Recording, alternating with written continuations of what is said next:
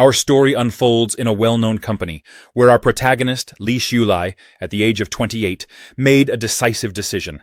He chose to quit the rat race and resign from one of the top 100 companies in the country. As he packed up his belongings and prepared to leave, he was pleasantly surprised to see his friends, who had worked with him, come to see him off. His friends congratulated him and wished their team leader a bright future. Moments later, Li Xiulai invited his friends to a 5-star hotel to throw a farewell party. During the party, one of his friends with green hair exclaimed, "I can't believe you actually resigned.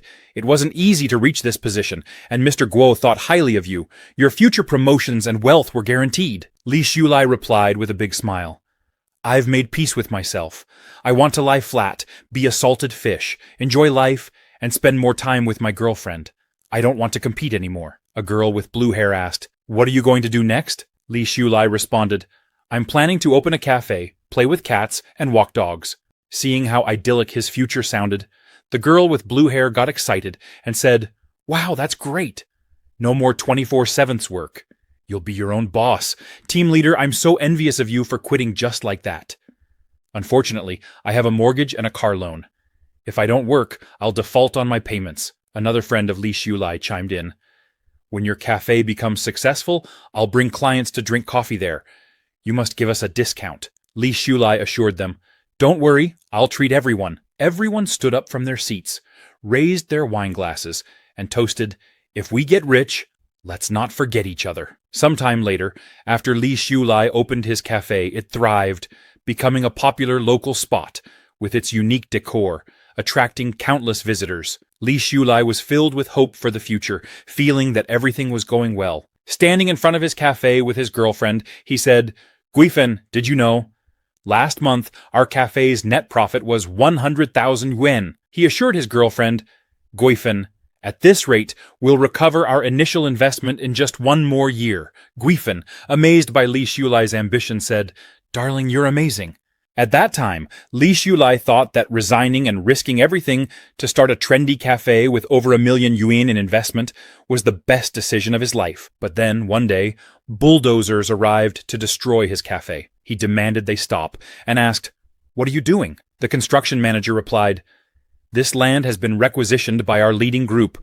All irrelevant personnel must leave." Li Xiulai, shocked, told them he hadn't heard anything about a demolition and demanded that they couldn't go through with it. The construction manager, Wang, told Li Xiulai, "You should ask your landlord about this. I'm just doing my job." Another man asked, "Brother Wang, what's going on? Who's this guy?" Li Xiulai insisted, "Hold off on the demolition. Let me clarify the situation first." The man urged him to hurry, saying, "Our project manager has a 3-day schedule for this area." In shock, Li Xiulai called his landlord, thinking, "Landlord, you need to explain why I was told today that the property I just rented and renovated is being demolished." Brother Wang, observing Li Xiulai, wondered, "This guy seems to have rented this place. Doesn't he know it was planned for demolition long ago?" Another worker remarked, "That's really unlucky." The landlord asked Li Xiulai, "Didn't I tell you about this?" He then apologized, saying, "I might have forgotten because I was busy.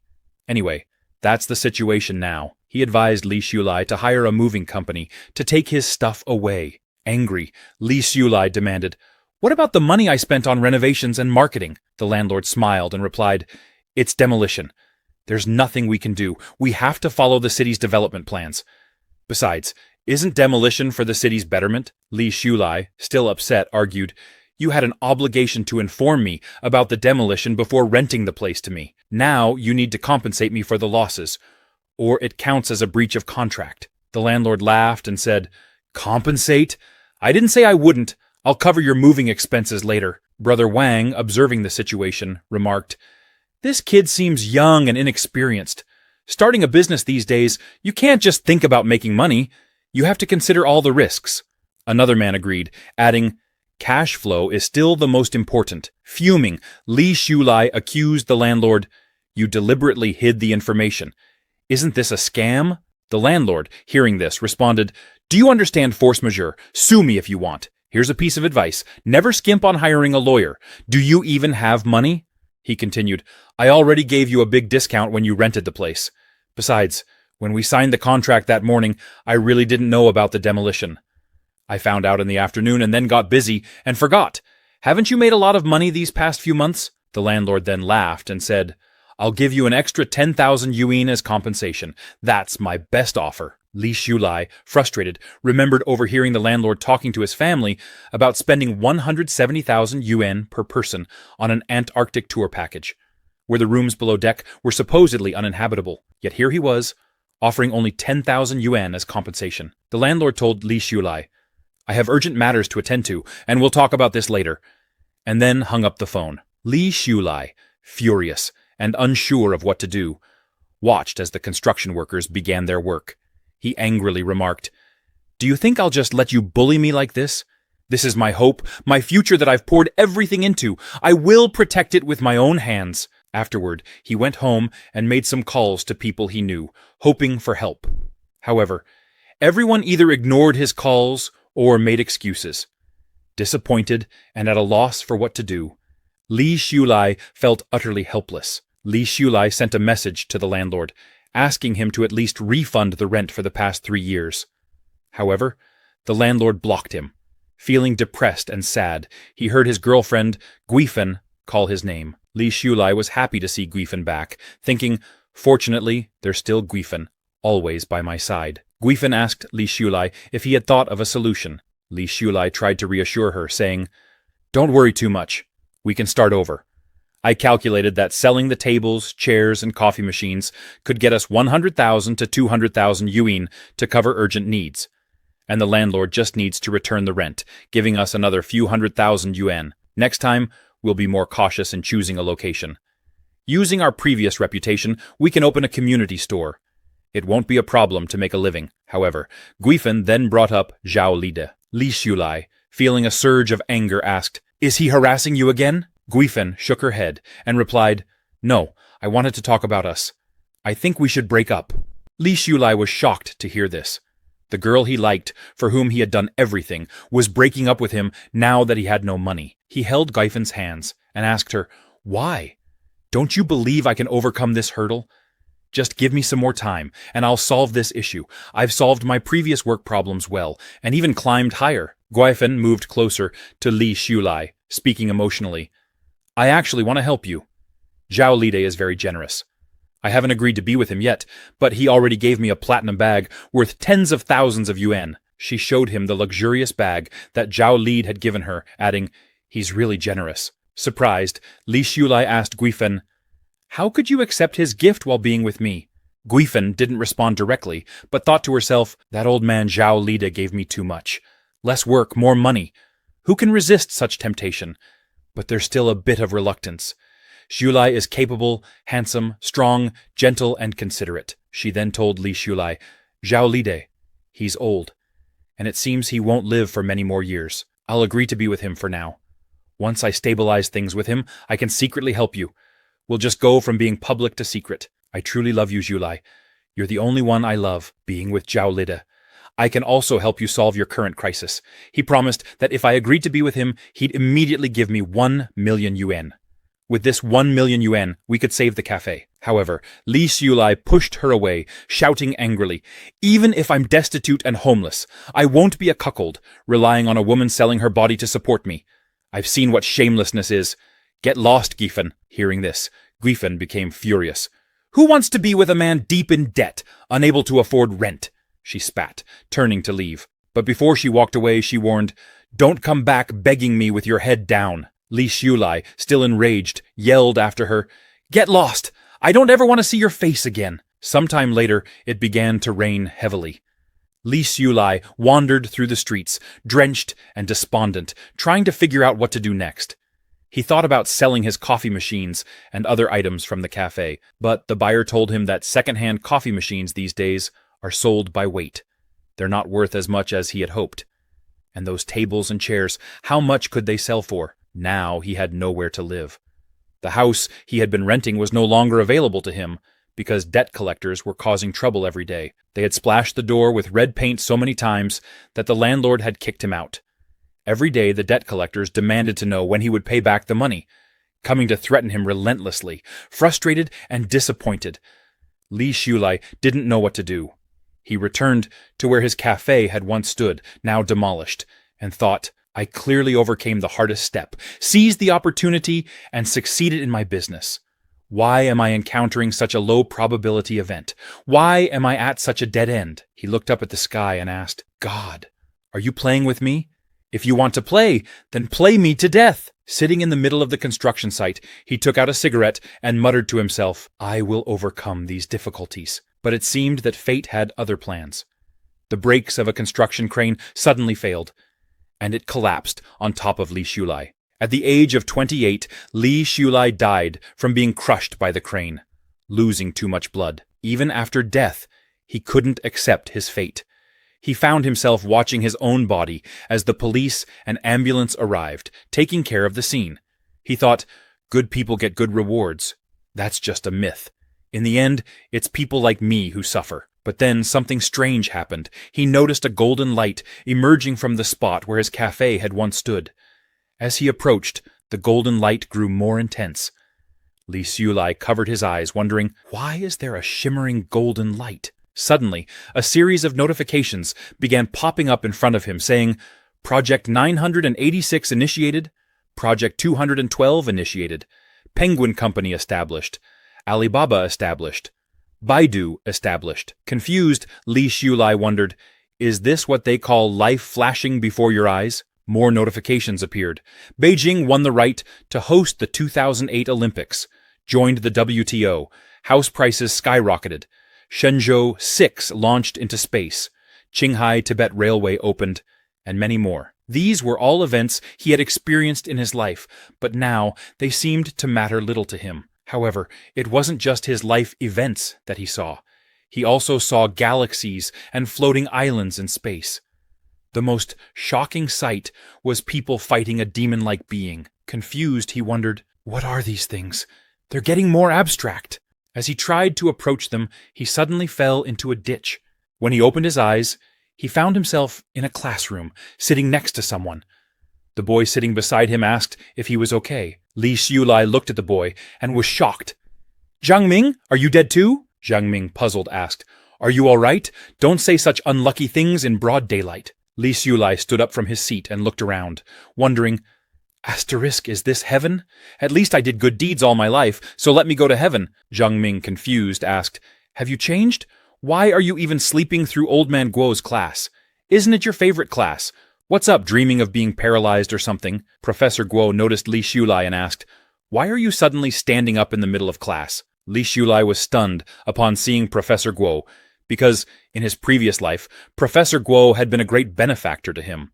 When his family was poor during his school days, Professor Guo supported him in many ways, and helped him apply for scholarships, allowing him to continue his studies. But unfortunately, good people don't always get good rewards. Professor Guo had committed suicide by jumping off a building in Li Shulai's senior year, due to false accusations from a rich second-generation girl, Zhang Shuili.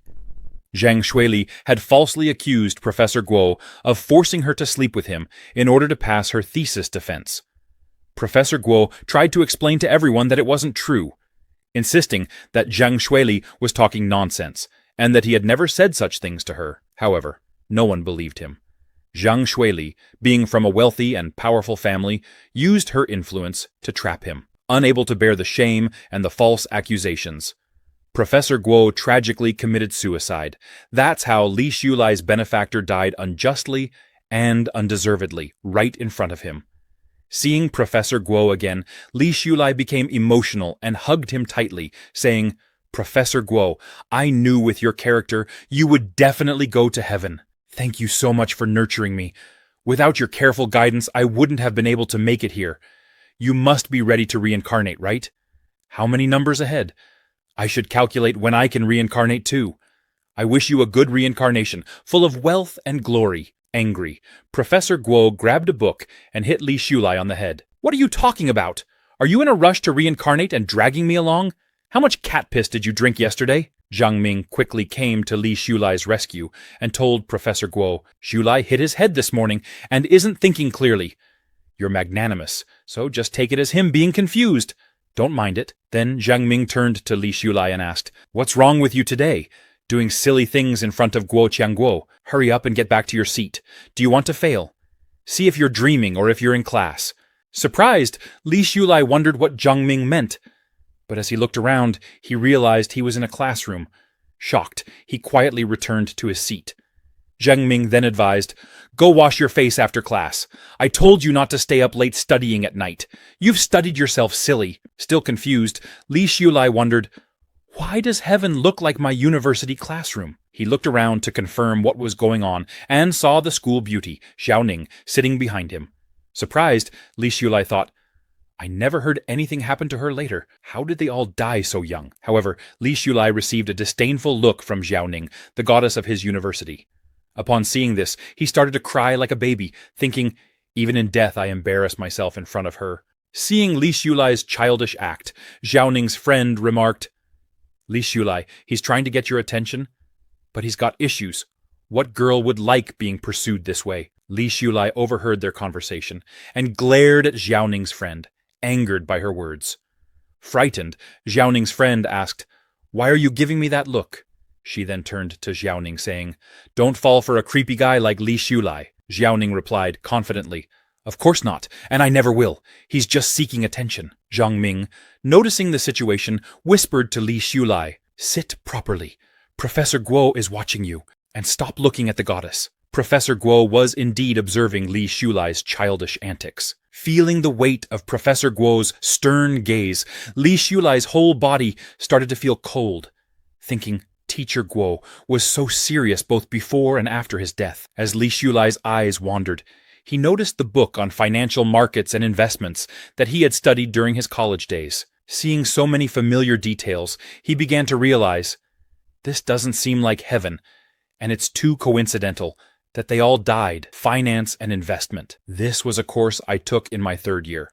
Unless it's the end of the world, and everyone is dead. But he quickly dismissed that thought, remembering how he died and the events that led to it. Finally, he came to a conclusion. Then it must be the most classic and common novel trope, Rebirth. As he pondered this deeply, suddenly the classroom bell rang, signaling the end of class. Everyone began filing out of the classroom, leaving Li Shulai to process the surreal situation he found himself in. After class, Zhang Ming came close to Li Shulai and asked, "What's wrong with you? Did something happen at home? You've been out of it all class." Zhang Ming offered his support, saying, "If something's wrong, tell me. I'll do what I can to help. A nightmare shouldn't make you this distracted. This must mean something happened at home." He handed Li Shulai 100 yuan, saying, "Don't worry too much. All problems will be solved." However, Li Shulai refused, saying, "I can't take this. It's enough for a month's living expenses." Zhang Ming insisted, "Don't worry, we're like brothers. I have plenty of living expenses. Even after giving you this, I still have over 400 left." Seeing Li Shulai still hesitating, Zhang Ming told him, "Consider it an investment. You can pay me back when you become rich. My dad told me your parents' small business has a lot of potential. If my parents kick me out for being wasteful, I can come to you." Reluctantly, Li Shulai accepted the money, saying, "I'll take this as a loan, and I'll pay you back double when I have the money." Zhang Ming smiled and said, "Don't worry too much. Just eat more meat today." Later that night, in their college dorm, Li Shulai found himself unable to sleep. He was still thinking about how he had returned to his third year of college, back in 1998. Whatever the reason, he felt like he had hit the jackpot. He remembered when he died, passing through the darkness. Those events' timelines, from recent to distant, were all etched in his mind. That must have been time travel, he thought. But why were there also scenes of monks fighting and floating islands? Other dimensions. He decided to forget about the strange visions, focusing instead on the information gap he could now exploit. Li Shulai began laughing quietly to himself, remembering the future events he knew were coming. Hearing Li Shulai laughing in the middle of the night, Zhang Ming got irritated and said, "Are you still not sleeping? What are you laughing at under the covers? The bed frame is creaking nonstop. It's annoying." Li Shulai apologized and promised to sleep quietly. But he couldn't help but smile, knowing there was still time to change everything. Zhang Ming, worried about Li Shulai, thought, "He's been distracted all day, looking like he owes millions.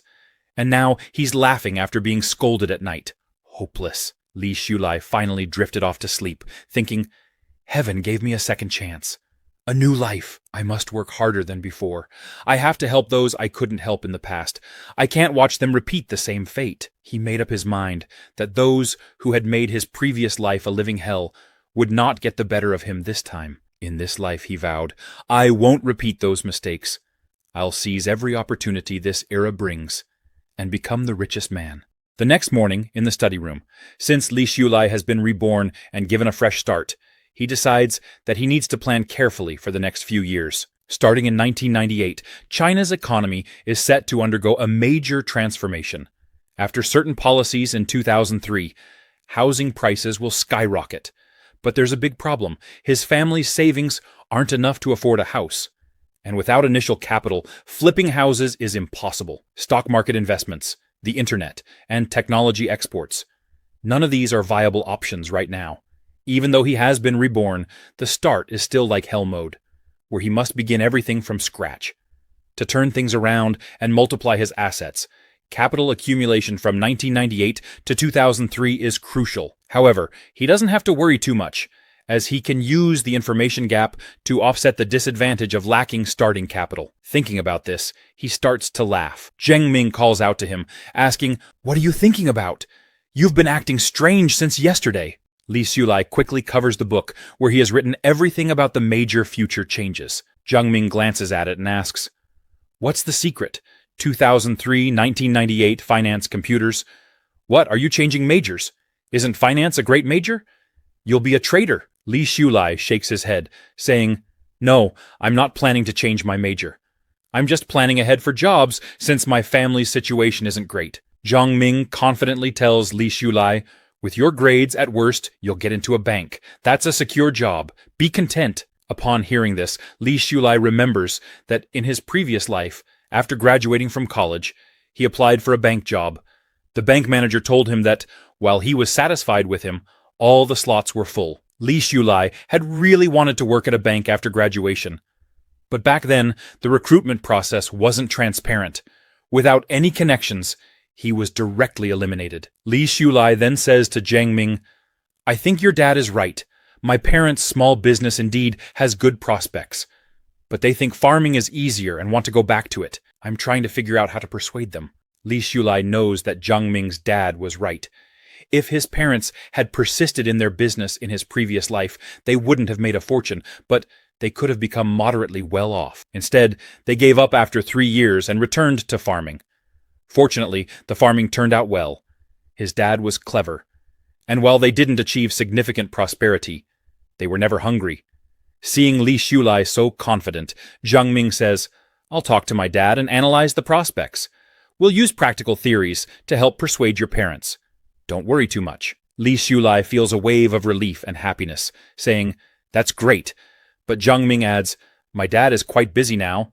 The downtown restaurant we just opened isn't stable yet, and he's tied up with that." Upon hearing this, Li Shulai remembers that in his previous life, Uncle Zheng had done well in business, but later offended someone, leading to bankruptcy. Zheng Ming disappeared after that. He still recalls the moment when Zheng Ming, in tears, told him he was leaving the city, saying, "I don't know when we'll meet again, but you must succeed. I believe in you. You can do it." Li Shulai didn't expect Zheng Ming's fate to be so tragic in his previous life.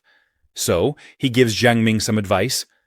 When growing a business, it's essential to keep liquid funds, avoid breaking the capital chain, and be wary of petty people. Your dad is a good man, but he speaks straightforwardly.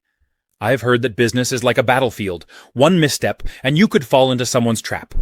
Be careful. Zheng Ming, hearing this, laughs and says, "You're talking like an old man. Don't worry too much. My dad surely knows these things. We don't need to stress. Come on, class is over. Let's go to the bathhouse." Seeing Zheng Ming so carefree and happy, Li Shulai thinks, if I tell him now that his dad's business will fail, he'll think I'm cursing them. In the future, he needs to keep an eye out for this petty person and help them when necessary. After all, Zheng Ming never looked down on his poor family for 3 years. He always ordered extra food when they ate in the cafeteria, pretending he couldn't finish it and then giving it to Li Shulai. Knowing Li Shulai's family's situation, he often found excuses to give him money, saying, "You think I'm lending you money for free? When you're rich, I'll charge you high interest." He had protected Li Shulai so much before. Now, it was Li Shulai's turn to protect him. Later that night, in the student bathhouse. While taking a bath, Li Shulai was deep in thought. With my current skills and family background, standing out in the finance industry is tough. In his previous life, without a degree from a prestigious school, he couldn't find a good job after graduation. Fortunately, he had decisively switched to the computer industry. And after years of persistence and effort, he had made some achievements in programming. Now, he needed to pick up his old trade and seek opportunities in the internet sector because, in the coming years, the internet would rapidly develop and many prominent figures would emerge. As long as I seize the opportunity, I can ride on others' success and become a winner. He recalled that in 1999, Yang Feilong would establish Feilong Technology in Hangsha City, just 8 months away. Isn't this the first opportunity delivered to me? He thought. With his skills from a few years later, he'd be a top programmer now. If he could secure a position at Feilong Technology, his assets would surely multiply. Once he had accumulated initial capital, he could go further and climb higher. With this, he could not only rewrite his own destiny, but also change China's destiny, making it a dominant global power. Suddenly, he noticed that his soap had slipped from his hands. As he bent down to pick it up, he felt a sudden coolness. Turning his head back, he saw Zhang Ming standing behind him, smiling. The soap fell on the floor. "Why aren't you picking it up?" Zhang Ming asked. Li Shulai quickly stood up, without even picking up the soap. Li Shulai told Zhang Ming, "Don't speak in riddles. I'm a straightforward guy." Zhang Ming laughed, saying he was just joking. He grabbed his clothes and headed out for his shower, telling Li Shulai, "Take your time showering." But suddenly, Li Shulai noticed a golden light emerging from Zhang Ming's body. Startled, he shouted, causing Zhang Ming to turn back in surprise. "What's wrong?" Zhang Ming asked. The golden light began to flow into Li Shulai's body, leaving him in shock. What is this golden light? He wondered. Then he remembered that in his previous life, just before he died, he had seen this same golden light at the cafe. It was the same light he saw while time traveling. Li Shulai called out to Zhang Ming, asking, "Have you noticed any golden light on you?" Zhang Ming, confused, asked, "What are you talking about? What light? Is it Ultraman's light? I don't see any golden light on you." "Have you been watching too much TV?" He then told Li Shulai. "Don't startle me like that. You scared me." Li Shulai looked at his hand, but the golden light had vanished. Confused, he wondered if it was some kind of illusion brought on by his time traveling. Zhang Ming, noticing that Li Shulai had been acting strangely lately, advised him, "Just take a good shower and relax. If it doesn't get better, let's go to the school clinic tomorrow for a checkup." However, Li Shulai remained puzzled, still wondering what exactly the golden light was. Sometime later, at the college cafeteria, Zhao-Ning's friend asked her, "Have you noticed that Li Shulai hasn't been around much lately? We used to run into him all the time." Zhao-Ning, noticing how much her friend was talking about Li Shulai, responded, "You seem to care about him a lot.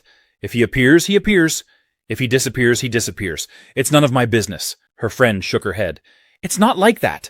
I think he's realized he can't get your attention, so he's found a new target." Xiaoning also found this strange, because Li Shulai used to ask about her often. Whatever elective she chose, he would choose too. He would even come to the library when she went. He was always present in class, sitting in noticeable spots to catch her attention. But now, he often skips class, and even when he does attend, he sits in the back reading other books. What is he up to? Xiaoning wondered. As she was thinking about this, her friend nudged her, saying, "Xiaoning, look! Speak of the devil! There he is! The big romantic has turned into a bookworm. Is he preparing for graduate exams?" They both saw him approaching, deeply engrossed in his notes, planning and writing about future opportunities he knew of. He couldn't afford to wait 8 months to approach Yang Feilong. It would be too late by then. Yang Feilong's business empire had overlooked some key issues in its early stages. And Li Shulai needed to identify these problems as soon as possible. He was so absorbed in his thoughts about future events that he didn't even notice Xiaoning and her friend. Xiaoning, seeing him like this, thought, "So he's playing hard to get with me. Some people just can't change their habits." Li Shulai was so focused on his book that he didn't see her and accidentally bumped into her. Xiaoning's lunchbox fell to the ground, spilling its contents. Angrily, she confronted him. "Are you pretending not to see us? We didn't even move, and you bumped into us." Li Shulai quickly apologized, saying he didn't mean to. But Xiaoning was too upset. She snapped, "How long are you going to stalk me like this? Don't try to get my attention with these tactics. I don't fall for hard-to-get games. Do you know how much trouble and annoyance this behavior causes? Li Shulai picked up the lunchbox from the floor and apologized again, admitting it was all his fault. He offered her money as compensation and said, "If you need, I can get you another portion." However, Xiaoning, still irritated, replied, "1 yuan doesn't make a difference to anyone, just don't bother me again. Next time, watch where you're going, or if you get hit by a car crossing the street. Whose fault will it be?" she advised sternly. Li Shulai, upon hearing Xiaoning's words, simply said, "All right, you're a good person," and then drifted back into his thoughts. Considering how young Fei Long's problems had been reported by the media many times in his past life, seeing Li Shulai so nonchalant, Xiaoning's friend was surprised and said, "No way, is he crazy to just leave like that?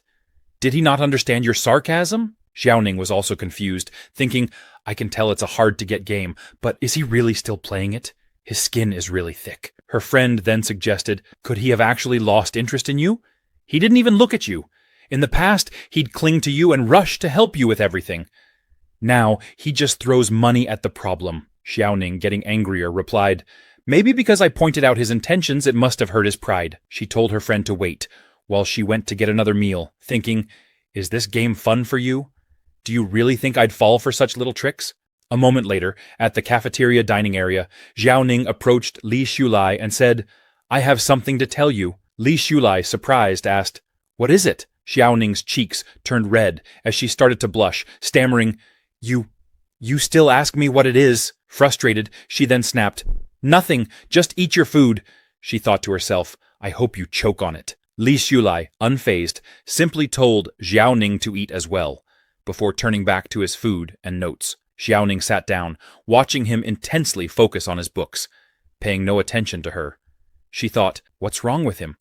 I've been sitting here for 3 minutes, and he's only focused on shoveling food and looking at his notebook. He's really holding back from saying a word to me." Suddenly, Li Shulai noticed something and looked up. Xiaoning thought, "Is he about to burst and talk to me now?" But then she realized he wasn't looking at her. Curiously, she wondered who he was looking at. As he turned, she saw a girl with blonde hair. Zhang Shuili, Xiaoning thought. So he's fallen for someone else. Zhang Shuili dresses up flashy every day, and her family is rich. Indeed, there aren't many men who don't like that kind of woman, Xiaoning sneered. A toad cannot dream of eating swan meat.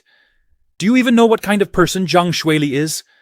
Li Shulai, in your next life, be born into a better family if you want to pursue someone like her. Li Shulai calmly replied, You misunderstand, but I don't need to explain it to you. He finished his meal and said to Xiaoning, You can do as you please. I'm leaving. Xiaoning was taken aback by his response and retorted, Don't be too much. What Xiaoning didn't understand was that Li Shulai wasn't looking at Zhang Shuili because he liked her.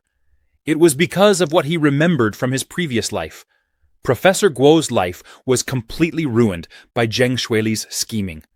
Not only did she destroy his career, but she also used her wealth and influence as a second-generation rich kid to twist the truth, bribe the media, and force him into a corner. Even his wife and child's lives were affected. They were ostracized, judged at work and school, and publicly shamed. To prove his innocence, Professor Guo had pleaded to the media, insisting that throughout his life he had been loyal to his wife, responsible toward his students, devoted to his son, and diligent in his work, always upholding his principles. Yet he ended up as the target of destructive rumors, which spread like wildfire. Professor Guo, unable to clear his name, chose death as a means to prove his innocence, hoping to be remembered as an honest man. In his final words, he declared that he had never coerced or sexually harassed any student. He had no regrets in life, except for the pain he had caused his wife and child. After saying those last words, he jumped from the college building in front of everyone. When Li Shulai arrived at the scene back then, he saw only the tragic sight of a falling body. The heartbreak he felt was indescribable. The professor's wife and child also witnessed everything, their hearts shattered. Unable to bear the loss, the professor's wife later committed suicide, leaving their 10-year-old son to be raised by others. A good family was destroyed just like that. But the real culprit, Zhang Shuili, was enjoying her life without a care in the world. She scoffed. That old man thought proving his innocence by dying would affect me? How laughable! Her friends agreed, saying, "Exactly." Besides, he was already old. Sooner or later, he would have died anyway. Dying earlier just saves on burial costs. Zhang Shuili felt no remorse, knowing that whatever happened, her father could handle it with money. It's better he's dead, no evidence left. Life is precious. Why seek death? She added callously. Li Shulai, who had overheard everything by chance, felt a surge of anger. Zhang Shuili, you may never die well, he thought. Coming back to the present, he reflected, pursue her. Why would I pursue her? Not only will I not pursue her, but I'll also make her pay for her crimes. Xiao Ning, noticing the anger on Li Shulai's face, grew frightened. Li Shulai, noticing her reaction, said, I know what you think of me.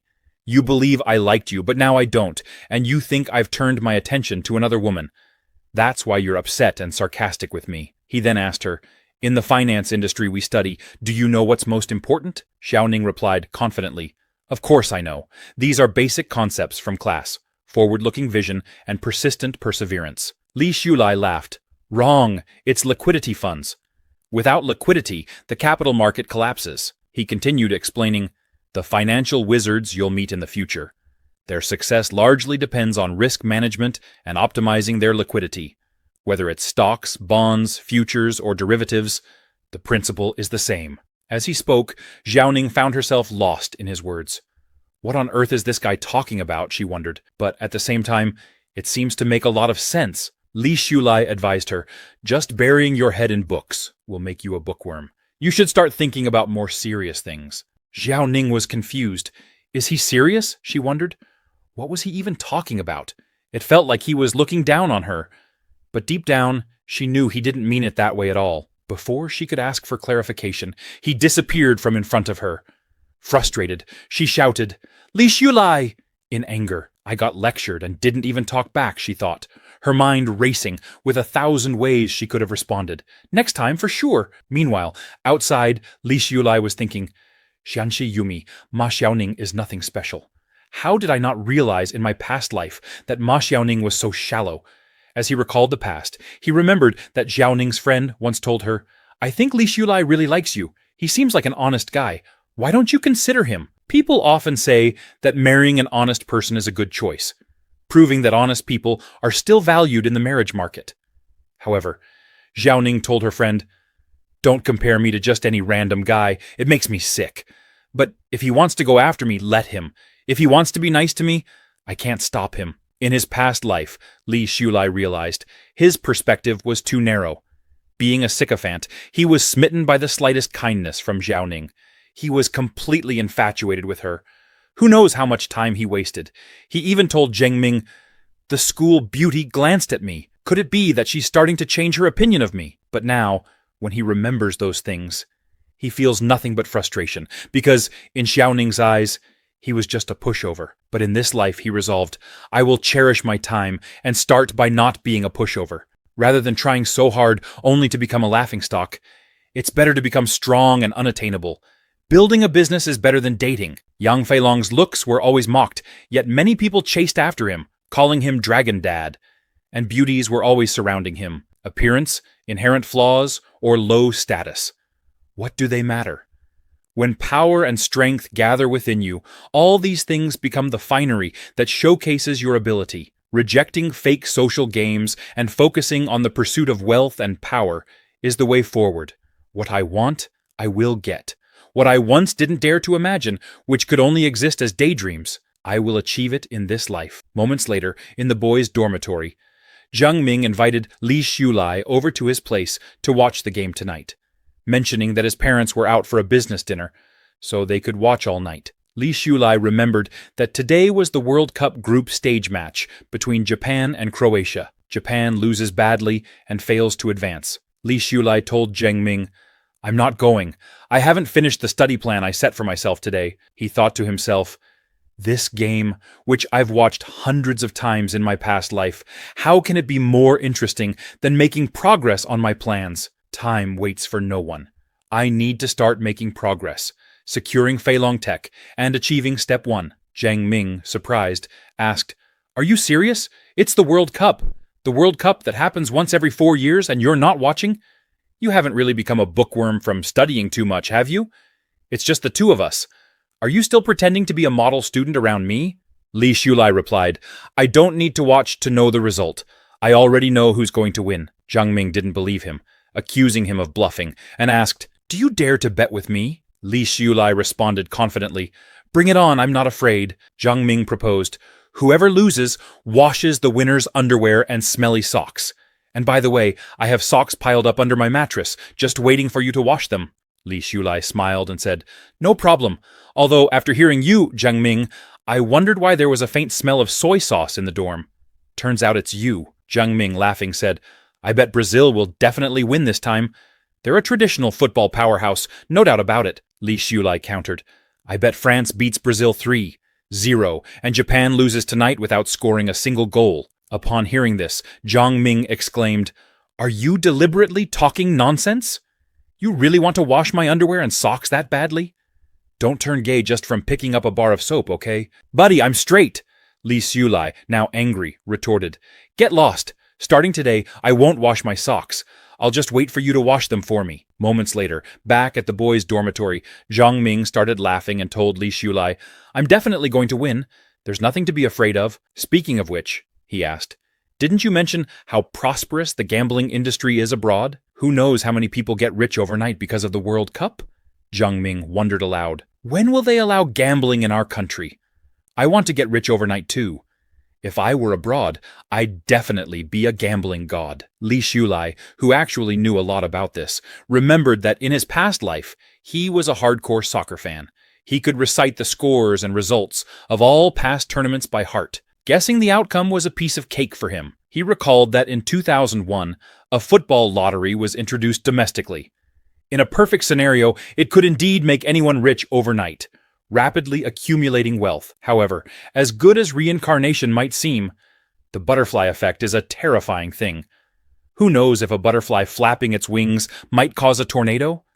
Besides, he needed to figure out quickly what those golden lights were all about. In his past life, his luck was incredibly bad. Even though everything was in place, he always fell short by one move. He wondered, what if all my luck in this life was used up just to be reborn? If I lose the advantage of foresight after winning 2 or 3 times, wouldn't that be a loss? For now, he realized, he should try to maintain the timeline, let events happen as they originally did, and not make any changes. He told Jiang Ming, gambling is essentially just that, gambling.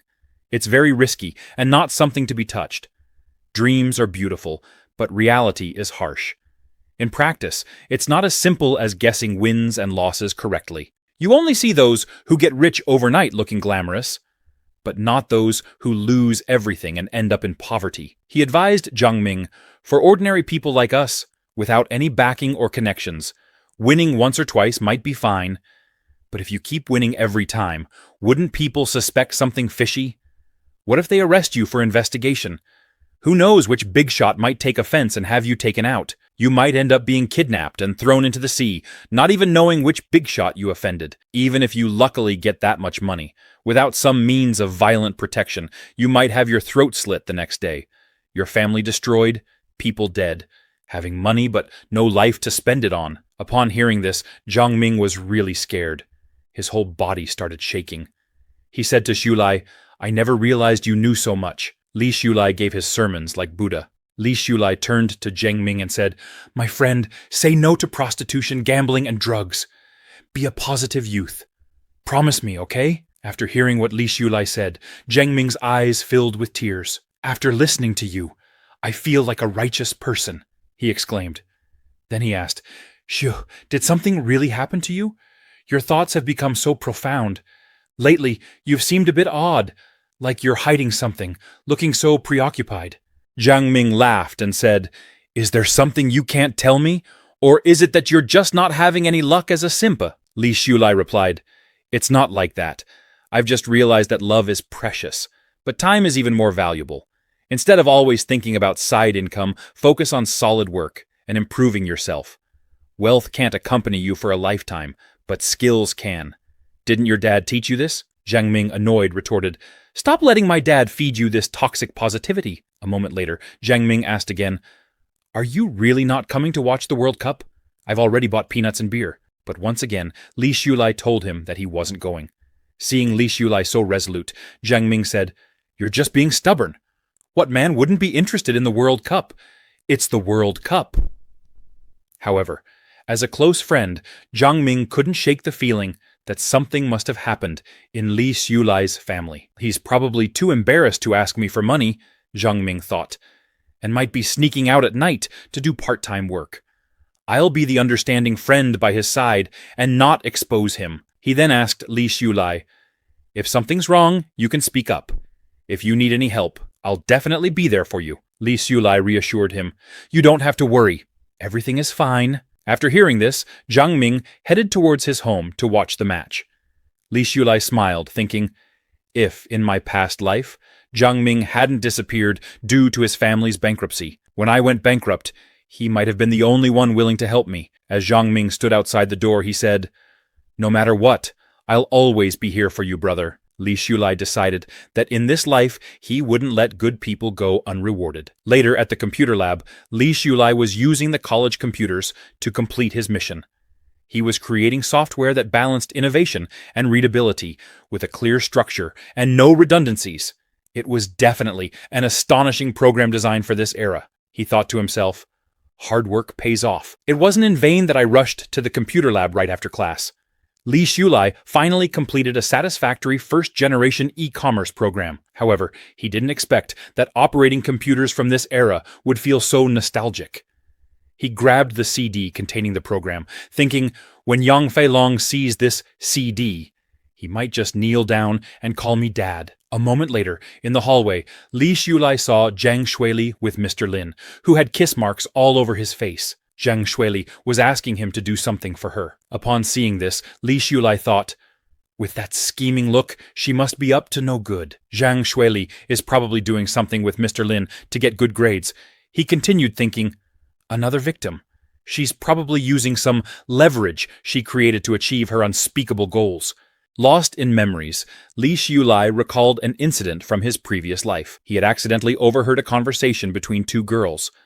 One of them asked her friend, "Do you think what happened to Professor Guo is true?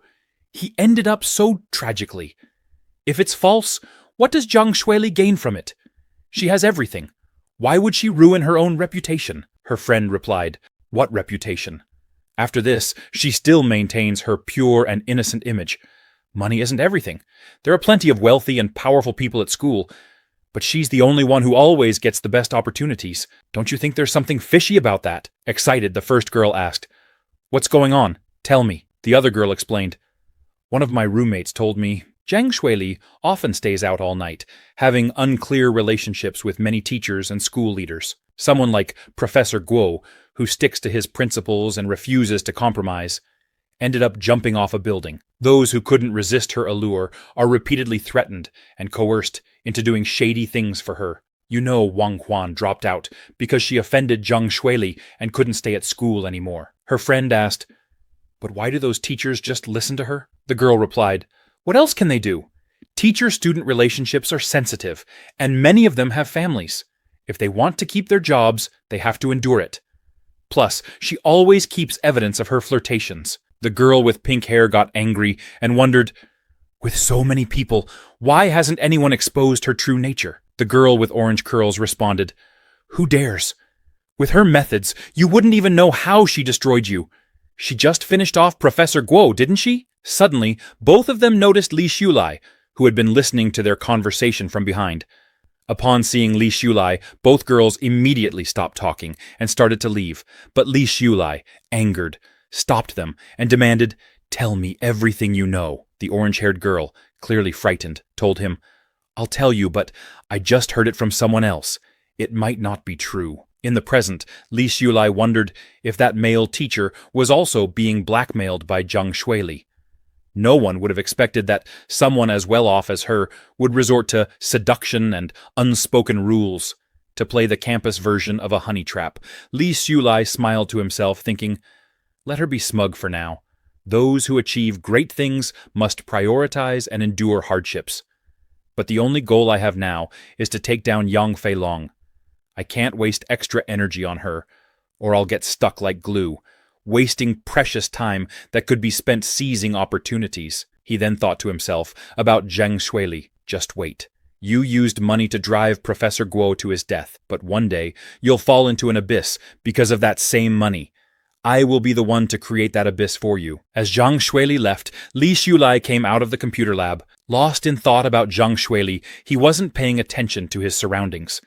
Suddenly, he bumped into a beautiful girl who was carrying a stack of books. The girl fell to the ground, and all her books scattered. Li Xiulai quickly apologized and offered her a hand to help pick them up. However, the beautiful girl politely refused, saying, "You don't have to. I can do it myself." As he bent down to help anyway, their hands accidentally touched. She blushed and quickly pulled her hand away, looking a bit shy. Li Xiulai apologized again, explaining that he had been lost in deep thoughts and hadn't been paying attention to where he was going. The girl reassured him, "It's okay. I was in a bit of a hurry as well." As Li Xiulai got a closer look, he suddenly recognized her. Isn't this Liao Kexin? In his previous life, she had become a best-selling author and was also his idol. She had burst onto the literary scene as a dark horse, with her debut novel selling over 1 million copies. She was renowned for her writing about urban youth, and her works explored life beyond romance, touching on deep themes. Her writing was exceptional, and with just a few strokes, she could bring characters to life, making them relatable and resonant. When Li Xiulai realized that his idol was now his schoolmate, he felt both proud and honored. Without thinking, he excitedly called out, "Liao Kexin!" Startled, Liao Kexin asked, "Do you know me?" Realizing that he had let his excitement slip, Li Xiulai quickly made an excuse. "I saw some of your articles in the school journal," he said, starting to praise her work. "You write beautifully, with words that sparkle like gems." But in his mind, he was thinking, who could resist being excited to meet their idol, especially a younger version of them? He continued, "I happened to attend a school event once and saw you receiving an award on stage. That's how I remember you." Hopefully this explanation works, Li Xiulai thought. Liao Kexin blushed, accepting his explanation without any suspicion. But as he looked at her, Li Xiulai remembered how, in the past, at press conferences and in photos, she appeared dignified and elegant. Now, seeing her younger self, she looked so shy and cute. Meeting my idol in her youth is such a treat, he thought, feeling both happy and emotional. Being a fan is never a waste of time. Gathering his composure, he asked, "Where are you taking all these books? I can help you carry them." Liao Kexin, still a bit nervous, smiled and replied, "You don't have to worry. I can carry them myself." Seeing Liao Kexin's expression, Li Xiulai quickly clarified, "I don't mean anything else. I just want to make up for knocking over your books and wasting your time. Besides, I'm kind of your #1 fan, and I can't help wanting to chat more when I meet my idol. Don't think I'm weird." However, Li Xiulai couldn't help but remember that in her past life, as her #1 fan, he never had the chance to get to know her before she tragically committed suicide due to depression. Her dysfunctional family was the main cause of her death. He vividly recalled a news article he had read on the internet. Liao Kexin commits suicide at home, found with cloth wrapped around her neck. The article questioned, is it a distortion of human nature or a consequence of depression? When reporters asked her parents about the tragedy, they coldly replied, "Depression? What kind of illness is that? It's just being overly sensitive, overthinking things. We raised her to this age, so what's wrong with asking her for money? Oh, and the copyrights and royalties from her books? We won't miss out on a single cent. If she wanted to end her life, how is that our fault? If she dies without giving us money, that's being unfilial. It's really frustrating. As her younger brother, I'm still waiting for her support. She's so selfish. Girls are born to contribute to their families." Back in the present, Liao Kexin agreed to let Li Xiulai help her carry the books. With a big smile on his face, Li Xiulai cheerfully said, "Classmate Liao, please lead the way." However, he knew deep down that Liao Kexin was a sensitive girl who easily felt guilty. In this life, he vowed to himself, I won't let her family manipulate her again. Besides, he knew that she was going to become a top-tier author in the future, incredibly influential. Getting to know a future big shot early is all benefit and no harm. Successful people not only seize every opportunity, but also build networks and resources. Later, as they walked across campus, Li Xiulai casually said, "You know, you remind me of a cousin I have back in my hometown. Both of you love to write and are very talented. If I remember correctly, she won first place in a writing contest there, but she wasn't as lucky as you. She had a younger brother, and her family favored males, so she had to quit her studies. Now she works in a factory, and her dreams were shattered. I think telling her this much should be fine, Li Shulai thought, watching for her reaction. Upon hearing this, Liao Kexin's expression turned somber. With a sad look on her face, she quietly admitted, I also have a younger brother, and my parents favor him more than me. Seeing Liao Kexin's eyes well up with tears, Li Shulai immediately apologized, feeling guilty for making her sad. I'm sorry, I didn't mean to upset you. My cousin once told me that she regrets not fighting harder for her dreams. That's why I think you must keep writing. One day, you'll become famous because of your work. It would be like carrying on her dreams as well. Inwardly, Li Shulai reflected on what he knew from his previous life. Liao Kexin had been overworked, practically a slave to her own family, constantly supporting them while they leached off her success. Her big break had come when her writing career was about to take off. He recalled how her manager had approached her at a cafe, excitedly asking, Liao-sensei, could you take on this project? Our editor trusts you a lot. The schedule is tight, but we need it by the end of January. If you take this opportunity, you'll have so many chances for promotions in the future. Plus, we'll pay you 20% in advance for the project. Her manager at the editorial convinced her that it was a rare opportunity. You can always find another job, but chances like this are scarce. However, when she informed her family that she wanted to quit her regular job to focus on her writing, they were furious. They berated her, saying, We put in so much effort to send you to college, and what did we get out of it? That busy job barely pays you $3,000 a month, and you only give us $1,000 from it. You'd be better off marrying that old man Zhang. Becoming Mrs. Zhang would make life easier. You'd just have to play cards with him every day. More importantly, you'd be able to send money to the family. Even though Liao Kexin had graduated college, her family treated her as nothing more than a tool. Her brother had squandered their money and was about to get married, and they saw her as their financial safety net.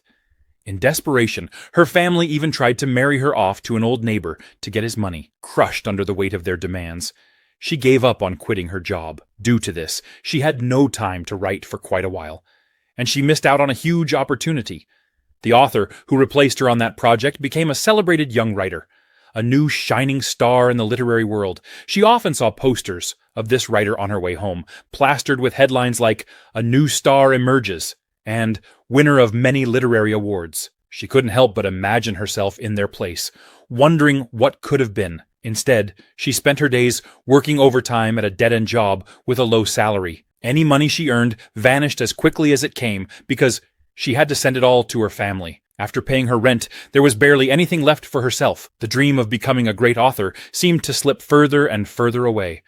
Liao Kexin always sent money home, terrified that if she didn't, her mother would scold her again. If she didn't send enough, there would be no end to the complaints. Under these circumstances, she fell into a deep depression. But luckily, writing became her only escape. Although it was late in her life, she managed to make a name for herself and emerged as a rising writer. However, her success didn't last long. Despite earning good money, her parents always found ways to take it from her. Her mother would threaten her, saying, If you don't buy a car and a house for your brother, I'll hang myself. Not just that, her mother would also threaten to tell everyone that she wasn't taking care of her parents. Her brother, now addicted to gambling with the safety net of her earnings, became even more reckless. Her mother continued finding new excuses to demand money from her. One time, she told Liao, I don't care what you do, but you need to give us $2 million within 2 days. We know you have the money. You just sold the rights to your new book for adaptation. Facing all this pressure, Liao Kexin had thought about cutting ties with her family many times. But every time she tried, her mother would show up at her workplace, dressed in rags, and loudly announce, I'm Liao-sensei's mother. I just want to see my daughter. Did you know she lives in a luxury house while we, her family, live in hunger?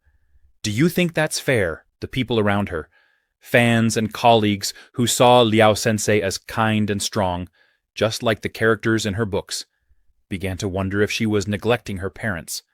The cyberbullying, defamation, and inability to cut ties with her toxic family made her depression worse.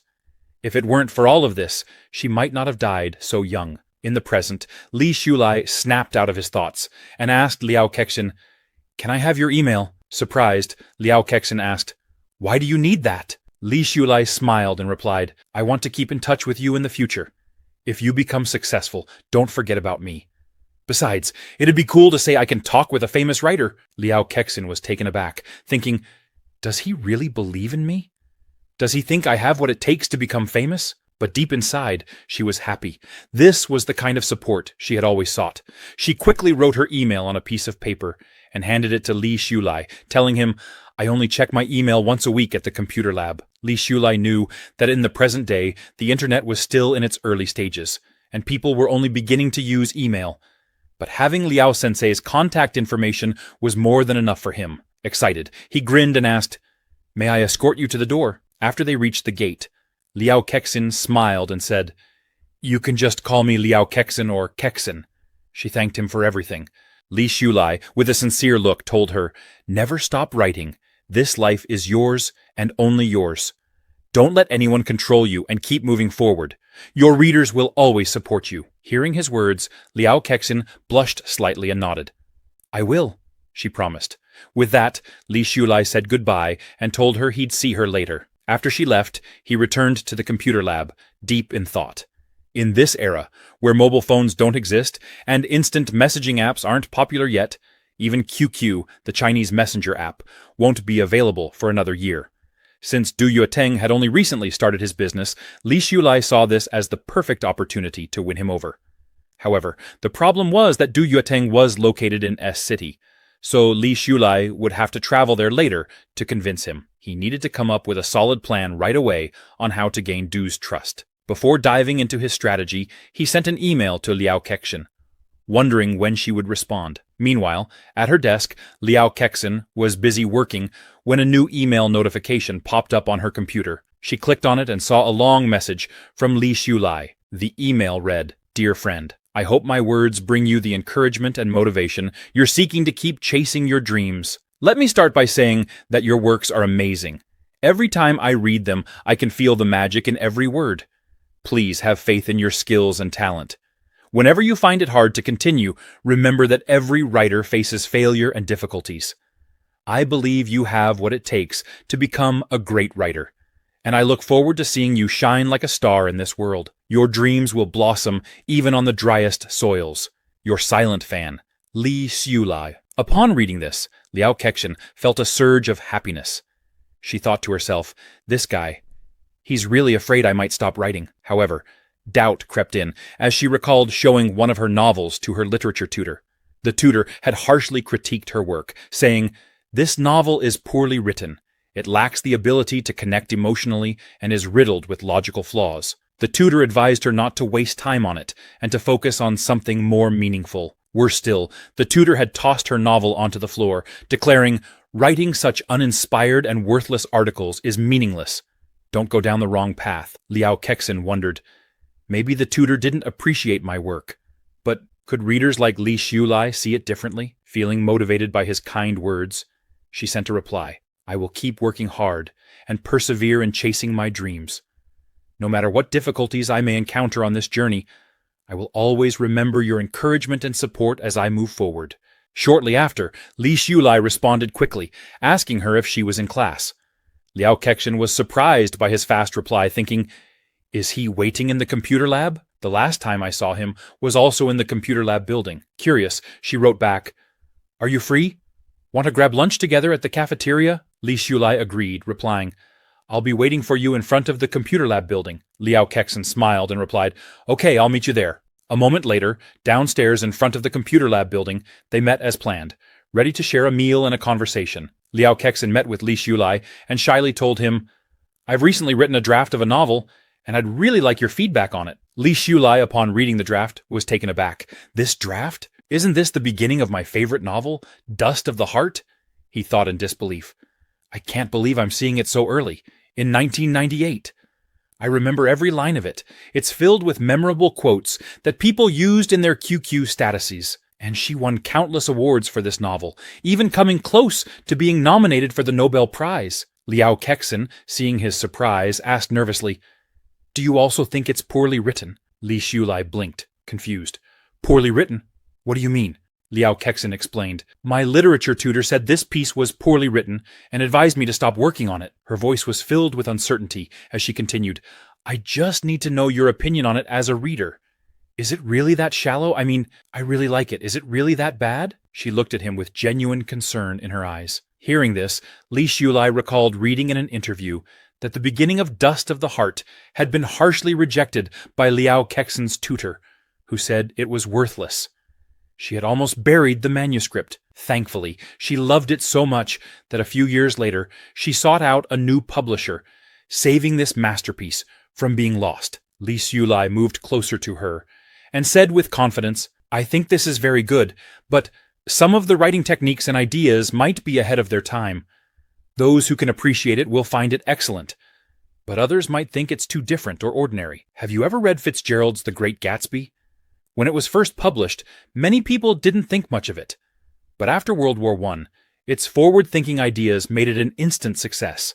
A gem always shines brightly." Hearing Li Shulai's words, a sweet smile appeared on Liao Kexin's face.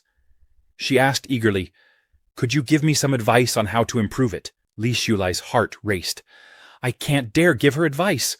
What if I accidentally change her writing style and affect her entire career? That would be an unforgivable mistake. He took a deep breath and replied, "The best advice I can offer is to stay true to your original concept and keep on the path you've chosen.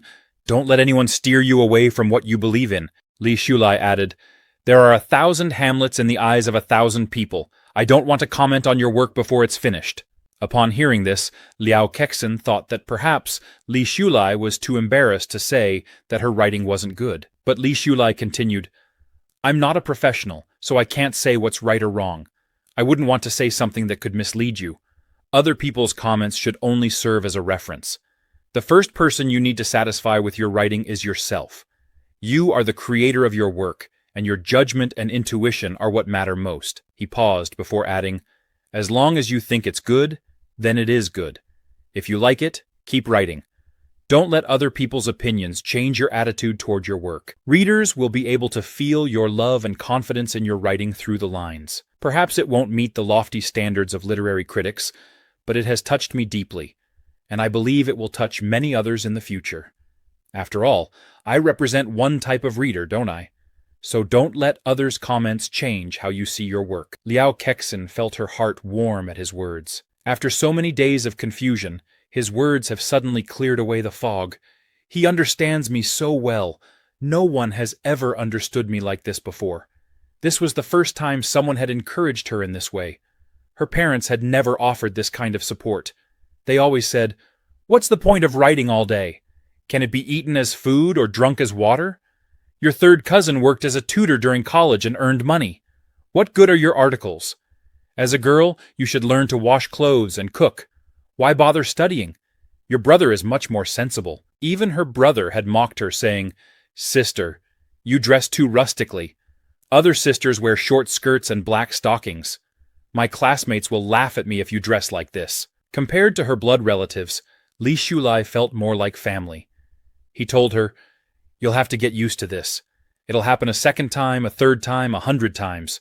But when you overcome these obstacles, you'll shine brighter than anyone else."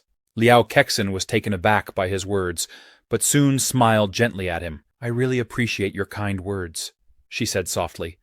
"I'll try my best to achieve my dreams." Meanwhile, Xiaoning and her friend saw Li Shulai talking and laughing with Liao Kexin from afar. Xiaoning's friend nudged her and asked, "Isn't that Li Shulai up there? And the girl next to him?" Xiaoning replied, "Yes, that's him." Xiaoning felt a wave of anger wash over her as she thought, "Come to think of it, he hasn't spoken to me in a long time. Was he serious about what he said last time?" Her friend, noticing her frustration, remarked, "His favorite things don't seem to be worth much. He's already with another girl so soon, and she's clearly inferior to you in every way. Look at her. Obviously a country girl who only knows how to read. Does he really think she's better than you?" Xiaoning, furious, quickly shut down her friend's comments. "Don't talk nonsense. It's his choice who he spends time with. It's none of my business. Don't go pairing us together." Her friend, smiling slyly, asked, "Xiaoning, you're not jealous, are you?" Xiaoning forced a smile and replied, "Jealous? Of him? You're overthinking this." At that very moment, Li Shulai, who had overheard their conversation, was boiling with anger. "These two are so annoying! Why do they always show up to disturb me whenever I'm at the cafeteria? And to talk so loudly about me and my idol? It's insulting to the friendship I have with Liao Kexin." He clenched his fists, furious with Zhao Ning and her friend, but quickly calmed himself down, thinking, "Thankfully, my idol didn't realize what they were saying." Turning to Liao Kexin, he said, "Wait a minute, I'm going to say hello to my two classmates." He stormed over to Zhao Ning and her friend, calling their names angrily. However, as he approached, Li Shulai was taken aback. "Ma Xiaoning, how did she get so far away? I thought she was just half a meter behind me a moment ago." Confused and surprised, he wondered, "What's going on?" Zhao Ning's friend teased her again. "Look, he's coming back. Want to try and win him over?" Zhao Ning, irritated, snapped, "Stop talking nonsense!" Li Shulai, still fuming, clearly overheard their conversation. "I heard it again, so clearly from this distance? It doesn't make sense." Li Shulai thought to himself, "Forget it. Those two are useless. No need to pick a fight with them." However, he suddenly felt something strange happening with his body. Closing his eyes and focusing, he realized that the world around him had changed. The sound of the wind, the distant lecture of a teacher explaining derivatives, the function at a certain point represents the rate of change at that point, and even today's lesson on capital markets and investment portfolios, asset pricing models, and risk management principles. It all came to him so clearly. He could also hear the sounds from the cafeteria, where a student was praising the lunch lady, saying, "Your cooking is delicious. I've been starving for 5 days." Another student complained, "Is this cursed? Why are the scrambled eggs with tomatoes so sweet? Zhang Ainan, do you want to die? How dare you put the chicken leg that fell on the table into my bowl? Are you trying to rebel?" The chatter and noise from the cafeteria filled his mind, despite the great distance between them. Surprised, Li Shulai wondered, is this a new ability brought by reincarnation? A wave of happiness swept over him. Isn't this the legendary celestial ear? Let's call it that for now. I wonder how it activates. It seems like a passive skill, so what about active skills? Either way, this is incredibly beneficial. Noticing Li Shulai's strange behavior, Liao Kexin asked, "What's wrong with you?" Li Shulai quickly calmed himself and replied, "I was just thinking, since we're classmates, if we don't meet here, we'll meet somewhere else. There's no need to greet each other every time. It feels a bit too formal." But inside, he was ecstatic. This must be some kind of ability, a golden finger. They call it that on the internet, golden finger. He then told Liao Kexin, "It's past noon now. If we wait any longer, there'll be nothing left to eat in the cafeteria. Let's go ahead." Liao Kexin agreed, and both of them headed toward the cafeteria together. A few days later, Li Shulai visited X City, where Yang Fei Long was hosting his showcase event. Standing on stage, Yang Fei Long addressed the audience saying, "Looking back, we've witnessed the rapid development of the internet and the emergence of the digital age. In this digital world, opportunities coexist with challenges, but I believe that as long as we dare to innovate and embrace change with courage, we can seize these opportunities and realize our dreams." Yang Fei Long confidently addressed the crowd. "I firmly believe that the commerce industry will undergo a major revolution in the digital age. With new technologies like the internet, AI, and big data, our lives and ways of working are being transformed. These innovations are disrupting traditional business models, offering unprecedented opportunities and capabilities to entrepreneurs and companies alike." Li Shulai, watching from the crowd, thought, "Indeed, Daddy Fei Long." Just those soul-stirring words have already captivated the audience. His ability to hype things up is truly top-notch. Yang Fei Long continued, "In this digital world, we will break the boundaries of space, time, and language, creating an invisible link for global commerce. To put it simply, this means bringing electronic transactions to a global scale, ensuring that everyone benefits from convenient, efficient services that meet the Generalized System of Preferences, GSP, standards." The crowd murmured in agreement. Yang Fei Long's vision of a digital world and commercial revolution is truly outstanding, some praised. As Yang Fei Long basked in the approval of the crowd, Li Shulai saw the perfect moment and stood up, speaking loudly for everyone to hear. "I think your dream is wonderful and will surely come true in the future, but there will also come a day when you'll be crushed." The crowd immediately erupted in anger. "Who is this kid who doesn't understand anything but dares to speak so boldly? He's just a student," someone shouted. "What's he saying? Coming here to cause trouble?"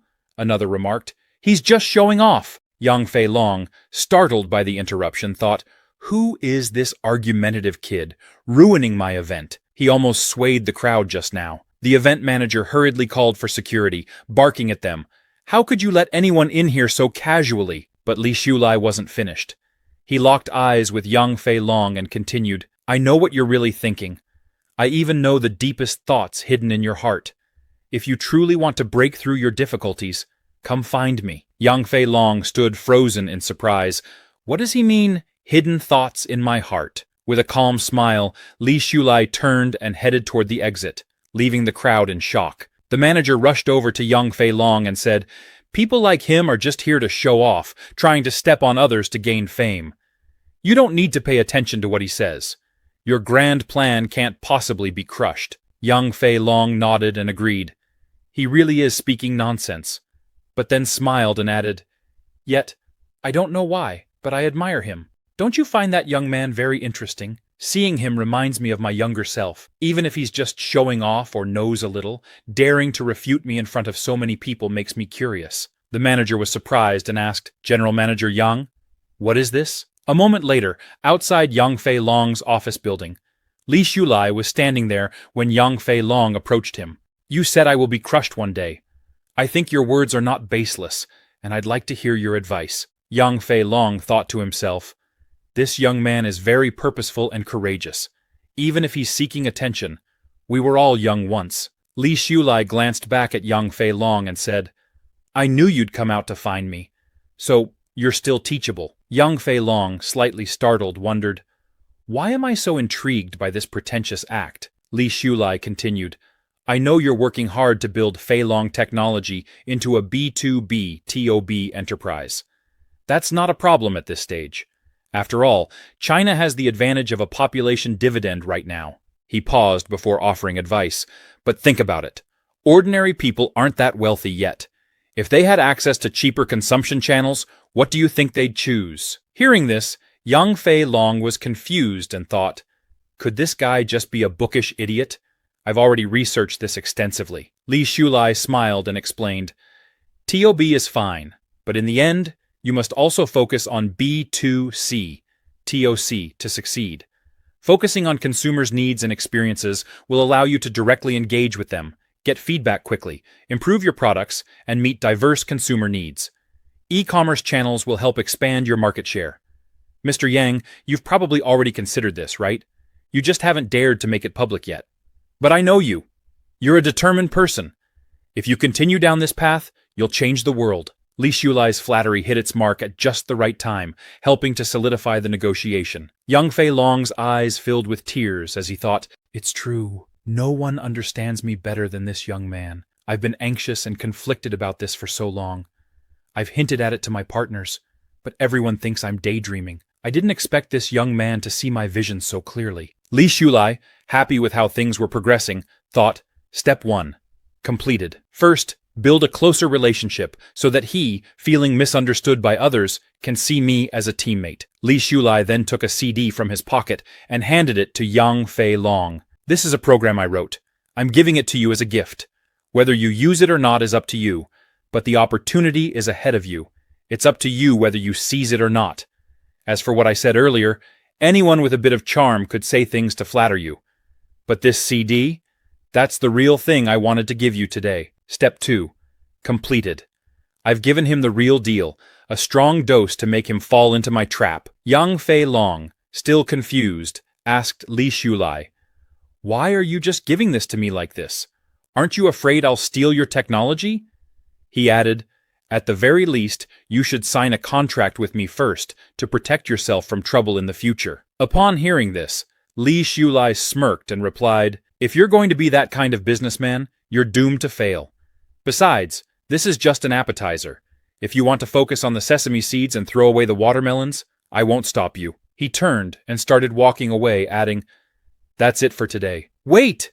Yang Fei Long called after him. Li Shulai stopped and looked back. What else do you want to say? Curious and confused, Yang Fei Long asked, why did you choose me? Li Shulai looked at him calmly and said, because what you're doing benefits the country and the people. If you do it well, China will soar. So it can only be you. With that, he turned and resumed walking. But then, he suddenly stopped again. Young Fei Long's heart raced as he thought, he must have more important advice for me. I must be crazy, but I'm eager to hear it. However, young Fei Long was mistaken. Li Shulai simply turned around to say, "By the way, my name is Li Shulai. Don't forget it." Young Fei Long, who had been expecting something profound, felt a wave of disappointment. I really thought he had more to say. A little while later, after Li Shulai had left, young Fei Long returned to his office. Curious, he inserted the CD that Li Shulai had given him into his computer. As the program loaded, young Fei Long's eyes widened in shock. "Isn't this the code I had been planning to develop?" he thought. He even annotated every single line. Excited, young Fei Long smiled to himself and said aloud, "It turns out he's a hidden master among the people. No wonder he's so confident. I have to recruit him to my side. With his talent and this framework, the Flying Dragon Empire will surely grow bigger and stronger." Later that evening, in the school cafeteria, young Fei Long came to meet Li Shulai. As people noticed young Fei Long, whispers spread through the crowd. "That person looks familiar. Wasn't he on TV?" some murmured. Li Shulai was impressed by how quickly young Fei Long had found him. He's quite capable, Li Shulai thought. But then again, it's not that hard. When the program runs to the end, the name of the school cafeteria appears in glittering gold. Hard to miss, right? Young Fei Long had waited for 3 days at the cafeteria, determined to meet Li Shulai. This kid is so pretentious, young Fei Long thought, but I have to hold my ground too. Approaching Li Shulai, young Fei Long asked, "How did you know I would find you?" Li Shulai replied calmly, "You're clear-headed now. You wouldn't miss this opportunity." Yang Fei Long felt a bit frustrated, thinking, "That makes it sound like I've been out of my mind all along." Politely, he invited Li Shulai to join his business empire. "Do you know how much Fei Long technology will flourish in the future? I hope to create a business empire with you by my side." However, Li Shulai shook his head and refused. "Forget about joining, and spare me the sales pitch. It might work to lure in eager youngsters, but it doesn't work on me. Do you think you can attract me with such empty words?" Young Fei Long was shocked by the blunt rejection. Frustrated and angry, he thought, "Damn it, I checked before coming here. Isn't he just a slightly talented college student from an ordinary family?" Noticing young Fei Long's reaction, Li Shulai smiled and said, "Since you've come to find me, I won't let you leave empty-handed." He unzipped his bag, pulled out a CD and a piece of paper, and handed them to young Fei Long. Upon receiving the items, young Fei Long smiled, thinking, the last CD contained sample programs. This time, it must be the complete one, right? But when he unfolded the piece of paper and read it, his eyes widened in shock. This is Fei Long Technology's biggest future business opportunity. The key to the company's global expansion. Young Fei Long couldn't help but smile to himself. If Fei Long Technology is a massive ship about to set sail on a long journey, these pieces of paper are the rudder that will steer us to the fertile continent. The value of this information is several times greater than the previous program. Li Shulai looked at young Fei Long and said, "You're a smart person, so don't ask me how I know all this or where I got it from. And don't ask why a poor college student like me knows so much. If you're willing to believe, then go ahead and act on it. If not, that's fine too." He added, "If Fei Long Technology develops in the future, and you find that what I've done today is of value, you'll know what to do." Young Fei Long looked at Li Shulai with admiration, thinking, this man is not only intelligent, but also dazzling, like a shining star. Li Shulai continued, "In short, stay firm in your belief in Fei Long Technology, and I wish you great success. After all, what you're about to accomplish will benefit both the country and the people." He then turned to leave, saying, "I've said all that needs to be said. Please, do as you see fit." Young Fei Long, feeling an immense sense of clarity and lightness in his heart, smiled. This feeling is like a spring breeze. In the blink of an eye, it was December 31st, 1998. Young Fei Long stood in front of the media, announcing the official listing of Fei Long Technology. Zhang Ming approached Li Shulai, excitedly asking, "Brother Shu, did you see the news about Fei Long Technology? It said that it just got listed today, and they've already secured investments worth hundreds of millions, shocking the financial world. Isn't that incredible?" With a broad smile, Zhang Ming added, "They say the internet is the future trend. Fei Long's father is truly far-sighted. However, Li Shulai felt a little nervous inside, thinking, the progress is much faster than in my previous life. I'm not sure what kind of changes this will bring. Zheng Ming, still animated, remarked, Fei Long Technology is based in Hangzhou. If we had graduated a year earlier and joined Yang Fei Long's business, we'd probably be very successful right now. Li Shulai smiled and replied, I guess so. But deep down, he was genuinely pleased. Although it's launched 9 months earlier than it did in my previous life, the momentum after listing is much stronger. Still, this is good. Very good. He nodded to himself and thought, Yang Fei Long did a great job. By April 1999, Li Shulai was preparing to show his graduation project to Professor Guo. As he was discussing it with the professor, Zhang Shuili suddenly stormed into the office, slamming her bag hard on the desk. Angrily, she said, Professor Guo, if you want to make things difficult for me, just say it outright. Is it really necessary to keep blocking my graduation project like this? In her mind, she was thinking, I paid 2,000 yuan to have someone write this project for me, and they guaranteed it would pass. This old man must be out to get me. Zhang Shuili continued, I'm not doing scientific research. It just needs to be good enough for me to get my degree. Professor Guo, unfazed, calmly replied, Your graduation thesis may look professional, but it's filled with basic errors and nonsense. Passing this would be unfair to other students. Fuming, Zhang Shuili demanded, So, you're really not going to pass it? Professor Guo firmly responded, Not with the quality of this project. It won't pass. At least, not under my supervision. Zhang Shuili clenched her teeth in anger, grabbed her bag from the desk, and said, Just wait, I'll revise the design. She stormed out of the office. Li Shulai, who had witnessed the whole scene from the back of the room, approached Professor Guo with a concerned expression. Teacher Guo, you might want to be cautious. I've heard people who cross her tend to have unfortunate endings. He thought to himself, That's all I'll say. I hope Professor Guo stays vigilant. However, in the next second, Professor Guo picked up Li Shulai's graduation project and said, You have a good first page, but there are a few issues here. Overall, it's not that great. Li Shulai smiled awkwardly, thinking, Oh no, Professor Guo has a sharp eye. If I stay, he'll keep lecturing me until midnight. He quickly said, I'll revise it. He grabbed his project and bolted, telling Professor Guo, I'm going back to the dormitory to work on it. Once outside, Li Shulai thought, April is the most beautiful month of the year. In the blink of an eye, graduation season will be upon us.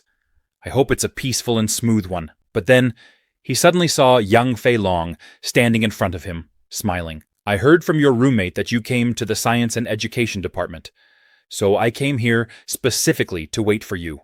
Yang Fei Long said, I want to invite you again to join Fei Long Technology. You've been a great contributor to its success. Li Shulai politely declined. But Yang Fei Long wasn't deterred. Before, Fei Long Technology was just a vision, a blank check. I understand why you didn't join. But now Fei Long's value is soaring, and it's clear that we will become China's new commercial giant. If you join now, you're fully qualified to become a major shareholder. Huge wealth is within your reach. Would you really reject such an opportunity? Despite Yang Fei Long's persistence, Li Shulai remained unmoved and refused again. Surprised, Yang Fei Long thought, I never imagined Fei Long would fail to recruit someone like him. Still determined, he pressed on. Tell me what you want, and I'll do my best to satisfy it. Li Shulai, what could possibly be more important to you than Fei Long's original shares? I really want to know. Li Shulai smiled, and turning to face Yang Fei Long, said, If you really want to thank me, that's fine. I'm about to graduate, and I want to open a retro-style coffee shop. Why don't you give me the old house at number 99 Minkang Road? Yang Fei Long was taken aback, thinking, an old house of no value? Or just the right to use it? Are you kidding me? He had expected Li Shulai to make a much bigger demand, something far more extravagant. Li Shulai, with a serious expression, told Yang Fei Long, That's it. That's what I want. Yang Fei Long, seeing the seriousness in Li Shulai's face, realized that he wasn't joking. He's not talking nonsense, he thought. It's for real. Surprised by Li Shulai's calm demeanor, Yang Fei Long reflected, It's so rare to see young people today who aren't swayed by fame or fortune and who don't grovel to the powerful. When I wasn't wealthy, he gave me such unique advice that shortened Fei Long Technology's path to success. And he didn't ask for a penny in return. Now that Fei Long has achieved greatness, he still has the same attitude. He isn't tempted by money. Young Fei Long smiled and said, "Don't worry. Forget about just the right to use it. I'll buy the house for you." Seeing how respectful young Fei Long was toward Li Xiulai, his secretary couldn't help but wonder, what kind of secrets does this mysterious college student hold? She asked, "Mr. Yang, are you heading back?" Young Fei Long instructed her, "Go buy the house at number 99 Minkeng Road and prepare a card with 3 million yuan for me." He thought, Li Xiulai doesn't want money because of his kindness. But I owe him, and this is my duty to repay him. When Fei Long technology grows in the future, I must reserve a director position for him. What we're doing will benefit the country and the people. Could it be that I've really met a hermit with noble sentiments who seeks no rewards? Are there really such people in the world? Li Xiulai's actions had a profound effect on young Fei Long, making him reconsider his future decisions. Sometime later, Li Xiulai received the real estate certificate and the card with 3 million yuan. Smiling, he thought, "Since you insist on giving it to me, I'll accept it." In the classroom, Professor Guo addressed all the students. The graduation defense will be held in early June. Many of your graduation theses still need significant improvement, so I advise you to revise them and communicate with your instructors. There are only 3 months left until graduation, and time is tight. I hope you all put a perfect end to your campus life. The students, however, were visibly frustrated. The difficulty of the graduation project was daunting. Some remarked, "We haven't even found internships or jobs yet, and all our time is spent writing papers." After Professor Guo left, Zhang Shuili's friend asked, "How did your conversation with Teacher Guo go yesterday? Is he still being as strict as ever?" Zhang Shuili, clearly irritated, replied, "It's just a crappy paper, but Guo is making it look so serious. Does anyone really think undergraduate papers need to be high quality? It is just a formality. Why make such a big deal out of it?" Upon hearing Zhang Shuili, Xiaoning interjected, "Teacher Guo is taking the time and effort to guide us for our own benefit. Only by completing your thesis properly will you gain the experience needed to solve more complicated problems when you enter the workforce." Zhang Shuili, annoyed, shot back, Okay, you're an excellent student and the teacher's pet. You're right. Just worry about yourself and stop pretending to care." Seeing Zhang Shuili's attitude, Xiaoning thought, money is powerful when it reaches a certain level.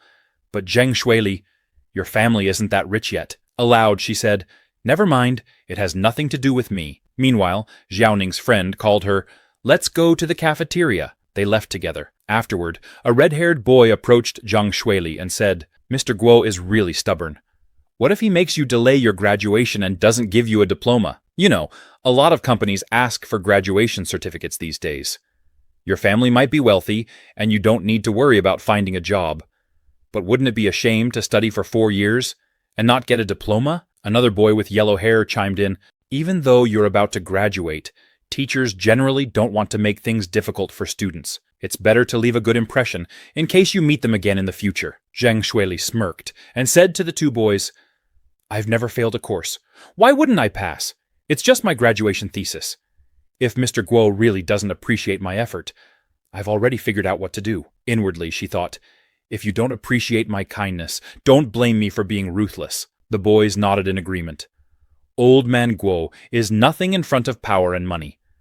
Zhang Shuili's family has connections. Meanwhile, Li Xiulai, who had been listening in on their conversation from the classroom, couldn't hold back any longer. He stepped forward and said to Zhang Shuili, "It's not up to you to decide whether an undergraduate thesis is important or not, or whether it needs to be done seriously. Just because you're morally bankrupt doesn't mean others should disregard their integrity. So what if your family is rich? Being born into wealth is just an advantage of luck. But that doesn't give you the right to look down on others." With an angry expression, he added, "Things change over time. If your Zhang family falls from grace with your attitude and behavior, people would treat you like a dog." Zhang Shuili's face flushed with fury. "Who are you to lecture me, you poor student with no standing? You have no quality." Li Xiulai smiled coldly and replied, "Are you talking to me about quality? Zhang Shuili, aren't you the one here with the least amount of it? Deep down, you know it well." The yellow-haired boy turned to the red-haired boy, surprised. This guy usually keeps quiet. Why does he suddenly have the guts to stand up to Shuili? The red-haired boy shrugged. He probably wants to play the hero. Maybe he's upset because Ma Xiaoning is frustrated by all this nonsense. I've heard his family situation isn't great. He probably relies on studying hard to change his fate. His pride must have been hurt." He added with a smirk, "When he enters the real world, he'll find out that studying isn't everything. It's better to be like Shuili, who doesn't have to worry about anything." Zhang Shuili, still furious, glared at Li Shulai. "Yes! My family is rich, and that's incredible, unlike you, whose entire life's effort can't compare to what I have by birth. My privilege is my capital. You're just a country bumpkin with parents working on a farm. Stay away from me, and don't let your chicken shit smell bother me." She laughed cruelly. Just then, Zhang Ming stepped in and put a hand on Li Shulai's shoulder. "It's not worth it, arguing with someone like her. Let's go." Li Shulai paused for a moment, realizing the truth in his words. There's no point in arguing with people like Zhang Shuili. Besides, even though she caused a lot of trouble in her previous life, she hasn't done anything terrible enough in this one to warrant that kind of punishment. He sighed inwardly. "I'll let it go this time. Better to give an idiot a chance." Li Shulai knew deep down that people like Zhang Shuili would never change. People like her always take shortcuts to achieve their goals. No matter how many times they fail, they'll repeat the same mistakes. He thought to himself, "I'm just waiting for her to mess up again, so I can crush her without hesitation." Li Shulai stepped closer to Zhang Shuili and said, "Your father is rich, sure, but he's just a 5 millionaire, just a small-time wealthy boss in Hangzhou." The yellow-haired boy was shocked and blurted out, 5 million? Isn't that impressive? Why is he so nonchalant about it?" The red-haired boy replied, "He's like a frog in a well. How can he understand what 5 million means? That's enough to buy 100 houses for my family." Li Shulai, ignoring them, continued speaking to Zhang Shuili. "There are plenty of people in this world far richer and more powerful than your father. You might use money to oppress others, but when the tables turn and someone uses money to oppress you, don't cry and scream." He then leaned in and whispered, "I'm waiting for that day, Zhang Shuili." Zhang Shuili's face turned pale, a mix of surprise and anger washing over her. "Why do I suddenly feel so nauseous?" she thought. Meanwhile, Li Shulai turned to Zhang Ming and casually asked, "What do you want for lunch?" Zhang Ming grinned. "Lanzhou ramen sounds good." Li Shulai nodded. "All right, my treat." Zhang Ming, still buzzing with excitement, said, "Brother Shu, you were so cool just now. I'm so pumped. What you said was amazing. And forget manners. I'm definitely getting 2 extra slices of beef in my ramen." Furious, Zhang Shuili shouted, "What the hell are you pretending to be?" She charged at Li Shulai, aiming to slap him. But Li Shulai dodged effortlessly, grabbing her wrist in the process. "Girls shouldn't shout about fighting and killing," Li Shulai calmly told her. "Be careful, or you'll mess up your hormones." Enraged, Zhang Shuili tried to kick him, but somehow she ended up bouncing backward toward the red and yellow-haired boys. The onlookers were stunned, and whispers quickly spread throughout the crowd. "What just happened?" one student asked, confused. "What just happened?" one student asked, confused. "I don't know. It looked like Shuili wanted to slap Li Shulai, but he moved so fast. How did Zhang Shuili fall like that?" another student added. The red-haired boy rushed over to help Zhang Shuili up. "Are you okay?" he asked. The yellow-haired boy noticed she seemed dazed. Zhang Shuili, on the verge of tears, was still wondering what had just happened. Later, back in the boys' dormitory, Zhang Ming couldn't stop smiling. "Brother Shu, you were so cool just now. You left without showing off, but didn't you see Zhang Shuili's face? She was pale. She doesn't even know her own limitations. How could she look down on others like that in front of you?" But then, curious, Zhang Ming asked, "Did you secretly learn Qigong or something? How did Zhang Shuili get bounced back so far so fast?" Li Shulai smiled and replied, "If I told you I don't know either, would you believe me? It was strange." Zhang Ming looked disappointed. "Do you expect me to believe that?" Li Shulai laughed. "Honestly, I have no idea how it happened. Maybe she just tripped because she wasn't paying attention." Zhang Ming, still skeptical, said, "That's too perfunctory. There's no way she just tripped." Li Shulai, however, had no answers. He didn't fully understand what was happening either. First, his coffee shop had been surrounded by a strange golden light. And then, when he was taking a shower, the same golden light appeared. Confused, he had wondered, "What is this golden light? What kind of ability did I awaken after being reborn?" And now, the same thing had happened with Zhang Shuili. Before he could react, his body moved on its own, and her movements slowed down before his eyes. He could even see the trajectory of her actions. When Zhang Shuili tried to kick him, It felt as though a barrier had suddenly appeared around his body, pushing her away. This can't be a coincidence, Li Shulai thought. Something's happening to me that can't be explained by science. Determined to get to the bottom of it, he decided to visit the university library the next day. The following day, at Hangcheng University Library, Li Shulai grabbed a stack of history and mythology books, searching for any clues that might explain what was happening to him. While reading, he stumbled across a section in one of the books detailing ancient legends about a phenomenon called resurrection of spirit energy. According to the text, when spiritual energy between heaven and earth reflows and strengthens, mortals with spiritual roots can naturally absorb this energy. Through meditation, they can connect with the forces of nature and embark on the path of cultivation, merging with heaven and earth. Different factions practice different methods of cultivation, such as swordsmanship, physical training, and qi cultivation. However, the difficulty of cultivating immortals requires hard work, perseverance, and constant breakthroughs in day-to-day practice. Although the text called it a legend, it also stated that many such myths had been passed down and exaggerated over time. Li Shulai knew that such stories were often dismissed as old folklore, but he couldn't ignore the strange things happening to him. These legends may not be entirely baseless. After all, science hasn't disproved them either, he thought. Perhaps I am one of these so-called individuals with spiritual roots. Maybe there really are hermits and hidden masters practicing silently in corners of the world. Returning the books to the shelf, Li Shulai left the library deep in thought. I don't know if the revival of spiritual energy started after my rebirth, but regardless, this is my opportunity. I have to seize it. That evening, he decided to try practicing. The next day, at 6 in the morning, Li Shulai headed to the park. He had read on the internet that early morning, when the sun rises, is the best time to practice. Practitioners would use this time to purify their bodies, harmonize their breath, and cultivate their inner strength. He arrived at a park near the university and found a quiet spot under a tree. Sitting cross-legged and calming his mind, he focused inward. Let's see if I can gather qi in my dantian. Li Shulai was shocked when he realized he could actually see the energy. He was leading and controlling it. Without hesitation, he continued practicing, circulating the spiritual energy through his body for 9 cycles.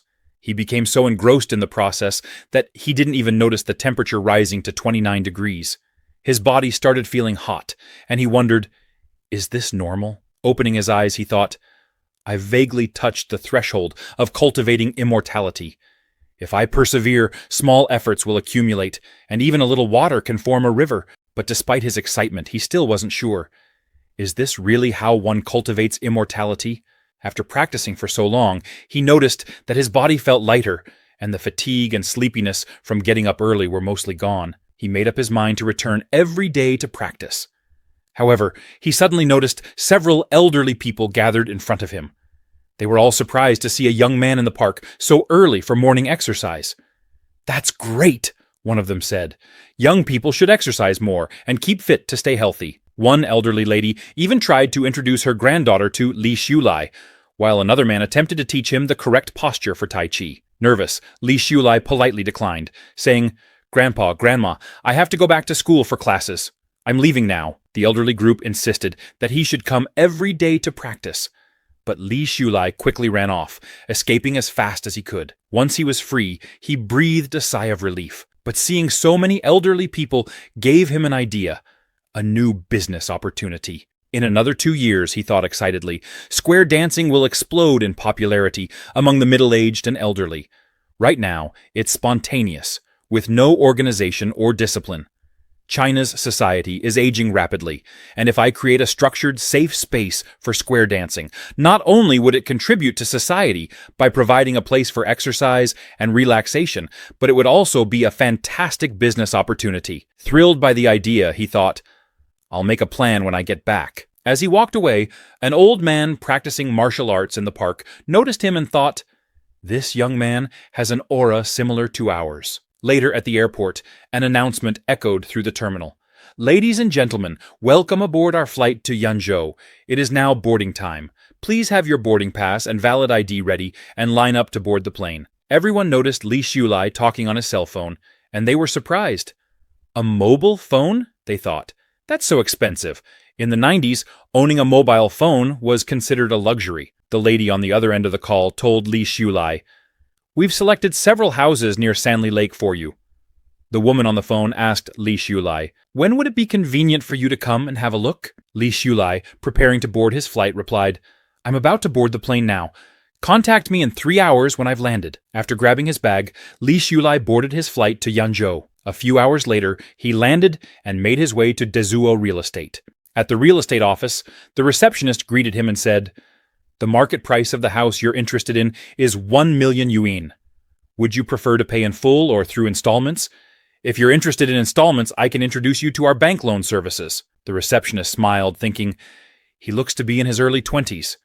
Could he be a rich, second-generation kid? He sounded so generous on the phone. Could he be the god of wealth? Li Xiulai paused and told her, "Give me a minute. I want to take another look before deciding." He knew this property would not only serve as a base for him in Yanzhou, but its market value would also skyrocket in the coming years. The agents have a good eye for selecting properties. No wonder this industry has thrived for so long, but it's a shame about real estate. In about 10 years, the market will collapse. Without further hesitation, Li Xiulai took out his golden card and handed it to the receptionist. "I'll pay in full," he said. The receptionist's eyes widened in shock, not just her. Everyone present in the office was taken aback. "Did he just pull out 1 million like it's nothing?" Someone whispered. "He looks so young, and his clothes are modest. But he didn't even blink when paying in full. Maybe he's from a super rich family." Another person nodded. "Must be a second-generation rich kid for sure." A girl dressed in black overheard the conversation and remarked, "Sanli Lake is far from the city center. There's no room for the property value to appreciate. I must have been fooled." Another person whispered, "Are you stupid? The value of houses in that area won't appreciate. That's the old town." After signing the contract for the house, Li Xiulai smiled to himself. They don't know anything. Forget Sanli Lake. If you buy property in Yanzhou, you'll make a fortune too. Being reborn has its perks. Satisfied, Li Xiulai thought, next up, there are other important things to take care of. He made his way to a newspaper vendor and bought a copy of the Financial Evening News. As he flipped through the pages, he noticed an article about Feilong Technology's rapid growth. The company had not only secured domestic success, but also attracted overseas investments. Father Long really knows how to seize business opportunities and climb to the top, Li Xiulai thought. But then he smiled knowingly. I can't let him dominate the market alone. As the chill of the evening air set in, Li Xiulai thought, it's time to meet Brother Shi and Brother Hong. Later that day, at the Daguankun building within Yanjing Technology, Lu Daxi, the CEO of Yanjing Electronic Technology, addressed the receptionist. How is Hu Shuo progressing with the material preparation? Please ask him to provide a status update. Also, make a reservation at a nearby restaurant for later. I have a lunch meeting with Mr. Lin. His secretary then informed him, a young man has arrived and mentioned that he wishes to discuss something with you. Lu Daxi responded, send him away. I'm not taking any meetings at the moment. He thought to himself, it's probably another aspiring young entrepreneur wanting to pitch his ideas. I've seen more of them lately. However, after a moment of reflection, he reconsidered and instructed, on second thought, let him in. Also, ask Xiao Hu to come by later. He mused, I was once young and inexperienced too. Perhaps I should give this person an opportunity. The secretary nodded in acknowledgement. I'll inform the young man right away, he replied. Meanwhile, Li Xiulai stood patiently at the reception desk, contemplating. The well-established competitor next door is already thriving, while Mr. Lu is still operating as a small technology firm. It's no easy feat to fall behind at the start, and still manage to stay competitive. The secretary approached Li Xiulai with a cup of tea and politely said, Please wait for a moment. Mr. Lu will see you shortly, once he has concluded his current tasks. As Li Xiulai waited, he noticed Lu Daxi on a phone call. You might not be fully aware of the potential market for IT chain stores in China, Lu Daxi was saying. With the country's rapid economic growth and the rise of the internet, demand for IT products and services is increasing exponentially. This is the ideal time to expand into the market. However, the individual on the other end seemed distracted and uninterested in the conversation. Mr. Lu concluded, Let's schedule a meal for another day, and I'll explain everything to you in detail. He ended the call and turned his attention to Li Xiulai, noting, So this is the young man. He seems sincere enough. Approaching him, Mr. Lu asked, Are you here to apply for a position? Yanjing Technology is not currently in the process of expanding its workforce. Li Shulai stood and calmly responded, "No, I'm not here for a job application." Slightly intrigued, Mr. Lu asked, "Then may I ask the purpose of your visit?" Li Shulai, fully aware that Mr. Lu's recent plans to open an IT chain store were doomed from the start, reflected on the situation. It wasn't just the market limitations that posed a challenge. In a few years, the spread of an epidemic would further complicate matters. His entire strategy would likely collapse. However, such external and uncontrollable factors could not be openly discussed. He realized that the approach he took with Mr. Lu had to be different from how he handled things with young Feilong. Mr. Lu seemed uncertain and confused. Unlike Lao Yang, who had been easily motivated with just a few words of encouragement. To earn Mr. Lu's trust, Li Shulai knew he would have to be direct and address the core issues. As Mr. Lu looked at him, puzzled, he thought to himself, "Has this guy not figured out what to say yet?" Meanwhile, Li Shulai, inwardly amused, thought, "It feels odd not to play the role of a master this time." Li Shulai addressed Mr. Lu confidently. "I've been studying the situation of various domestic internet companies and have developed some insights of my own. I overheard you mention the IT chain store during your call, and I'd suggest abandoning the plan sooner rather than later." Upon hearing this, Mr. Lu smiled, thinking, "If you want to join Yanjing, just say so directly." Making bold statements to prove your abilities? "I've seen this game before," he responded. "In recent years, with the country focusing on infrastructure development, land prices will continue to rise steadily. Physical stores will find it increasingly difficult to turn a profit due to rising labor and rent costs. Instead of competing for a shrinking market, it's better to shift your focus towards the internet." However, upon observing Mr. Lu's expression, Li Shulai realized that, in his heart, Mr. Lu likely dismissed his advice. Yet outwardly, Mr. Lu maintained a respectful demeanor, as if appreciating Li Shulai's insights. Mr. Lu shook his head and said, "You're only seeing the surface, not the core. While physical store costs have increased, the profits from IT chain stores are more than enough to cover those expenses." Mr. Lu continued, "You have no idea how popular the Yanjing counters are. As long as the brand Yandong is associated with it, there will be long queues. Young people like you haven't experienced the ups and downs of the industry. It's not enough to just theorize, you need practical experience. Practice is the only way to test the truth. Opportunities are fleeting. Successful people achieve their status because they know how to seize the moment. If you're too timid, you'll never accomplish anything. That said, I do admire your courage to come here and say these things." Li Shulai smiled inwardly, thinking, "Yes, practice is the ultimate test of truth, but I've activated the Rebirth cheat." With newfound confidence, Li Shulai responded, "I have one more piece of advice for you, Mr. Lu. E-commerce will only truly rise to prominence if it controls its own logistics. One day, you'll understand exactly what I mean." Mr. Lu laughed and said to Li Shulai, "You're quite an interesting young man, even bolder than I was back in my day." However, his face turned serious as he added, "Confidence is good.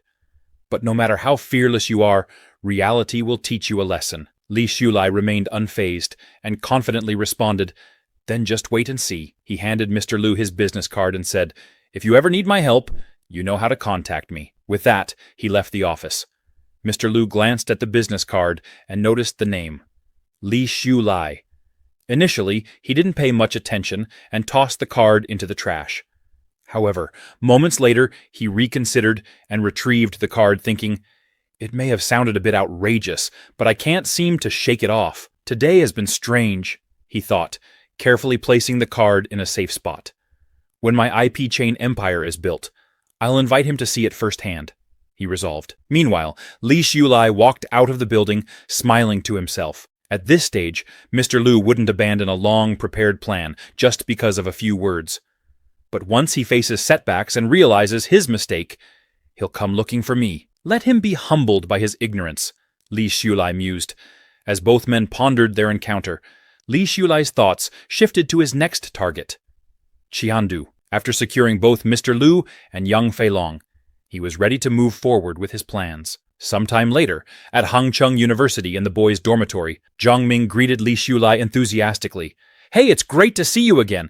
Where did you disappear to over the weekend? Why are you still carrying your luggage?" Li Xiulai brushed off the question and replied, I went home to visit my parents. Zhang Ming, excited, said, Say hello to them for me. Tell them you have a good friend who's ready to join the family. Teasingly, Li Xiulai responded, I don't need another brother. What I need is a sister. Zhang Ming, pretending to act like a girl, joked, If needed, I could be your sister too. Annoyed, Li Xiulai shot back, Get out of here. But even as he joked with his friend, his mind drifted back to Mr. Liu, wondering, I left him my contact details.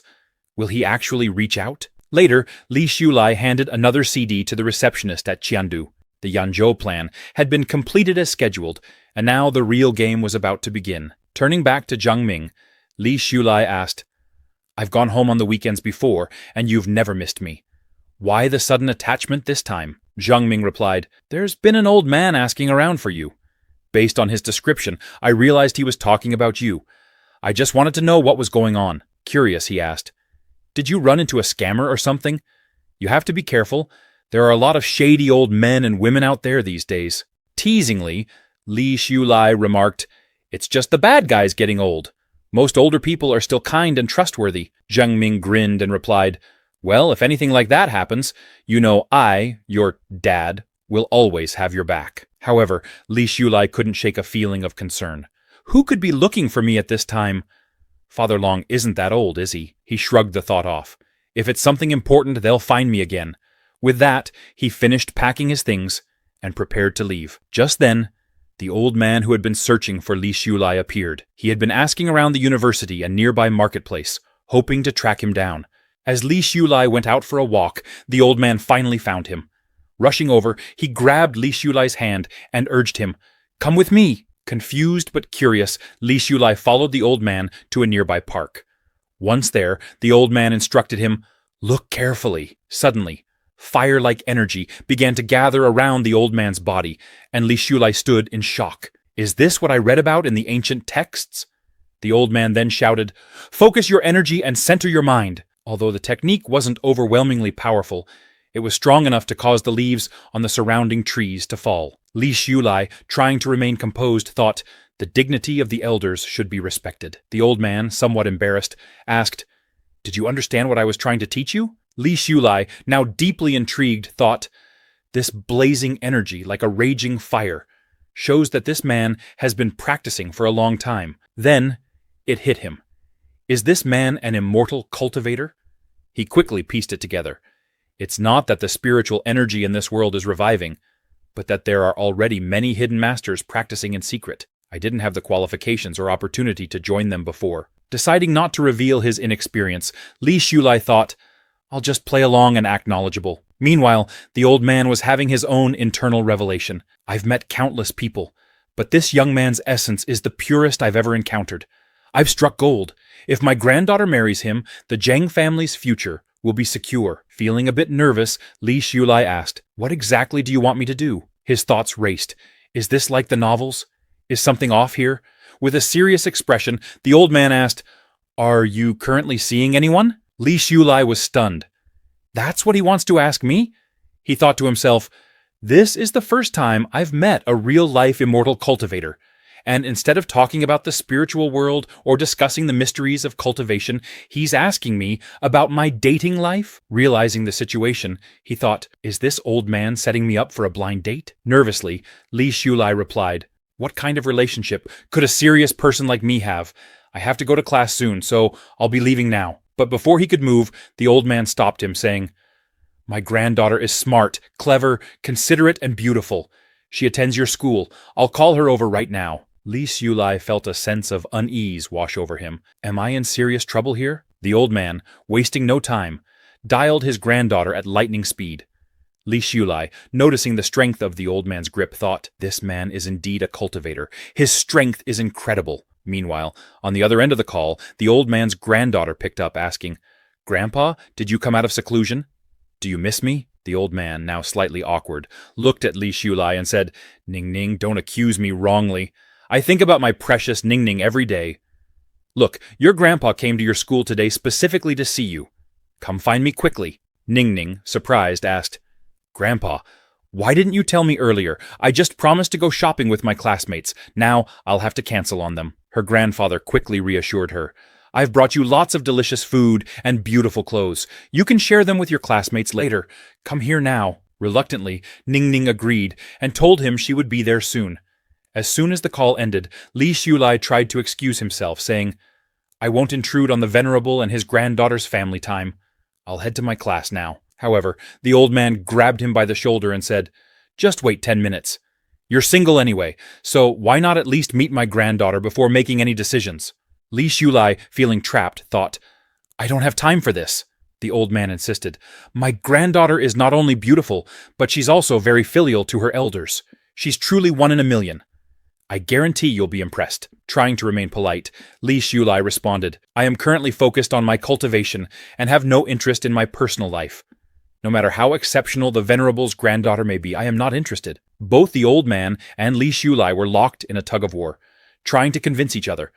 The old man, observing Li Xiulai's calm demeanor, thought, "This young man not only has excellent qualifications, but also strong self-control. At this age, it's rare to see someone remain so composed in the face of potential romance." Despite Li Xiulai's attempts to leave, the old man held onto him tightly, grabbing his leg and pleading, "I have plenty of resources. Please understand an old man's wish to have grandchildren and live a peaceful family life." However, Li Xiulai, exasperated, gently pushed the old man away and firmly stated, "I won't agree." The old man, with a wounded expression, said, "You're bullying an old man." Li Xiulai, speechless, wondered what on earth he was getting involved in. Just then, Xiaoning was approaching. The moment her figure came into view, the old man immediately released Li Xiulai, standing up straight and presenting himself like a perfect gentleman. Li Xiulai was utterly shocked when he realized that the old man's granddaughter was none other than Ma Xiaoning. Xiaoning, confused, looked between her grandfather and Li Xiulai. "Grandpa, what's going on? Why is Li Xiulai with you?" She glared at Li Xiulai, shouting, "Why are you so shameless? Since you couldn't win me over, now you're targeting my family?" Li Xiulai quickly tried to explain, "Chasing Xiaoning?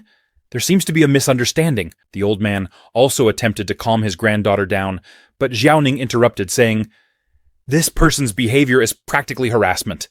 I've already rejected him, but he keeps pestering me. Why go to such lengths? Plotting against my family will only make me hate you even more." She turned to her grandfather, asking, "Grandpa, did he bully you just now? A college student bullying an elderly person? How disgraceful." Li Xiulai, visibly frustrated, responded, "Ma Xiaoning, you've been talking to yourself for a while now.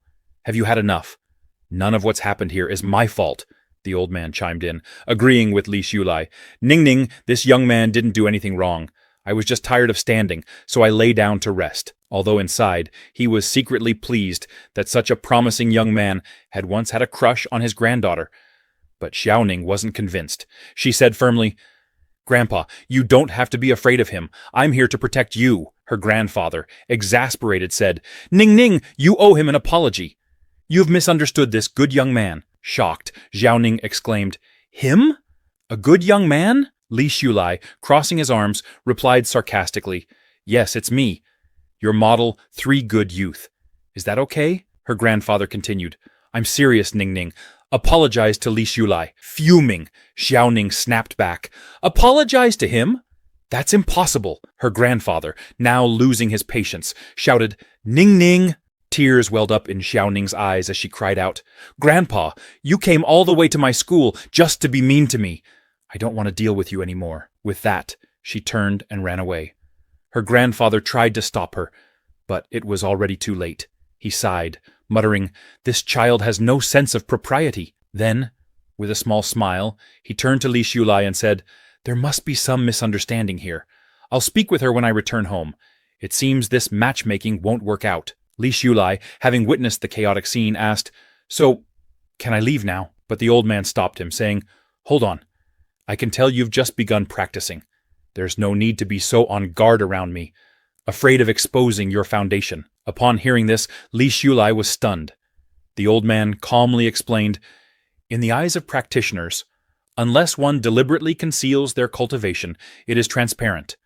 By observing your true essence, we can easily discern your level of cultivation." He continued, "Matchmaking was secondary. My primary reason for approaching you is to establish a relationship.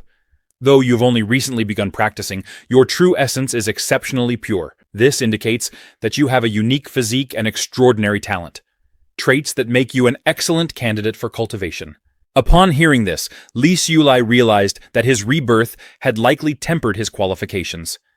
It seems that if they find someone with potential, they'll try to match them with a cultivator, he thought. Noticing Li Xiulai's contemplative expression, the old man smiled. You're still hesitant to discuss anything related to cultivation, which shows your cautious nature. That's good. In the world of cultivation, vigilance is a virtue. If you're not careful, you might fall victim to those who kill for treasures. I also suspect you don't have a master, and that you've learned everything on your own. I admire your character, and am optimistic about your aptitude and understanding. Given time, you will undoubtedly achieve greatness. I simply wish to meet you while you're still humble, so that when you rise to success, my Zhang family can benefit from the relationship. With a smile, the old man thought, it seems I've convinced him. Time to make my next move. He then told Li Xiulai, there's a practitioners' conference this week, held at Qingyun Temple on Laojun Mountain. As a show of my sincerity, I will introduce you to my senior sister when the time comes. While I, as an expert at the Third Realm, cannot make further breakthroughs and may not be able to guide you, my senior sister is one of the most powerful individuals in the world. Becoming her disciple would guarantee your rise to the top. Li Xiulai's curiosity was piqued. In the real world, the Third Realm is considered a master. Though the old man's methods seemed a bit unorthodox, Li Xiulai appreciated his honesty and open intentions. He's someone I can befriend. Besides, navigating cultivation alone is like a blind man crossing a river. It's wise to seek guidance. In Li Xiulai's eyes, Zheng Chaoyang's accomplishments were already impressive, and his senior sister must be a wise, white-haired master from whom he could learn a great deal. Well, Li Xiulai said thoughtfully, since you're being so sincere, it would be impolite of me to refuse. If your excellency intends to help me, I will repay your kindness with gratitude someday. Finally, after all his effort, the old man successfully persuaded Li Xiulai. As for Xiaoning, the old man thought to himself, we'll need to handle that situation carefully to avoid any lingering issues. The following day, Xiaoning stood in front of the library lost in thought. Grandfather can be so unreasonable. I don't know what's gotten into him. Calling me 3 times a day, urging me to pursue a relationship with Li Xiulai, and now he claims that Li Xiulai is talented in cultivation? That's as unlikely as a pig climbing a tree. Forcing a smile, she opened the car door and invited Li Xiulai to get in. He thanked her politely before settling into the passenger seat, and Xiaoning followed shortly after. As they drove towards her grandfather's residence, she glanced at Li Xiulai, who was busy jotting down notes in his notebook. Grandfather insisted that everything that happened before was just a misunderstanding, she recalled. He actually wanted to introduce me to Li Xiulai as a prospective partner, but I didn't realize it at the time and dismissed the idea completely. And now look at how I've been judging him. Lately, Xiaoning had begun to notice subtle changes in Li Xiulai. Could it be that he's truly different now? He seems more composed, and he looks better too. The thought made her cheeks warm, but she quickly pushed the feeling aside. Am I really letting myself be swayed just because grandfather praised him? Meanwhile, Li Xiulai appeared completely absorbed in his own thoughts, paying no attention to her. He was preoccupied with more pressing matters. Yang Feilong, Lu Daxi-du, Yue Teng, Lin Yanhong. It's been over a week since I sent the CD, and I still haven't heard back from Brother Hong, he reflected. Did something go wrong? Maybe the front desk didn't deliver the CD. Otherwise, I would have received some word by now. I spent extra time perfecting that program. Based on Yang Feilong's reaction, I expected him to be astonished and contact me immediately. Still, these are minor concerns, he thought. Even if Brother Hong doesn't respond, I have a contingency plan in place. The path to power is never straightforward, and perhaps that's for the best. Suddenly, he looked up, catching Xiaoning off guard. Oh no, has he noticed me staring at him? She panicked, but Li Xiulai wasn't focused on her. Instead, he found her startled reaction somewhat puzzling. What's going on with her? Why does she seem so anxious? Xiaoning, noticing his glance, wondered, what's with that look? Does he think I'm acting strange? As soon as he returned to his writing, she pondered whether he was still upset about their earlier interactions. Trying to break the silence, She spoke up. Li Shulai, how long are you going to follow me around like this? If you're trying to get my attention by playing hard to get, it's not going to work. Do you realize how much inconvenience this behavior causes others? Li Shulai responded calmly. I'm not trying to get your attention. I've been occupied with more serious matters. Her words lingered in the air as Xiao Ning considered his response. Have I been reading too much into everything? A short while later, they arrived at their destination. Xiao Ning surveyed the surroundings. We're nearly at the top of the mountain, yet it's still so isolated. Li Shulai turned to the old man and asked, Aren't we going to Qingyun Temple? Why are we heading into the mountains? The old man chuckled and replied, Those who practice cultivation have their own territories. Only those initiated in cultivation can see them. Without crossing the barrier, the scenery beyond remains invisible. Li Shulai was taken aback, unsure of what the old man meant. But in the next moment, his confusion turned to astonishment as he watched Xiao Ning walk through an invisible barrier. When he followed her, passing through the barrier himself, he was greeted by a breathtaking sight, a majestic castle standing before him. Li Shulai was amazed. So this is a territory. It's nothing like the traditional Taoist temples.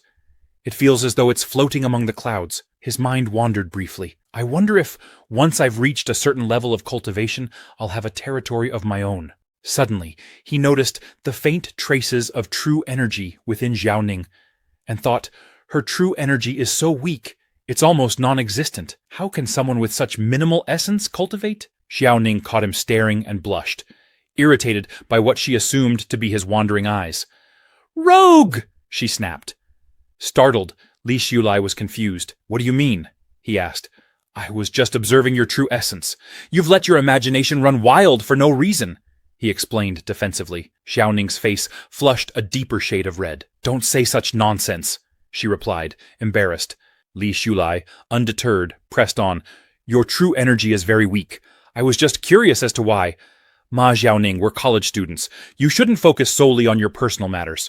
Think more about how to create value and contribute to the country. Xiaoning shot back. I have no idea what you're talking about, and even if you are observing my true essence, don't look at it. Yes, my energy is weak. I'm not suited for cultivation like you. Watching the exchange, the old man smiled inwardly. My granddaughter won't be alone forever. Young love isn't so different from my own time. Li Shulai, still deep in thought, remarked, Your energy doesn't seem weak. It looks like it's blocked by something.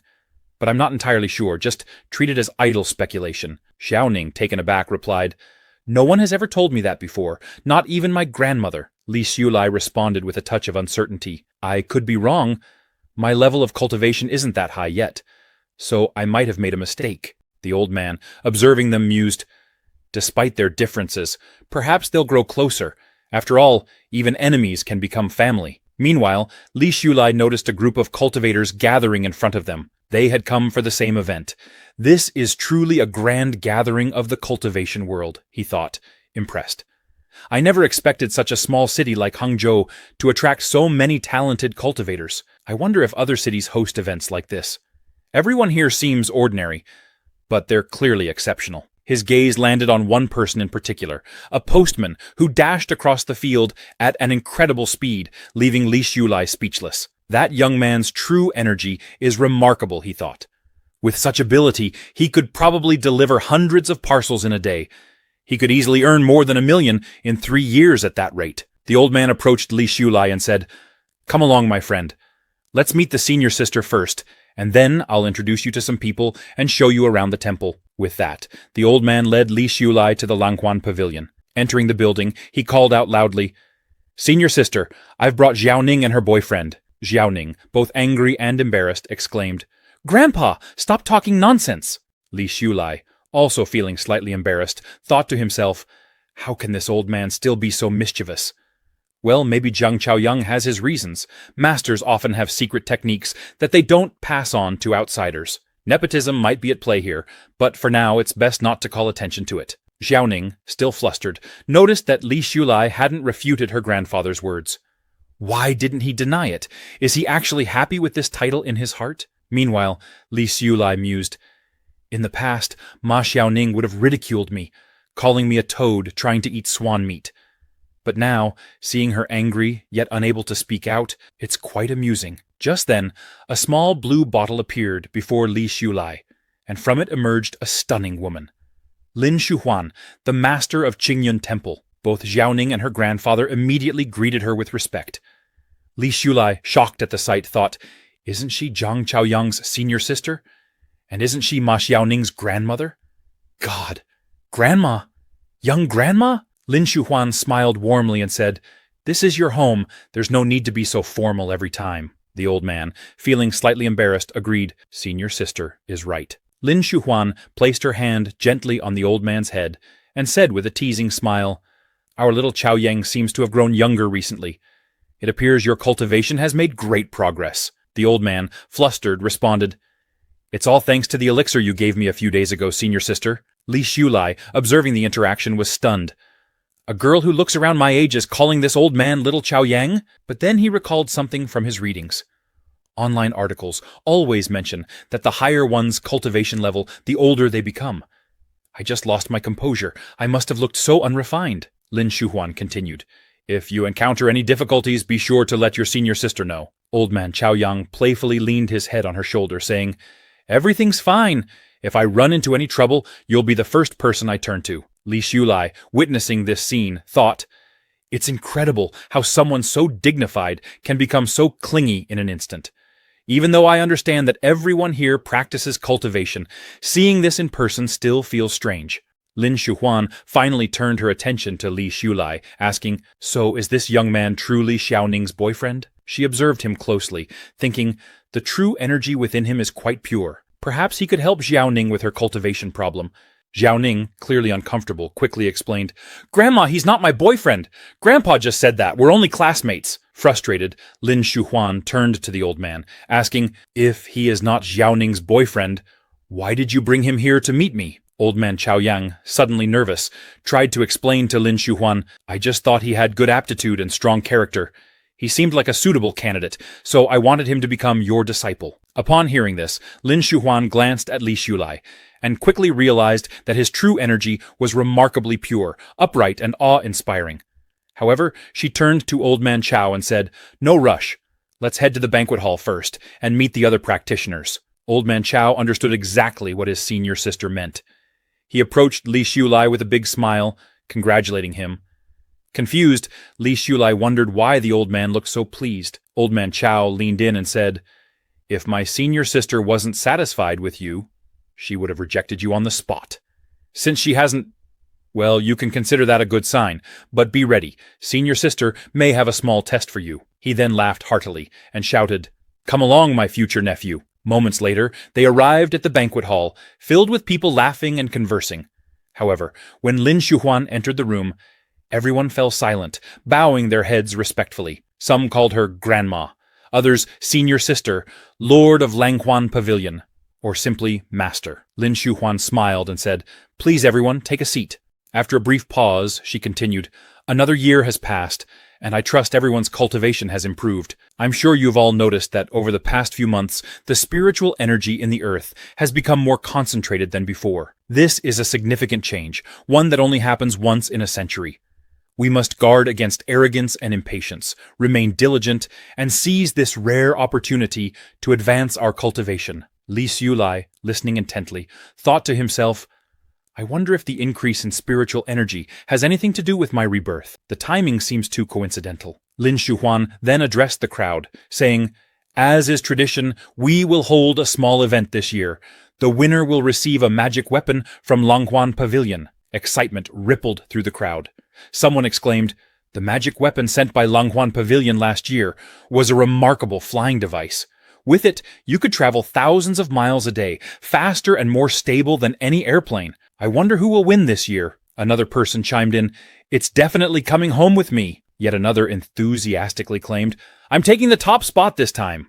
Old Man Chao smiled, looking around the room, and then confidently announced, "The one who's going to win this year is standing right next to me." The room buzzed with excitement, with people murmuring, "This young man was recommended by the master of Langhuan Pavilion. He must be a genius." One person added, "His true essence is as pure as fire.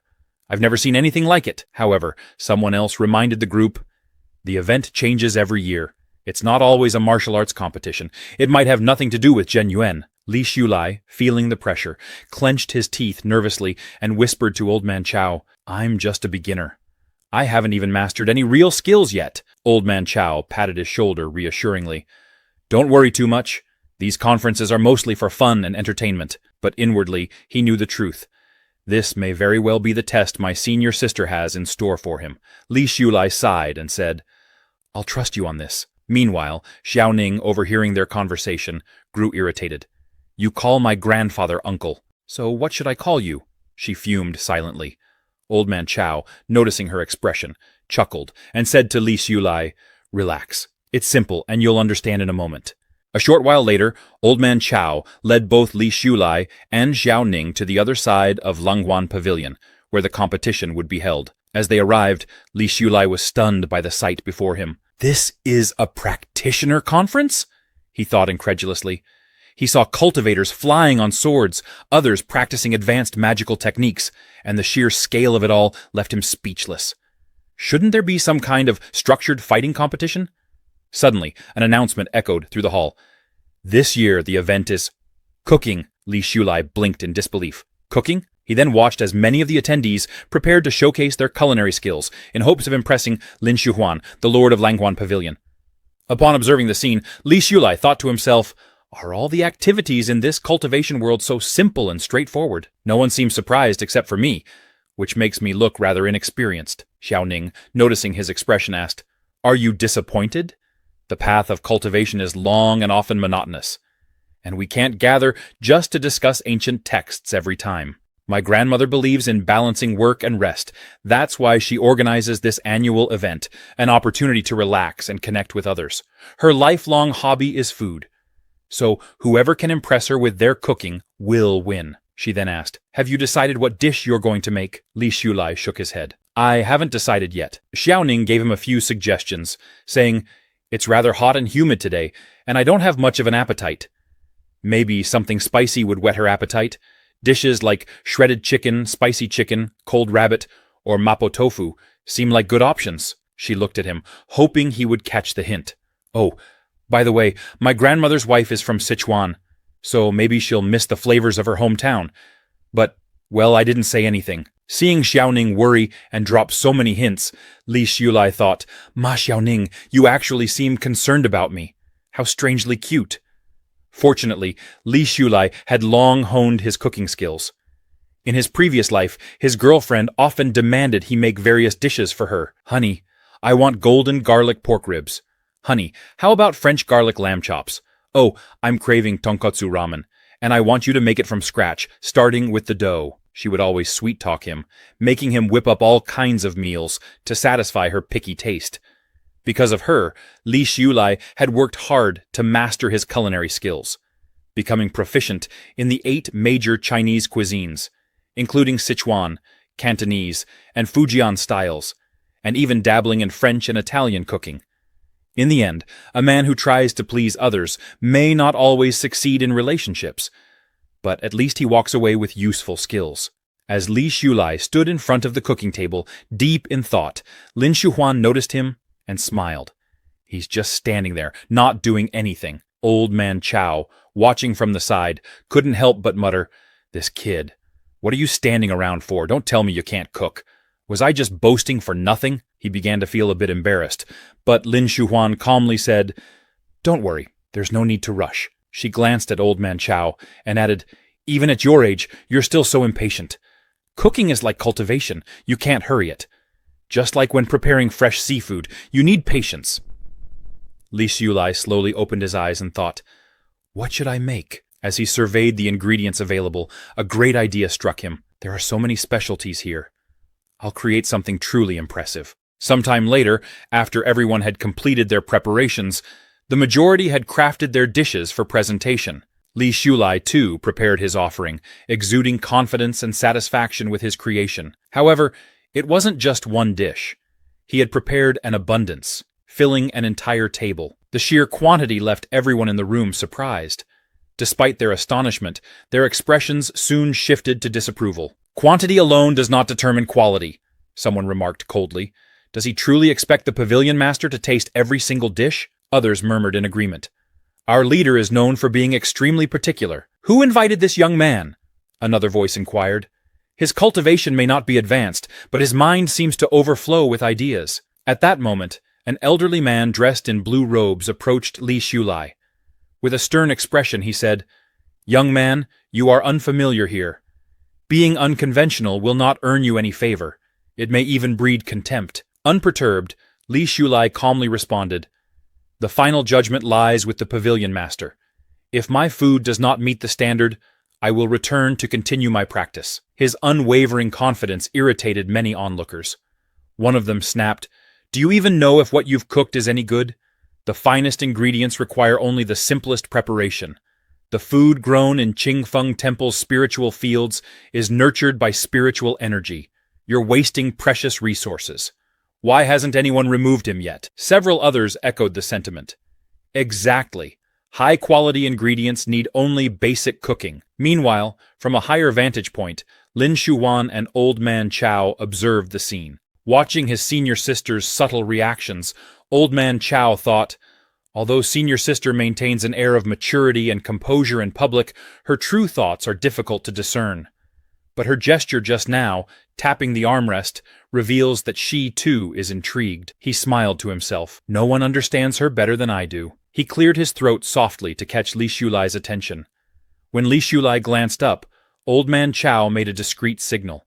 Instantly understanding the message, Li Shulai smiled knowingly. Old Man Chao's smile widened slightly, impressed. "The young man is remarkably composed and perceptive.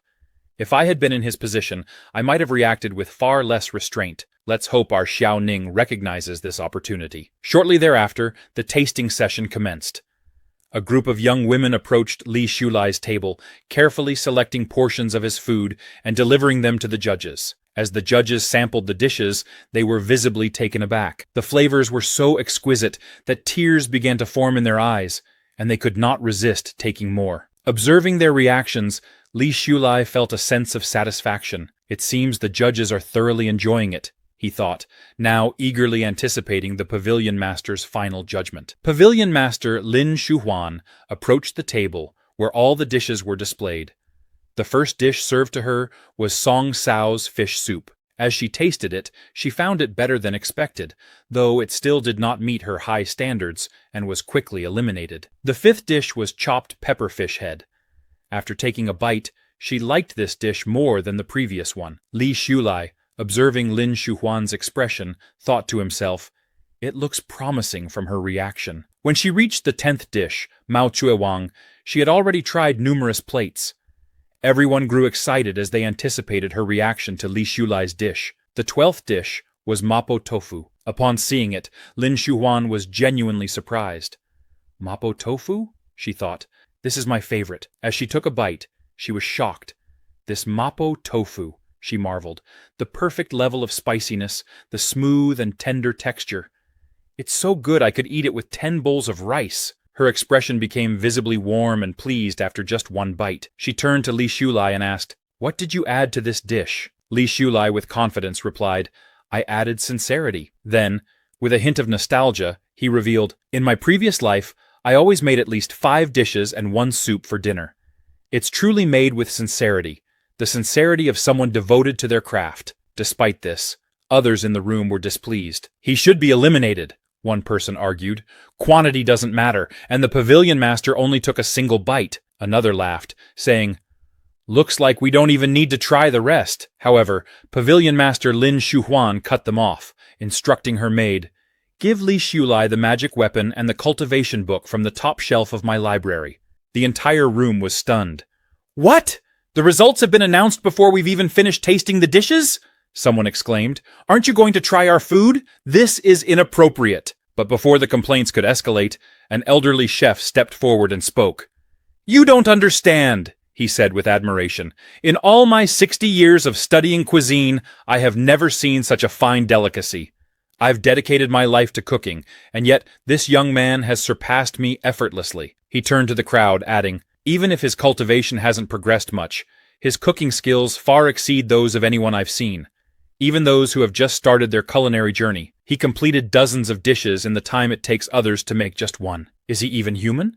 With that, the elderly chef approached Li Shulai, kneeling before him and pleading, "Please, will you accept me as your apprentice?" Surprised, Li Shulai hesitated, unsure of what to do. As the evening came to a close, and the cultural festival drew to an end, people began returning to their duties. Pavilion Master Lin Shuhuan, however, invited Li Shulai and the others to her home. Once there, she turned to Li Shulai and said, "I want you to cook something for us." She then declared, "From today onward, you are my apprentice." Li Shulai was shocked upon hearing this. Shouldn't there be a formal apprenticeship ceremony? He wondered. Is it really that simple? Can you become a master just by recognizing someone from the stove? Noticing his confusion, Lin Shuhuan asked, "What's the matter? Do you think becoming a disciple is too simple?" Embarrassed, Li Shulai replied, "Well, just a little." With a soft laugh, Lin Shuhuan said, "It's the 21st century. Don't be so rigid in your thinking." With that, she left. Later, at the dining table, Lin Shuhuan instructed, "When you return, practice on your own according to the scriptures. If you have any questions, ask your uncle Chao Yang or write them down. You'll need to come to Qingyun Temple once a week for training. I'll let you know the specifics later." She also told Zhao Ning, "You should come along as well. Master will help you resolve your cultivation issues." Zhao Ning thanked her grandmother with a big smile on her face, saying, After that, both Li Shulai and Zhao Ning walked back together to their university dorms. Zhao Ning glanced back at Li Shulai and said, "I noticed you've been staring at me the entire way. What's on your mind?" Surprised, Li Shulai thought, "Does she have eyes on the back of her head?" Confidently, he replied, "Nothing," adding with a teasing grin, "From now on, I'll be more tolerant toward younger people." He playfully teased her, "Come on, don't dawdle, do you hear me, my little niece?" Zhao Ning processed what he had said and immediately got angry, snapping, "Li Shulai, are you taking advantage of me?" The next morning, Li Shulai went to Professor Guo's office to present his new graduation thesis. Upon reviewing it, Professor Guo remarked, "This thesis is excellent. The structure is clear, the arguments are well presented, and the data analysis is solid and convincing. Well done, Shulai. I'm very optimistic about your future." Li Shulai, with a smile, replied, "Mr. Guo, your praise is a bit too direct." Professor Guo, smiling, continued, "Let's discuss a few minor points. The paper could benefit from a bit more elaboration on certain key concepts." As they discussed some minor adjustments, suddenly a woman in a suit entered the office. She addressed Professor Guo. "Please come to the Academic Affairs office." Professor Guo turned to Li Shulai and said, "We'll continue this discussion tomorrow. I need to attend to something first." As Li Shulai watched Professor Guo leave, he had a strange feeling, thinking to himself, "It's happening." When Professor Guo stepped out of his office, he noticed Zhang Shuili standing nearby. However, he paid her no attention and walked past her, ignoring her completely. Furious, Zhang Shuili muttered under her breath, "How dare this old man try to compete with me? If he doesn't let me graduate, I'll make his life miserable too." Meanwhile, Li Shulai also exited the office. Zhang Shuili spotted him and thought, "Li Shulai, look at how unlucky your favorite teacher is now. Do you really think I'm afraid of you?" Later that day, back at the boys' dormitory, Zhang Ming noticed that Li Shulai seemed to be in a bad mood. Concerned, he asked, "Shulai, what's going on? Didn't your thesis pass? You look serious." Li Shulai shook his head and said, "Don't worry, I'm just thinking about something else." Zhang Ming, being his best friend, patted his shoulder and said, "Don't stress too much. If there's anything you need help with, let me know." Li Shulai playfully punched Zhang Ming on the head and joked, "You should be paying more attention to your own thesis." Zhang Ming sighed, "I'm already desperate about that thesis. Forget it, I'd rather take a nap." Li Shulai smirked and warned, "Be careful, or you might not graduate." But deep down, his thoughts turned darker. Mr. Guo's punishment is coming soon. Before the disciplinary notice is issued, I need to put my plan into action. The evidence I've gathered over time will finally come to light. Later that evening, in the university office, campus investigators arrived with Zhang Shuili to conduct an investigation into a serious matter involving Professor Guo. Mr. Guo, surprised and confused, wondered what was happening as he saw Zhang Shuili crying in front of the campus investigator. The investigator, maintaining a serious tone, addressed him. "Mr. Guo Guoqiang, a classmate has reported you for abusing your power and attempting to take advantage of her. Please, explain what's going on." Mr. Guo slammed his hand on the table and adamantly denied the allegations. This is completely false. I guarantee, based on my personal integrity, that I had no intention of taking advantage of her. I, Guo Guoqiang, have served this institution for many years, and everyone here knows the kind of person I am. Zhang Shuili, with tears streaming down her face, looked at him and said, Professor Guo, didn't you tell me that my graduation thesis wouldn't pass? Didn't you say that I wouldn't be able to make it through the defense? Professor Guo, exasperated, responded, That's because your graduation thesis was fundamentally flawed from the start. And furthermore, more importantly, you didn't even write it yourself. You had someone else revise it for you. Zhang Shuili broke down further in front of the investigators, sobbing, Dear investigators, do you really think I, an innocent girl, would need to use my innocence to slander someone? How important is innocence to a young woman? Would I throw that away just for a graduation thesis? Just for a defense? I've received numerous scholarships over the years. Why would I resort to something like this? The female investigator, moved by her tears, comforted Zhang Shuili and began to sympathize with her, thinking to herself, this student is young and beautiful, and her family is well off. There's no reason for her to use such serious accusations to frame an aging man like Mr. Guo. After all, what would she gain by doing so? Professor Guo, clearly frustrated, addressed the investigators firmly. Please, do not make irresponsible remarks based on Zhang Shuili's unfounded claims. However, Zhang Shuili, still crying and positioning herself as the victim, tearfully addressed the investigators. Dear leaders, listen, Teacher Guo is asking me for evidence. If he truly has nothing to hide, shouldn't he be the one to provide proof? Isn't it up to him to show there are no hidden rules? Professor Guo, growing angrier, shouted at her, You slander me and then demand to provide evidence. With an innocent expression, Zhang Shuili responded, How can I, a student who hasn't even entered society yet, compete with someone like Teacher Guo, who has been part of the system for decades? Besides, I always thought of him as an upright and honorable teacher. Professor Guo, now even more exasperated, retorted, Zhang Shuili, stop lying. I have a family, a wife and children. I cannot afford to have my reputation destroyed by these false accusations. You claim there are hidden rules, so where is your evidence? Zhang Shuili told investigators. That day, he let her into his office, locked the door, and whispered to her while touching her secretly. And then he pulled off my skirt. How could he leave evidence if he was capable of such a filthy act? How could he allow me to leave evidence? The female investigator interrupted, her voice firm. That's enough, Zhang Shuili. No more talking. But Zhang Shuili, still sobbing, continued. He must be a sexual offender. Who knows how many other girls he's hurt? I'm the only one brave enough to stand up. She paused for a moment, then added, I've heard that the passing rate of students under Teacher Guo is unusually low. The female investigator comforted Zhang Shuili, saying, Don't worry, the organization will uncover the truth. Just wait for the result. Then, turning to Professor Guo, she added, Until the investigation is complete, you should stop teaching and take some time to reflect on your actions. Troubled and anxious, Professor Guo felt helpless, unsure of how to prove his innocence. Meanwhile, Zhang Shuili smiled to herself, thinking, Smelly old man, did you really think you could fight me? My plan has succeeded. Zhang Ming, who had been secretly watching from behind the door, was disgusted. Damn Zhang Shuili. She really played her part well. He quickly ran to find Li Shulai and exclaimed, It happened just as you predicted. Zhang Shuili accused Teacher Guo of sexual harassment.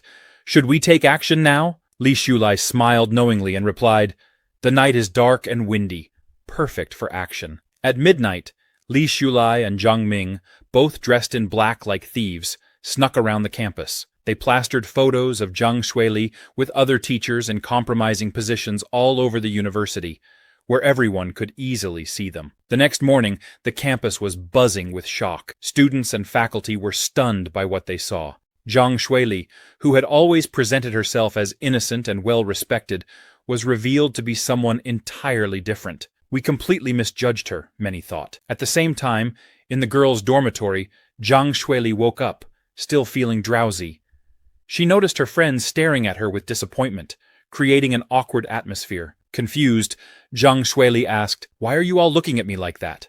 What's going on? One of her friends nervously replied, "It seems someone posted your pictures all over campus." Hearing this, Zhang Shuili jumped out of bed. "What photos? Where?" she demanded. Her friend showed her the photos. Images of her in a relationship with a teacher. Zhang Shuili, shocked, quickly snatched the photo from her friend's hand.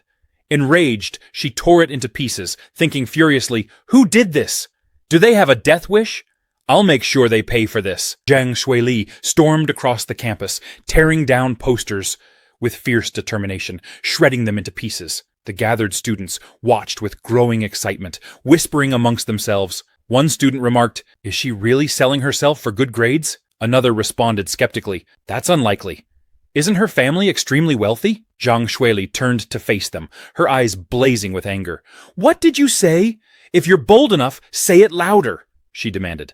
The girl she addressed, however, remained unfazed, replying calmly, "What are you even angry about? He doesn't even respect himself, yet he dares to shout at us. How shameless." Another student chimed in, "I've heard rumors that she seduces people. How could someone so despicable be in our school? Absolutely revolting." Surrounded by stares and malicious gossip, Zhang Shuili felt a wave of anxiety and despair wash over her. From a distance, Li Xiulai observed the scene, his thoughts cold and calculating. This won't faze Zhang Shuili much. She could easily extricate herself if she wished. But this is just the beginning. It's essential to dismantle the innocent image she's cultivated so carefully. He allowed himself a brief smile before murmuring under his breath, "Next, I'll destroy the background she takes so much pride in." Later, at the Coffee Road Cafe, Li Xiulai met with Yang Feilong, handing over several new technological proposals. Upon reviewing them, Yang Feilong's eyes widened in astonishment. "This plan is nothing short of brilliant.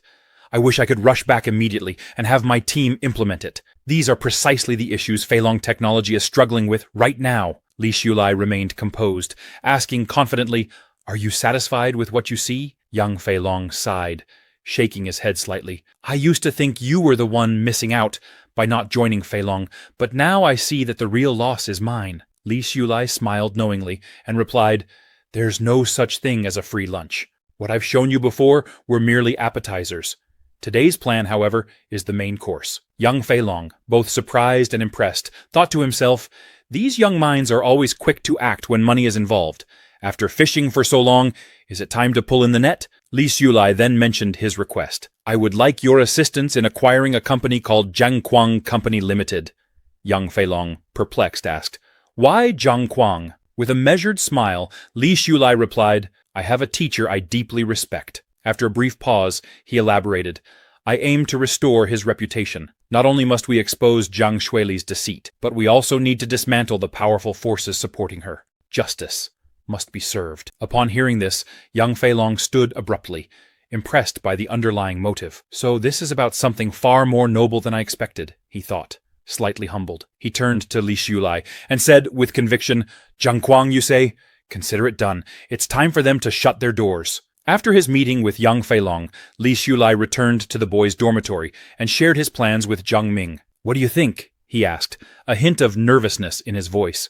Zhang Ming silently nodded his agreement, his expression unreadable. "As I thought," Li Xiulai mused, "Zhang Shuili's matter hasn't yet ignited widespread controversy at the school. The first step was merely a test." He turned to Zhang Ming again. "Is Teacher Guo still reflecting on his suspension?" "Yes," Zhang Ming confirmed.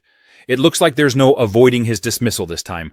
Some students have seen him looking utterly drained and deeply demoralized. Is there something you plan to do about it?" Li Xiulai stepped toward the door, his voice resolute. "I'll check on him myself." Later that evening, Professor Guo stood alone in a park, lost in thought as he wrestled with how to navigate his professional crisis. Li Xiulai approached him quietly, offering a reassuring smile. "Hold on a little longer. The truth will come to light soon, and your name will be cleared." Professor Guo, feeling defeated and demoralized, looked at Li Xiulai and sighed, "How can someone as poor and disconnected as I am fight against the rich and powerful? It's not that I haven't tried, but those who once supported me now want nothing to do with me, as if I've become an outcast."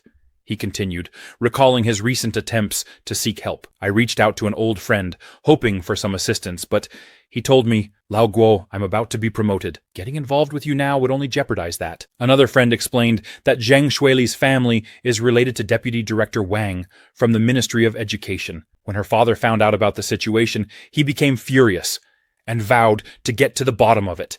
He threatened the school, saying, if they don't deal with me, he'll take action himself. They're turning a minor incident into something much larger. Professor Guo shook his head in disbelief. They advised me to admit to the sexual harassment allegations, kneel before Zhang Shuili, and apologize. Otherwise, the Zhang family will ruin me, leaving me disgraced and unable to teach anywhere. They told me, life is long.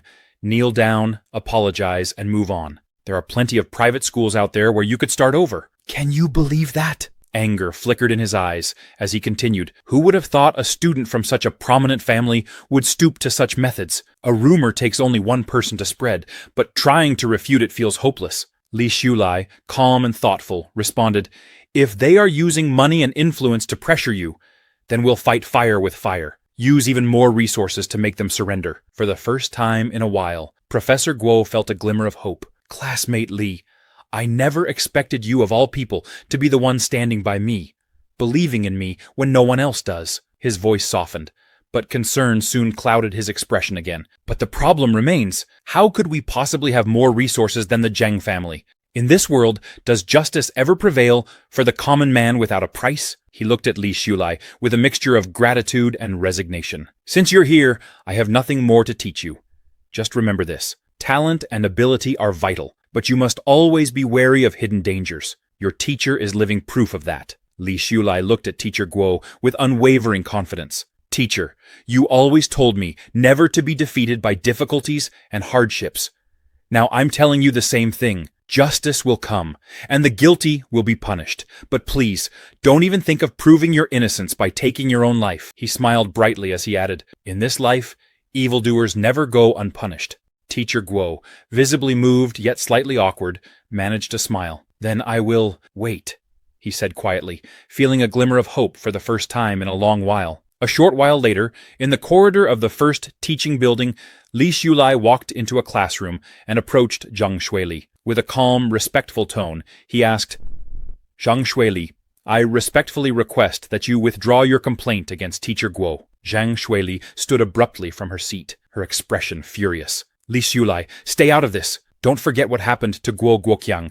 You don't want to risk not graduating, do you? Unfazed, Li Shulai met her gaze steadily. This is your last chance. Taken aback, Zhang Shuili sneered.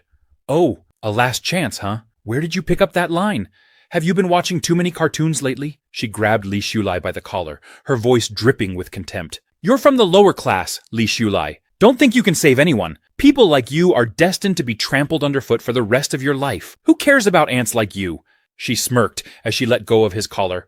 That's my advice to you. With that, she turned and began walking away. Before she could leave, Li Shulai's voice rang out, calm but firm. Zhang Shuili, the countdown has begun. Zhang Shuili paused, confused. What are you talking about, you fool?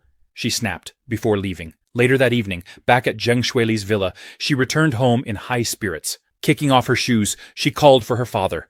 Her father rushed to her, his face beaming with excitement. Shirley, our family is about to get rich. Feilong Technology wants to partner with us.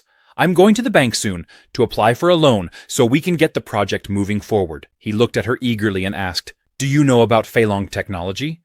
It's the company that secured several $100 million yuan in investments right after it went public. Even overseas investors are throwing their money into it. It's now the leading company in the industry, and it was their CEO, Yang, who personally negotiated the acquisition. Zhang Shuili paused to process what her father had just said. She quickly calculated the potential profit in her head, and couldn't help but think of Li Shulai's earlier warning. A smile crept onto her face. This is hilarious, she thought. One last chance? This is some kind of joke? Her father, still elated, added, Surely, our family's fortune is going to skyrocket. Soon, you'll be part of the elite social circles, enjoying wealth and glory beyond your wildest dreams. Zhang Shuili looked at her father and said earnestly, I don't want to just be a superficial vase. I want to work hard alongside you in the future. Her father, beaming with pride, replied, That's my daughter. The next day, in the study room, Zhang Shuili folded a piece of paper into a ball and threw it at Li Shulai. However, Li Shulai quickly caught it and, without hesitation, tossed it back toward her, hitting her squarely in the face. Furious, Zhang Shuili stood up from her seat and shouted, "You're looking for death!" Li Shulai ignored her outburst, glancing calmly at his watch. He began a countdown. Zhang Shuili noticed this strange behavior, bewildered. What's he doing? Does he look down on me, she wondered? As the countdown reached 0, Zhang Shuili's phone suddenly rang. She answered, only to hear her father's panicked voice on the other end. "Something's happened at home. We might go bankrupt. Don't come home. Stay away for now." Shocked and unable to process what was happening, Zhang Shuili stood frozen. Li Shulai, still watching his watch, murmured, "Right on time." Terrified, Zhang Shuili approached him, her body trembling. "What did you do?" she asked, her voice shaking. Unfazed, Li Shulai looked at her with calm indifference. "What could I possibly do to someone as rich and powerful as the Zhang family?" Suddenly her phone rang again. This time, an angry voice on the other end yelled, "You worthless brat! Pay back what your father owes us, or sell your body like the slut you are!" One call after another started coming in from unknown numbers, each filled with threats and insults. In shock and confusion, Zhang Shuili's hands trembled, and her phone slipped from her grasp, falling to the ground. She collapsed beside it, tears streaming down her face. "This can't be real! I must be dreaming!" she cried. Li Shulai calmly picked up her phone from the floor and handed it back to her. "Money is the most unreliable thing," he said coldly. "Only I can save you. Go home and think it over carefully." With that, he turned and left, leaving Zhang Shuili in a state of complete disbelief and despair. As night fell, Zhang Shuili cautiously made her way back home, carefully avoiding being seen. During the day, the entrance had been surrounded by angry debt collectors, and the house had been defaced with graffiti. Fear gripped her, and her legs shook with uncertainty. Should we leave tonight? She wondered. However, she was shocked when she saw her house, completely vandalized, with spray paint covering the walls, and everything in chaos. Panicking, she ran to her room, desperately hoping her jewelry was still safe. But when she opened the door, she froze. The entire room was in disarray, and all her jewelry was gone. Nothing remained. Shocked, she collapsed to the floor, her mind racing. Li Shulai warned me about this, she recalled. In this world, those who use money to bully others will eventually meet someone wealthier who will crush them. He said only he could save me. Despite the reality staring her in the face, Zhang Shuili stubbornly muttered, "Why is he pretending? Save me. My family has investments from Feilong Technology. This has to be a prank." But deep down, doubt crept in. Forget it, she thought, grabbing her phone. I don't even know where Mom and Dad are hiding, and who knows what the debt collectors have done to them. She dialed her father's number, but there was no answer. Tears welled up in her eyes as she whispered, "Why won't you pick up?" Dark thoughts began to flood her mind. In TV dramas, people in debt get their hands chopped off. No, that can't happen. Can it? She shook her head, trying to dismiss the idea. No, definitely not. But what do I do now? All I have left is this month's living expenses. Suddenly, there was a loud, forceful knock at the door. Zhang Shuili screamed in terror. On the other side, 2 debt collectors began kicking at her room door, trying to break in. One of them sneered, "It felt like searching for a needle in a haystack. But look at that. We caught a fish after all." The other man laughed. "I saw her come in with my own eyes. She hasn't left since. Maybe she's still got some cash on her." Zhang Shuili's heart pounded in her chest as panic overtook her. What do I do? She thought, paralyzed with fear. The door rattled violently as the men continued kicking it, and finally, with a deafening crash, the door broke open. Zhang Shuili, terrified, began screaming loudly, pleading with the men. "I don't have any money. Go ask my parents. It's their debt, not mine." One of the debt collectors grabbed her roughly by the neck and sneered, "Haven't you heard? A daughter pays her father's debts." He threw her onto the bed and struck her before turning to his men. "Search her. Find out if she's hiding any money." Zhang Shuili sobbed uncontrollably, begging them to stop. "Please let me go," she cried, her voice trembling with fear. One of the men began searching her body inappropriately, groping her under the guise of looking for money. She cried out, "I don't have anything. Please stop." But the leader of the group found her purse. Holding it up, he grinned wickedly. "Didn't you say you had no money? Then what's this?" Zhang Shuili's eyes widened as she lunged forward, grabbing onto his leg. "Please, that's all I have left. Don't take it. It's my last bit of money," she begged. The leader slapped her hard across the face, shoving her to the ground. He opened the purse, finding only a few hundred yuan. Disappointed, he sighed. This isn't much, but no matter. You don't need money to repay the debt. He leered at her, his eyes filled with lust. You can just pay with your body. You're beautiful enough for that. Zhang Shuili's heart raced as she crawled backward, desperately trying to distance herself from him. No, no, please don't come any closer. The man advanced on her, a sinister smile spreading across his face. You're so pretty. No wonder your teacher wanted to harass you. A well-educated college student like you, you'd sell for a high price. Tears streamed down Zhang Shuili's face. No, you can't do this to me. You can't, she cried, trembling. The leader smirked cruelly. Weren't you the one being passed around by men already? Why are you pretending to be innocent now? Zhang Shuili sobbed, desperately pleading with them. Let me go. I'll find my parents. They'll pay you back. I'm their only daughter. They'll listen to me. The man laughed mockingly. Give up on that. Your parents ran away long ago. It's clear they don't care about you anymore. You walked right into their mess, and now you're going to pay for it. He pushed her down onto the bed, and Zhang Shuili's mind raced with fear. Yesterday, I was driving a luxury car, living a life of comfort. How did I end up here? In this nightmare, she thought, overwhelmed. Why is this happening to me? Just as the debt collector was about to force himself on her, a man in a black suit suddenly appeared and stopped him. Don't mess around, he commanded, his voice cold and authoritative. Zhang Shuili, feeling a brief wave of relief, thought, thank God, someone is here to save me. But her relief was short-lived. The debt collector leader ordered his men, take her. Let Mr. Li know we've got some new goods. Zhang Shuili's hope shattered. As she realized her nightmare was far from over, she had no idea how to escape or what to do next. Despair consumed her as she wondered how she could possibly survive this situation. Desperate, Zhang Shuili pleaded with them to let her go, insisting it wasn't her debt, but her pleas fell on deaf ears. One of the men grabbed her by the hair and dragged her out. The man in the black suit slapped her across the face, sneering, Stop howling like a ghost, or I'll kill you if you make another sound. The other man, holding her by the hair, pitied her mockingly. Aren't all rich girls this cowardly? That's right. Don't make more trouble for me, the man in the black suit added. If you had listened earlier, you could have avoided that slap.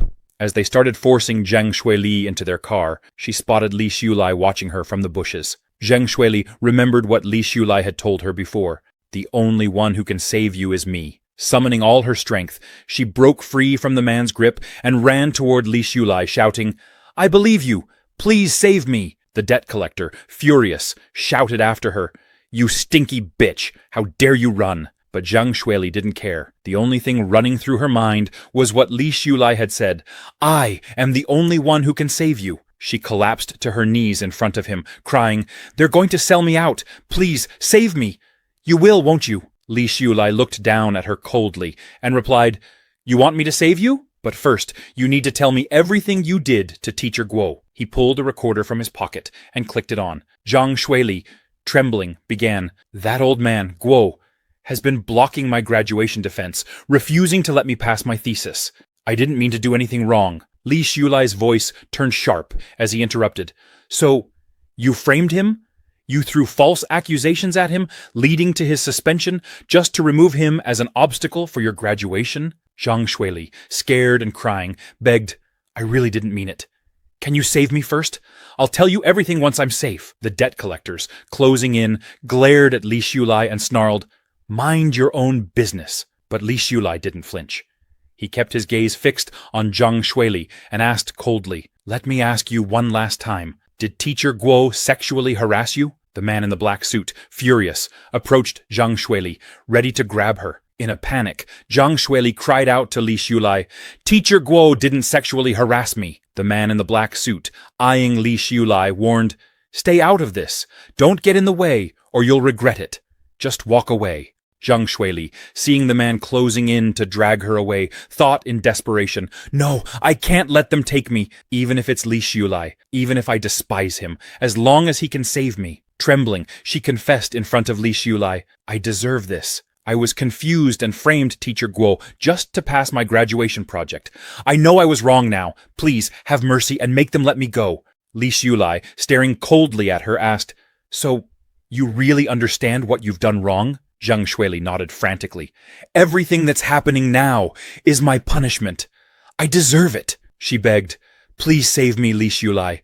When the time comes, I'll help clear Professor Guo's name and make sure he returns to teaching. Having recorded her full confession, Li Xiulai calmly replied, I'm sorry, but these men are not connected to me. I don't have the authority to ask them to let you go. One thing at a time.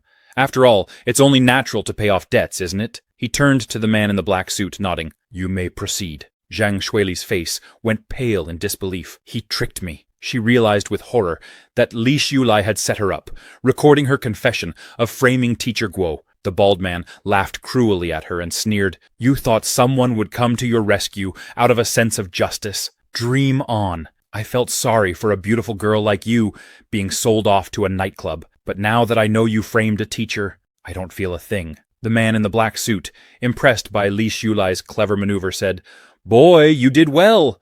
People like her, without remorse, deserve what's coming to them. You did the right thing. Li Xiulai, satisfied with the evidence he gathered, turned to leave and said, It's none of my business now. I came to clear my teacher's name, and I've done my job. But before walking away, he looked back at Zhang Shuili one last time and reminded her, I warned you, if you use money to oppress others, you'll eventually drown in it. Zhang Shuili, trembling in disbelief, began to fully grasp the gravity of what was happening to her. The bald man laughed again, and, with a sneer, said, A naturally lustful body, like yours, is perfect for selling. Zhang Shuili, watching Li Xiulai walk away after getting what he wanted, felt a surge of fury. She yelled after him, What are you pretending to be, you poor bastard? Who do you think you are? You have no real skills, just these fake, mysterious tricks. I was such a fool to believe in you. Her thoughts raced. I'm so stupid. I was actually scared by him earlier and thought he was mysterious. Suddenly, the bald man grabbed her and lifted her onto his shoulder. They're all gone now, he sneered. There's no point in you shouting. He smacked her roughly and commanded, Just follow along quietly. Furious and desperate, Zhang Shuili screamed at Li Xiulai, Don't think that recording will help you. No one will believe you. Teacher Guo will be disgraced and won't be able to show his face ever again. Hearing this, Li Xiulai stopped in his tracks. He turned toward Zhang Shuili and replied coldly, Dogs can't stop themselves from eating filth. I might as well tell you, I have more than enough money to pay off your debt right now. But it's a shame. You didn't pass my final test. I only help those who show true remorse. Zhang Shuili, still furious, shouted, You can't fool me again. The man in the black suit, curious, told the bald man, Wait a moment. This guy is interesting. Put her down. Let's see how this plays out. The bald man set Zhang Shuili down, and the man in the black suit smirked. Girl, he claims to be rich. Why don't you lower that proud head of yours and beg him? Maybe the little brother will soften his heart. Li Xiulai looked at the man in the black suit and asked calmly, How much debt does her family have? 1 million? The man in the black suit nodded. Yes, no more, no less. Exactly 1 million. With that, Li Xiulai took out his bank book and held it up, showing Zhang Shuili the proof of his wealth. The number in the account? $20 million. Zhang Shuili's eyes widened in disbelief. She ran toward Li Xiulai, stunned by what she saw, unable to comprehend how this was possible. As she reached out to get a closer look at the bank book, Li Xiulai quickly pulled it away, causing Zhang Shuili to fall to the ground. Looking down at her, Li Xiulai said coldly, I brought this passbook with me, fully prepared to help your family pay off its debt. But I never imagined you wouldn't value the opportunity I was offering. He paused and added, Why can't you just show a little patience? You change your attitude the moment things don't go your way. Li Xiulai smiled coldly at Zhang Shuili and said, Do you know why Feilong Technology acquired your family's company Udmira? Because I made the introduction. Zhang Shuili, in disbelief, murmured to herself, This is impossible. Li Xiulai looked at her with a mixture of pity and indifference. Is there anything more painful than falling into hell? He asked. You had a clear chance to escape the quagmire, but because of a moment's poor judgment, you missed it. This is the worst-case scenario. He turned to the man in the black suit and said, I don't want to be involved in Zhang Shuili's affairs anymore. Deal with her as you see fit, as if I was never here. The man in the black suit nodded and ordered his men to grab Zhang Shuili and put her in the car. Desperately, Zhang Shuili began begging Li Xiulai, Please, Li Xiulai, save me. I truly know I was wrong, but it was too late. The next day, on the university campus, Li Xiulai, with the help of Zheng Ming, played the recording of Zhang Shuili's confession about framing Professor Guo. The recording echoed through the speakers. That old man Guo has been blocking my graduation defense, refusing to let me pass my thesis. So I framed him, threw dirt on his name, and got him suspended just to remove this obstacle from my path and pass my defense. Li Xulai's voice could be heard asking, "Did Teacher Guo sexually harass you?" Zheng Shuili's voice, trembling, responded, "No, Teacher Guo did not sexually harass me." Students all around the campus were shocked, murmuring in disbelief. "What is that sound? A recording?" some asked. "Is that Zheng Shuili's voice? Who's the man speaking?" Others were even more taken aback by the revelation. "A rich, beautiful girl like her used her innocence to frame a professor," someone exclaimed. "I don't know who's responsible for this, but it seems like justice is finally being served," another remarked. "What a shame. Her voice is clear enough, but I can't recognize the man. At least Professor Guo should be able to clear his name now," another student commented. Meanwhile, in the principal's office, a female investigator reported to the principal, "I've heard that Zhang Shuili's family has fallen. It seems someone with power is backing Professor Guo in all of this." The principal, unmoved, replied, "What I'm looking at is business as usual. Now that the truth is out, no one is answering Zhang Shuili's calls. Let Professor Guo return to his teaching post. He's been wronged for far too long. It's outrageous that a student would falsely accuse a teacher just to pass her graduation defense. What happens if other students follow her example?" The female investigator agreed, saying, "That's exactly what the principal said." A man with glasses added, "In the future, we must prevent situations like this from escalating. It's crucial to stop this kind of unhealthy trend before it spreads." After such a scandal, rumors spread across the university campus about Zhang Shuili. Some whispered, "Zhang Shuili finally got what she deserved. She hasn't shown up since the recording surfaced." As rumors swirled around campus, a student whispered, "I heard she dropped out. Her family went bankrupt, or something terrible happened. It's such a shame to drop out so close to graduation, 4 years of study wasted." Another remarked, "Someone said they saw her working at a nightclub. She looked completely different, but the person denied it was her. Who knows if it was really the rich girl? This just proves the saying, every evildoer is punished by their own actions." Zhang Ming, overhearing their conversation, listened silently. Li Xulai, noticing, pulled him away. "Still eavesdropping? Are you ready to queue up?" he teased. Zhang Ming chuckled and asked, "Xulai, who do you think that kind-hearted person is? The one who seems to know everything about our school? Could it be one of our classmates?" Li Xulai calmly replied, "That person is me." Zhang Ming burst out laughing. "Impossible! Someone who could bring down the Zhang family would need tens of millions in assets. You're so poor." He cut in line ahead of Li Xulai and said, "Don't worry, I'm here with you, and I won't let you go hungry." Li Xulai grinned and teased, "Cutting in line, huh?" He grabbed Zhang Ming and pulled him back. With a playful pout, Zhang Ming asked, "Brother, is this how you treat me? Why are you being so distant?" Li Xulai's eyes softened as he gazed across campus. Professor Guo's crisis is resolved now. Things will go smoothly from here on out. A moment later, Zhang Ming asked, "I'm going to get a drink. Want anything?" Li Xulai shook his head. "No thanks. I'll just enjoy my soup."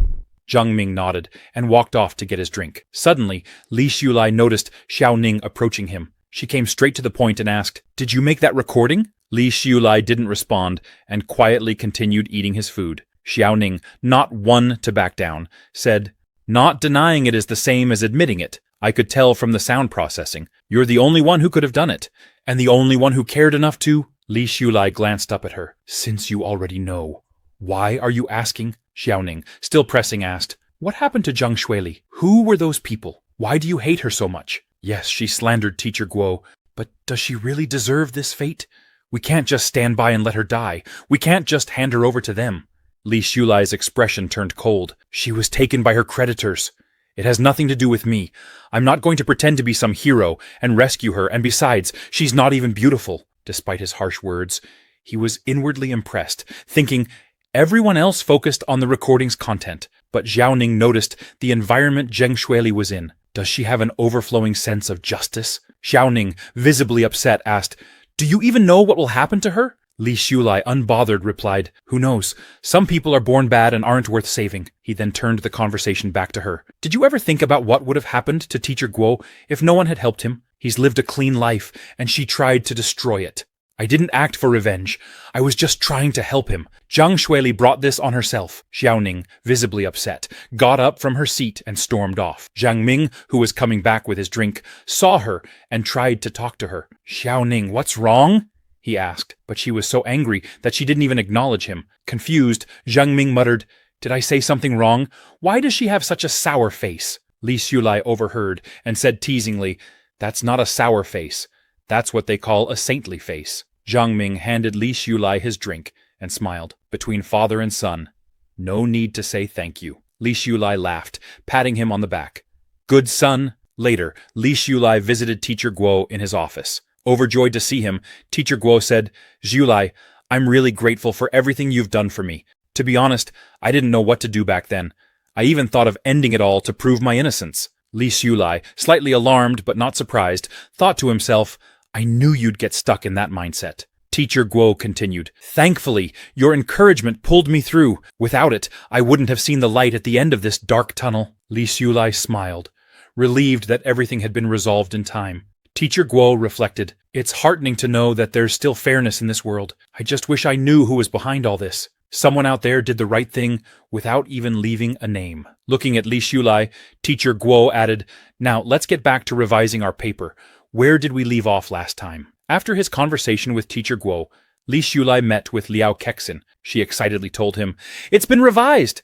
The short story I submitted a few months ago got published. The magazine sent me a few sample issues, so I'm giving you one as a thank you to my #1 fan." Li Xulai, delighted, took the magazine. "I'm honored. Now you must sign it for me. When you become famous, this autographed magazine will be worth a fortune." He thought to himself, "I've seen major internet giants, cultivation world leaders, and even Yang Feilong take Feilong Technology public ahead of schedule, but nothing has made me this excited. Is chasing stars really what excites me the most after my rebirth?" Smiling, Li Xulai said to Liao Kexin, "I'll definitely read it carefully." However, Liao Kexin seemed a little down. Li Xulai, noticing her low spirits, asked, "Is something wrong?" Liao Kexin tried to brush it off, saying, "Don't worry, it's nothing." But Li Xulai pressed gently, "Come on, tell me. Maybe I can offer some advice.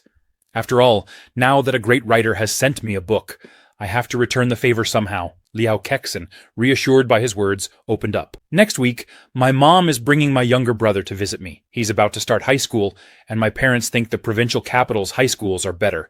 They've used their connections to get him into a school here, but since they both live in the countryside with their jobs, they want me, as the older sister, to take care of him." Li Xulai could sense there was more to the story. There's definitely something heavier weighing on her, he thought. Liao Kexin continued, "My manuscript was published recently, and I earned a little money from it. My brother saw my name in the magazine and asked if it was really me. I didn't deny it.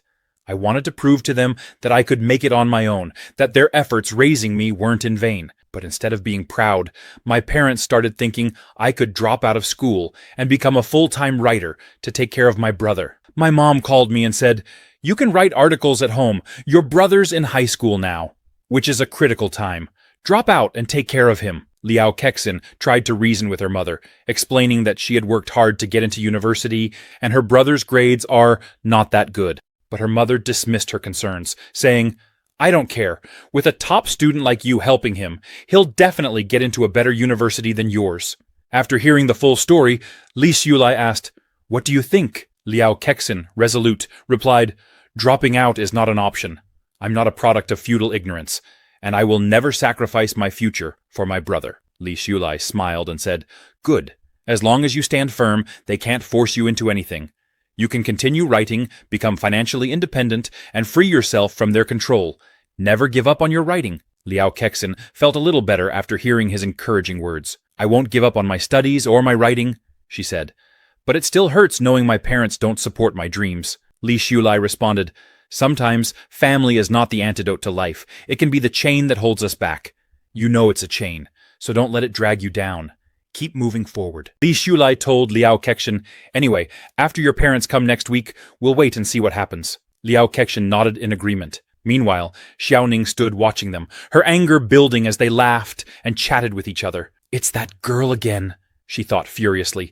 "This is the second time already. Could he actually be in love with her?" As people around them talked and laughed, Xiaoning approached, her frustration rising. she shouted loudly.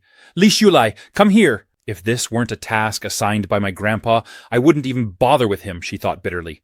Upon seeing Xiaoning, Liao Kexin smiled and said to Li Shulai, it seems like she's your classmate. She probably has something to discuss with you. You guys go ahead and I'll catch up with you later. Li Shulai smiled back and assured her, I'll meet you again soon. Watching this, Xiaoning fumed, you won't be smiling when you see me. Am I that ugly? When she got close enough, she snapped at Li Shulai. They've all gone far away now. What are you still looking at? Without waiting for a response, she added, my grandpa asked me to take you to practice. As they headed towards the pavilion house, Xiaoning sat with Li Shulai, feeling conflicted. Ma Xiaoning, hold it in. What exactly are you trying to ask? She thought nervously. Finally, she turned to Li Shulai, and with a hint of hesitation asked, you seem to have a good relationship with that girl. Is she your girlfriend? Li Shulai laughed at the question, which only made Xiaoning more annoyed. What are you laughing at? She demanded. Li Shulai leaned in closer to her, causing Xiaoning to blush. Nervously, she asked, in a gentle voice, what are you doing? With a teasing smile, Li Shulai replied, what do you think I'm doing? Blushing even harder, Xiaoning stammered, you wouldn't be mad and try to rob me, right? I didn't say anything wrong. Li Shulai smirked and asked playfully, are you interested in me? Otherwise, why would you care who's talking to me? Xiaoning pushed him back and shouted, of course not. You were obviously pursuing me before, but now you're not, so I'm just curious. Don't deny it, everyone in class noticed. Li Shulai chuckled and replied, it's true, I really liked you back then, but now, I don't like you anymore. He playfully tapped her on the head and added, now I'm your master's apprentice. So we're of different generations.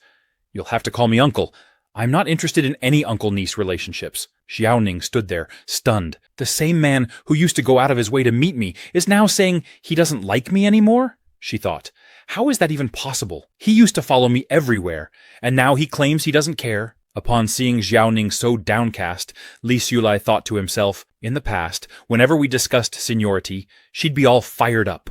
Why is she so quiet this time? Disappointed and sad, Xiaoning asked, why don't you like me anymore? Is it because of Liao Kexin? It seems like she's really your girlfriend. Li Shulai replied, Liao Kexin is indeed my goddess, my spiritual mentor. But she's not my girlfriend. I'm not worthy of her. Surprised, Xiaoning asked, aren't the so-called confidants of you guys always... Before she could finish, Li Shulai interrupted. That's enough. Liking Ma Xiaoning was something that happened more than 10 years ago, he thought. Before my rebirth, I was a bootlicker who lost everything and got cheated by others. But now, I don't have time for broken love or absolute love. I have to focus on my career. Xiaoning, recalling his words from the cafeteria, remembered when Li Shulai had told her, you should think about more serious things. She had never expected him to be serious. I thought those were just excuses. Maybe I'm the one who's no longer worthy of him now. He feels so distant, she mused. Sometime later, the two of them reached Qingyun Temple, where Xiaoning's grandmother, Lin Shuhuan, was cultivating. Lin Shuhuan told them to wait, and they nodded in agreement. After a moment, when Lin Shuhuan completed her cultivation, she slowly opened her eyes and was stunned. Li Shulai's true energy has become so much more powerful than before, she thought in surprise. She asked him, what have you done in the past week, Li Shulai? Li Shulai paused, thought carefully, and then replied, I smashed Zheng Shuili's plans, cleared Professor Guo's name, went to the square outside the school to practice Tai Chi with the elderly, and did some research on the commercial promotion of square dancing. He added, I haven't really done anything extraordinary, except help someone in need when I saw injustice. I practice Tai Chi every morning and occasionally participate in square dancing. The rest is just routine practice as arranged by my master. Reflecting on his week, Li Shulai thought to himself, Zhang Shuili's situation took up too much of my time. I didn't even have time to expand my business this week. Lin Shuhuan, impressed by Li Shulai's progress, thought to herself, this boy truly is a genius in cultivation. She then told him, Li Shulai, come with me, before turning to Xiaoning. Xiaoning, please wait outside for a moment. Xiaoning nodded in agreement, but as she watched Li Shulai walk away, her thoughts churned. Ma Xiaoning, stop being so sentimental. Just leave it be. You don't even like Li Shulai, right? Why are you feeling so jealous? As Li Shulai followed Lin Shuhuan into the depths of Qingyun Temple, he was taken aback. There's an entirely different world beneath this small Qingfeng temple, he thought, marveling at the hidden chambers and spiritual aura that surrounded him. Once inside, Lin Shuhuan turned to him and said, take off all your clothes. Shocked, Li Shulai stumbled back, exclaiming, "Isn't this inappropriate?" He hesitated, nervously adding, "Master, I don't have time or the budget to fall in love in this lifetime, but if you insist on taking advantage of me, You are my master, after all." His face turned red as he stammered, "But I only respect you as my teacher." Lin Shuhuan, irritated by his awkwardness, shouted, "When I tell you to take something off, just do it. Why are you being so shy? I want to immerse you in the spring. You don't have to undress yourself. Just follow my instructions." He's so awkward, Lin Shuhuan thought to herself. Why am I the one feeling embarrassed? Reluctantly, Li Shulai agreed, saying, All right, I'll take it off right away." Yet, internally he worried, do I really want to be so honest with a master I've only met twice? His thoughts spiraled. Does this sect specialize in taking yin to replenish yang? As Li Shulai continued to hesitate, taking far too long to undress, Lin Shuhuan's patience ran out. Furious, she grabbed him, lifted him into the air, and with one swift motion, removed all his clothes, throwing him into the hot spring. Startled, Li Shulai shouted, "Master, you can't just do that!" He thought, where are your moral principles? I was only a little slow in undressing. Why are you so impatient? But before he could protest further, something incredible happened. As his body made contact with the hot spring water, he felt a sudden surge of spiritual energy. His cultivation level began to rapidly improve, and the sensation left him astonished. It's as if my entire body feels smooth, like every meridian is absorbing the spiritual energy from the water on its own. This is amazing. "Master," he asked, eyes wide with surprise, "what is this spring water?" Lin Shuhuan, now more composed, explained, "This is the Ningxian pool. It can cleanse your body and significantly enhance your cultivation." As she spoke, Lin Shuhuan felt a sudden wave of embarrassment wash over her. Her eyes inadvertently drifted to Li Shulai's body, and she couldn't help but think, cleansing the soul. My foot. She blushed, quickly looking away. Suddenly, Li Shulai looked up at the pool and asked, "Why is it so cloudy and sunny all at once?" Lin Shuhuan, unable to hide the embarrassment on her face, stood up abruptly and began to leave. Li Shulai, confused, didn't know what was going on. Why am I acting so strange today? Lin Shuhuan wondered. I've brought disciples to the Ningxian pond before, but something feels different with Li Shulai, even though he is my apprentice. Her face flushed, her heart raced, and she felt an unfamiliar surge of emotions. But I've only met him twice. I barely know him. Realizing something was wrong, she thought, when things are abnormal, there must be a reason, and it's related to Li Shulai. I must explore and study this carefully. Determined, she turned back, still feeling flustered. Li Shulai, observing from a distance, thought, why is Master acting so strangely? But he decided to let it go. In the cultivation novels I've read, masters always have odd habits that ordinary people wouldn't understand. It's better not to ask too many questions and create trouble for myself. Shaking off the confusion, Li Shulai shifted his focus to cultivation, sitting cross-legged and adjusting his breathing to absorb the spiritual energy from the Ningxian pool. Lin Shuhuan, now calm, observed him from a distance. As a master, I can't let my emotions get the better of me. I need to remain composed. She settled herself peacefully, picking up a book to read. Even among modern immortal cultivators, I, as the master of Qingfeng Temple, am regarded as a genius. Yet I have only reached the 6th level. But I have this feeling. Perhaps this young man, Li Shulai, will bring significant changes to the world of cultivation. Meanwhile, Li Shulai delved deeper into his cultivation. A golden aura began to emanate from his body, and he suddenly felt a wave of heat wash over him, his skin starting to sweat. This is odd. The Ningxian pool is clearly a cold spring, so why do I feel so hot? He wondered, but he reassured himself. Master is here. If something is wrong, she'll warn me. This must be a normal phenomenon. I'll keep pushing forward. As he continued, the golden aura spread across the room, intensifying. Lin Shuhuan, who had been enjoying her tea in peace, suddenly inhaled the aura. Shocked, her teacup slipped from her hand, shattering on the ground. Her entire body began trembling, and an intense heat surged through her. What is this strange sensation? Why do I feel so hot? The golden aura leaked out of the room, spreading throughout Qingyun Temple. Outside, Zhao Ning, who was reading cultivation techniques, noticed the change in the air. What's that smell? It's sweet. As she inhaled the golden aura, her body collapsed to the ground, trembling uncontrollably. Her body temperature skyrocketed, and she found herself unable to stop touching her own body, as if losing control. Back inside, Lin Shuhuan managed to regain her composure. There's something wrong with the air. She looked over at Li Shulai, whose cultivation had reached a critical point. Could this be the long yang qi emanating from him? Acting quickly, Lin Shuhuan used her cultivation technique to summon water, washing it over Li Shulai's body to stabilize the imbalance. After careful examination, she realized the cause of the disturbance. So that's what it is. Because of his cultivation in the Ningxian pool, his yang qi is leaking out, creating an imbalance of yin and yang in this space.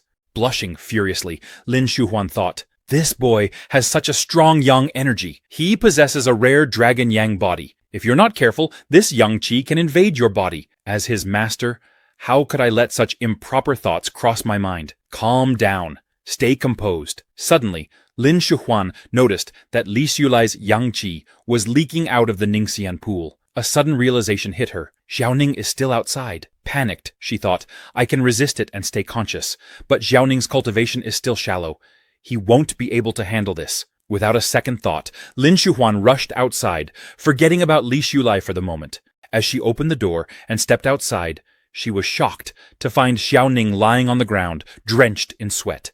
Her cheeks were flushed red, and she didn't even have the strength to get up. The smell of yang qi outside was already faint, but Xiaoning still succumbed to it, Lin Shuhuan thought. Concerned, she quickly used the same technique she had applied to Li Shulai, wiping away the excess yang qi from Xiaoning's body. As soon as she finished, Xiaoning fell into a deep sleep.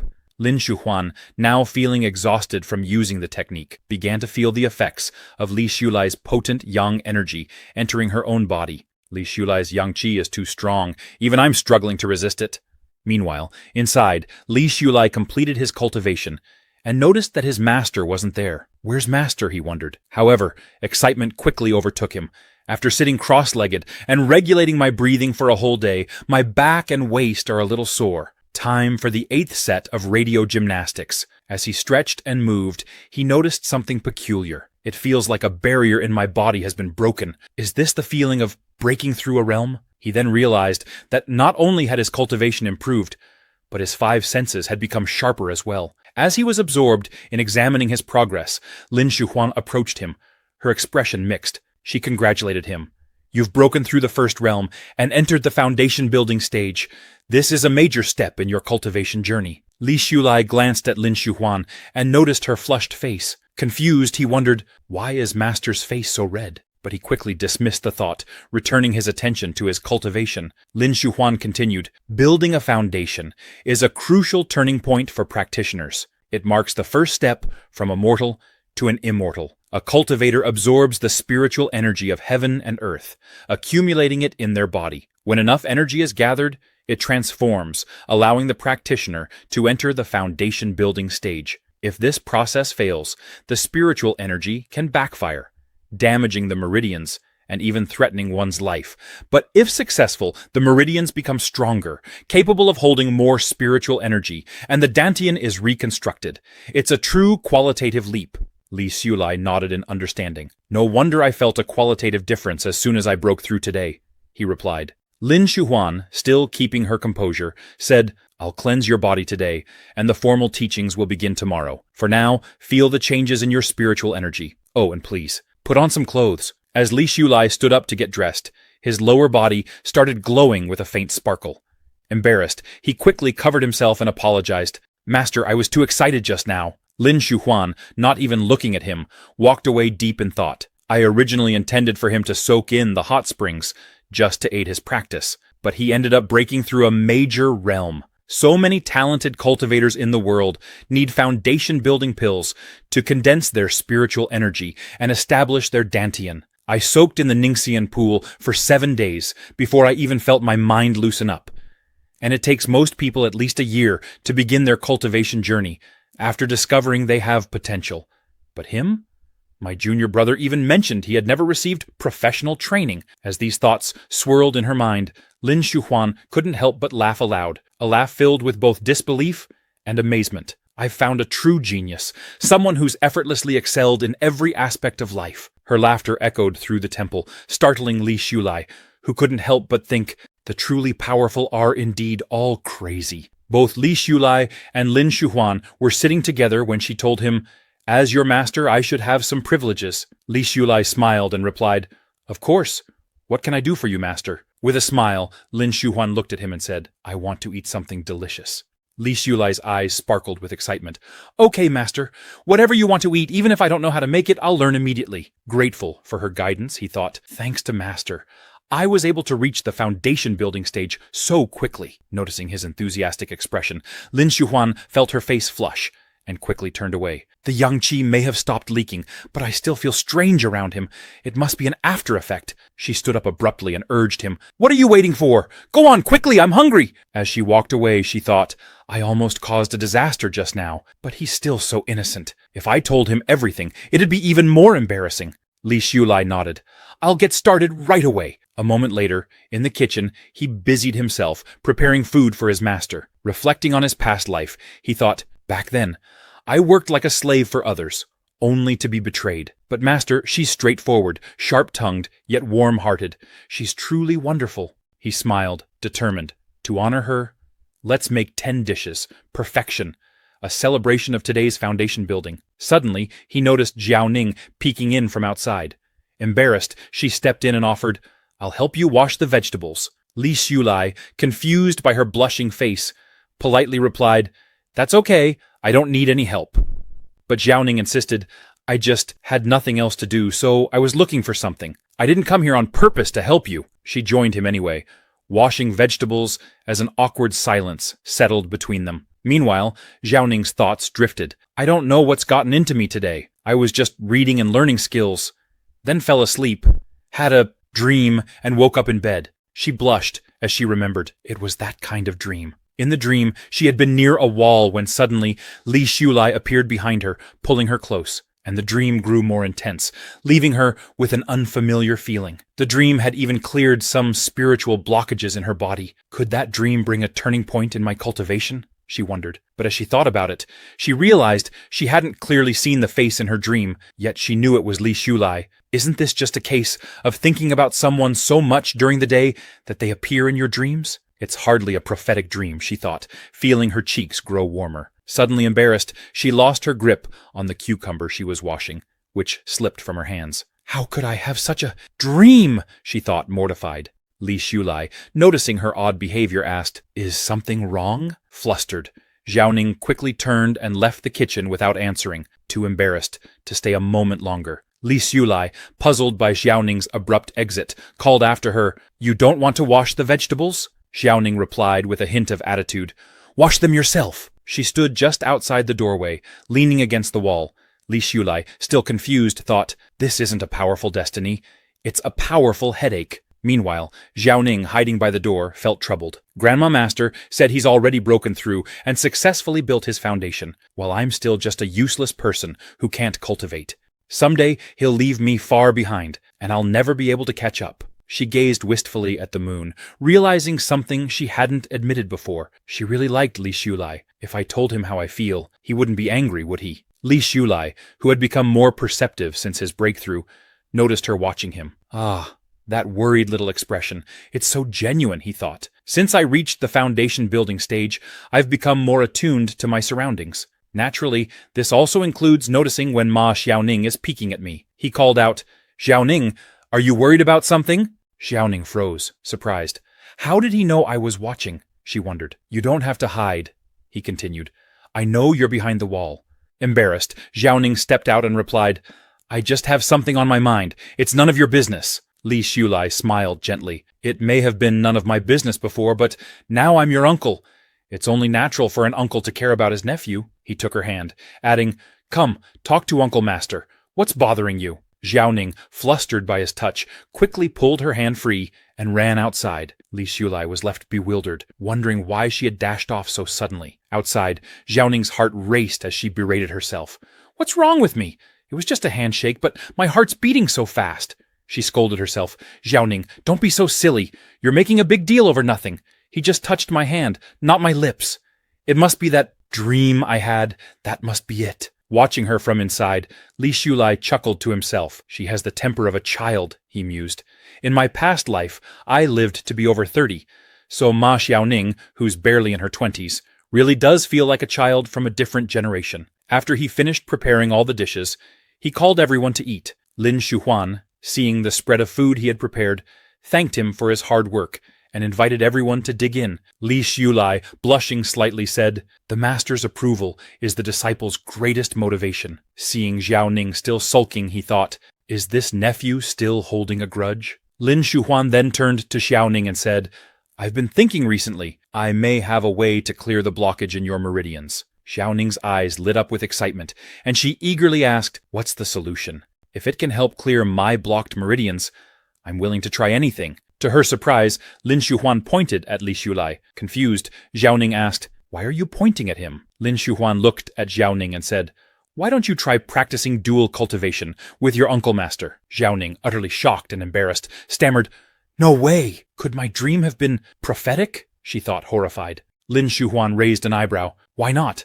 I can see you like Li Shulai very much. Isn't that a good thing?" Xiao Ning jumped to her feet, exclaiming, "Like him?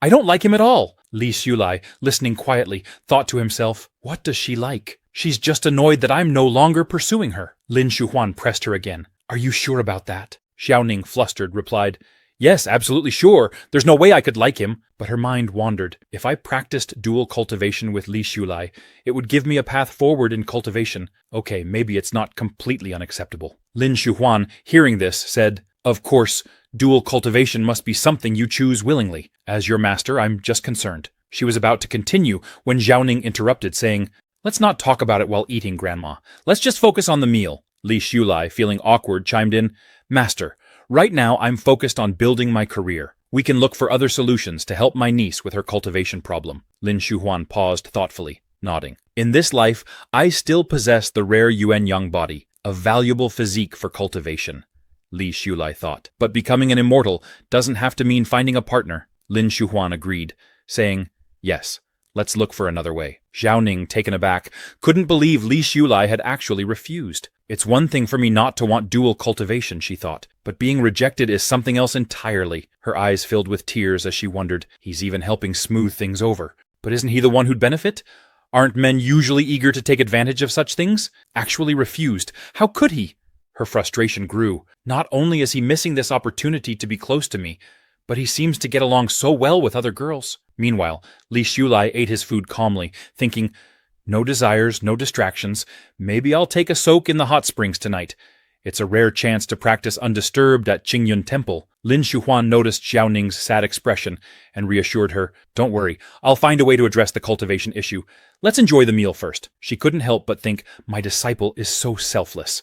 A person free from desires is indeed suited for the path of cultivation. Xiao Ning, still disappointed, murmured, Okay, Grandma." After they finished eating, Lin Shuhuan took Li Shulai to the library. Just as they were leaving, Xiao Ning stopped them, saying, "I'm not feeling well, so I'll stay behind. You two go ahead." In reality, she was still upset, and couldn't bear to see Li Shulai again that night. Lin Shuhuan looked at Xiao Ning and said, "All right, have a good rest." Later, at the Qingyun Temple Library Pavilion, Lin Shuhuan explained to Li Shulai, "On the first floor, we have classic texts for self-reflection and personal growth, not directly related to cultivation. The second floor houses exercises, and the third floor contains resources on elixirs. You should spend time on the first and third floors when you can, but what you need most right now is cultivation skills." She selected a few books and handed them to him. "These are foundational books for beginners. Make sure to read them all before next week." Li Shulai looked at the stack, surprised and a bit nervous, thinking, "Isn't this a bit much to finish in a week?" Noticing his expression, Lin Shuhuan said, "If you're starting late, you'll need to make up for it with hard work." Li Shulai regained his confidence, replying, "All right, I promise." Inwardly he thought, "What's so difficult about this? Nothing could be harder than struggling through middle age in my previous life. It's just a few books. I'll get through them." After a moment, Lin Shuhuan, curious, asked, "Why did you refuse the idea of dual cultivation with Xiao Ning earlier? It's hard to believe career ambitions are your only reason. Do you dislike her?" Li Shulai hesitated, recalling memories of his past. "In my previous life, I couldn't exactly say how Ma Xiaoning wasn't fond of me." Finally, he replied, Master, can't people just keep their hearts closed off? He explained, I feel that dating is a distraction. There are so many fascinating things to pursue beyond romance. Right now, I just want to cultivate and build my career. I have no interest in dating. Lin Shuhuan observed him thoughtfully. His breathing was steady, his mind calm, and his spiritual energy remained undisturbed. He seems sincere, she thought. At his age, not wanting romance, could he be... She quickly dismissed the thought, but finally said, Since you're so focused, I'll lend you a helping hand. Li Shulai's heart skipped a beat. How is she going to help? Could it be one of those classic cultivation routines? Like, to master this skill, you must be castrated? He wondered in panic. In the Gongfa room on the second floor, Lin Shuhuan searched through the shelves, muttering, Money is essential for building a career, but to a teacher it's just an external tool. At last, she found a dusty basket and handed it to Li Shulai, who was surprised to see it was full of bank cards. Before he could ask, Lin Shuhuan said, These cards were gifts from various business leaders over the years. I never check the balances. Use them whenever you need to. The password is 6/8. Li Shulai looked at the basket in astonishment, grateful and awed by her support. Li Shulai's eyes widened as he looked at the basket full of bank cards. Is this for real? He thought, stunned. A whole basket of bank cards? He was even more shocked to realize that his master was actually wealthy. So, being a top cultivator can make you rich too. All right, I'm all in. Tears welled up in his eyes as he said, Master, you're truly a good person. He picked one card from the basket and said, with a bright smile, But I'll just take one card, and when I earn enough, I'll return the money to you. Lin Shuhuan waved her hand dismissively. It's all right. Take the entire basket. It just takes up too much space here. I could fit 10 more books in its place. Li Shulai was speechless. This basket of bank cards is just an object that's taking up space? For the first time in 2 lifetimes, he felt what it was like to be kept by a rich woman. It wasn't a bad feeling at all. But then Lin Shuhuan added, You can only use the cards after you finish reading the classics. That's what will please your teacher. Li Shulai grinned. No problem. The next day, without wasting any time, Li Shulai began practicing his new skills. Lin Shuhuan instructed him, Today I'm teaching you the breathing methods. They may seem simple, but they are essential to your future practice. You must get accustomed to them. Panting heavily, Li Shulai replied, Yes, master. Lin Shuhuan nodded approvingly. That's all for today. Now go back to school. Xiaoning is waiting for you. Li Shulai thanked her sincerely. I'll see you next week, master. On the way back to college, in the private car, Li Shulai noticed Xiaoning still seemed upset, her face reflecting a quiet but persistent anger. The little girl looks strange, he thought. Xiaoning, he asked, What's wrong with you? Xiaoning, frustrated, thought, What's wrong? What's wrong? It's all because of you. She hadn't been able to sleep, thinking about Li Shulai all night. She finally blurted out, You really don't want to have anything to do with me anymore? Li Shulai, calm as ever, asked, Do you want to have something to do with me? Xiaoning turned around, her cheeks flushed. Like me before? Please answer seriously. Li Shulai replied, Yes, but inwardly thought, That was over 10 years ago in my last life. Blushing, Xiaoning asked nervously, What about now? Without hesitation, Li Shulai replied, I don't like you anymore. Why would I want to fall in love? Inwardly, he reflected, I may be in my early 20s physically, but I've lived 2 lives, totaling almost 40 years. It'd be ridiculous to only think about romance. Isn't it better to cultivate and seek immortality? To gain wealth and power? Why waste time on love when there's so much more to achieve? Xiaoning, hurt by his words, began to cry. You're such a hypocrite. Aren't you very close to Liao Kexin? The way you look at her is so intense. Li Shulai shot back. What nonsense! Liao Kexin is my idol. To me, she's a god on a pedestal, someone to admire but never touch. Please don't insult the pure friendship between us.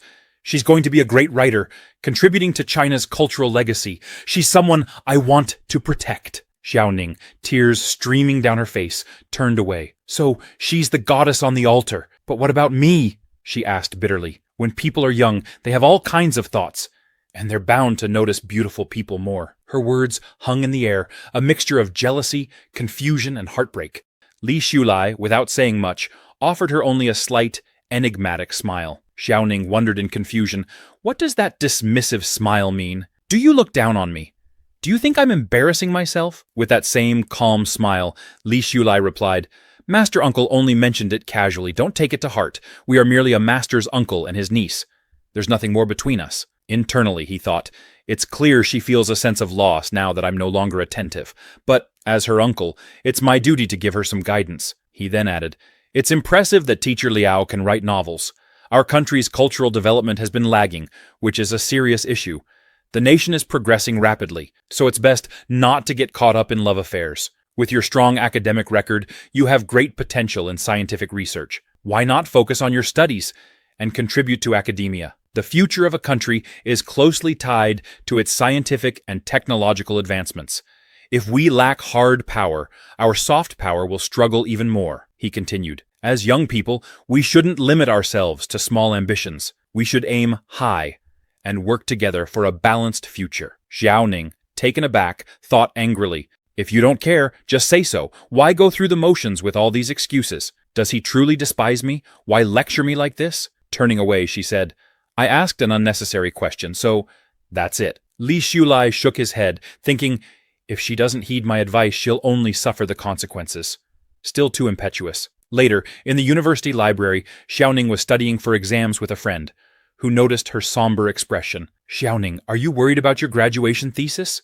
Her friend asked. It's not that, Xiaoning replied quietly. Then what is it? Her friend pressed, but Xiaoning dismissed the question. Her friend tried to reassure her, the defense is at the end of May, and we're still revising our theses. If we focus, we'll make it. You should concentrate on finishing your paper. Just then, Xiaoning noticed Li Shulai talking and laughing with Liao Kexin. Her friend pointed out, Li Shulai is here with that girl, Liao Kexin. Xiaoning's eyes narrowed as she watched them, irritation rising. Seeing this, her friend observed, falling for Li Shulai, are you? Embarrassed and blushing, Xiaoning retorted, when did Li Shulai start changing? Even if I'm hard to pursue, he shouldn't give up so easily. How can true love be so quick to fade? Her friend raised an eyebrow in disbelief. Could she be regretting it? It's only been a few days, she reminded Xiaoning. Li Shulai has been chasing you for over 3 years. Isn't that enough? With a sad expression, Xiaoning replied, 3 years isn't 30 years. I've always been the apple of my family's eye, the teacher's favorite, and a top student. Why has he been looking at me with such impatience lately? Even the idea of a simple bonding exercise was rejected. Not that I care, even if my grandma insists on it. Looking at her friend with tearful eyes, she added, I never really said anything bad to him directly. I just teased him sometimes. Isn't that a normal way to test someone in a relationship? Her friend replied gently, that doesn't exactly sound like a love test. Some of the things you said were quite harsh, actually. Xiaoning looked surprised. Why are you defending Li Shulai? Clearly he's changed his mind. He's the scumbag here. Smiling, her friend teased, maybe you're just deeply in love with him. Xiaoning, furious, shouted at her friend, what nonsense are you talking about? It's impossible. I would never like Li Shulai. She had forgotten that she was in the library where no noise was allowed. People seated around her turned to shush her, and Xiaoning quickly covered her mouth, apologizing to everyone. Turning back to her friend, she whispered, I just can't accept it. How is Liao Kexin better than me? Family background, looks, academic performance. She's inferior to me in every way.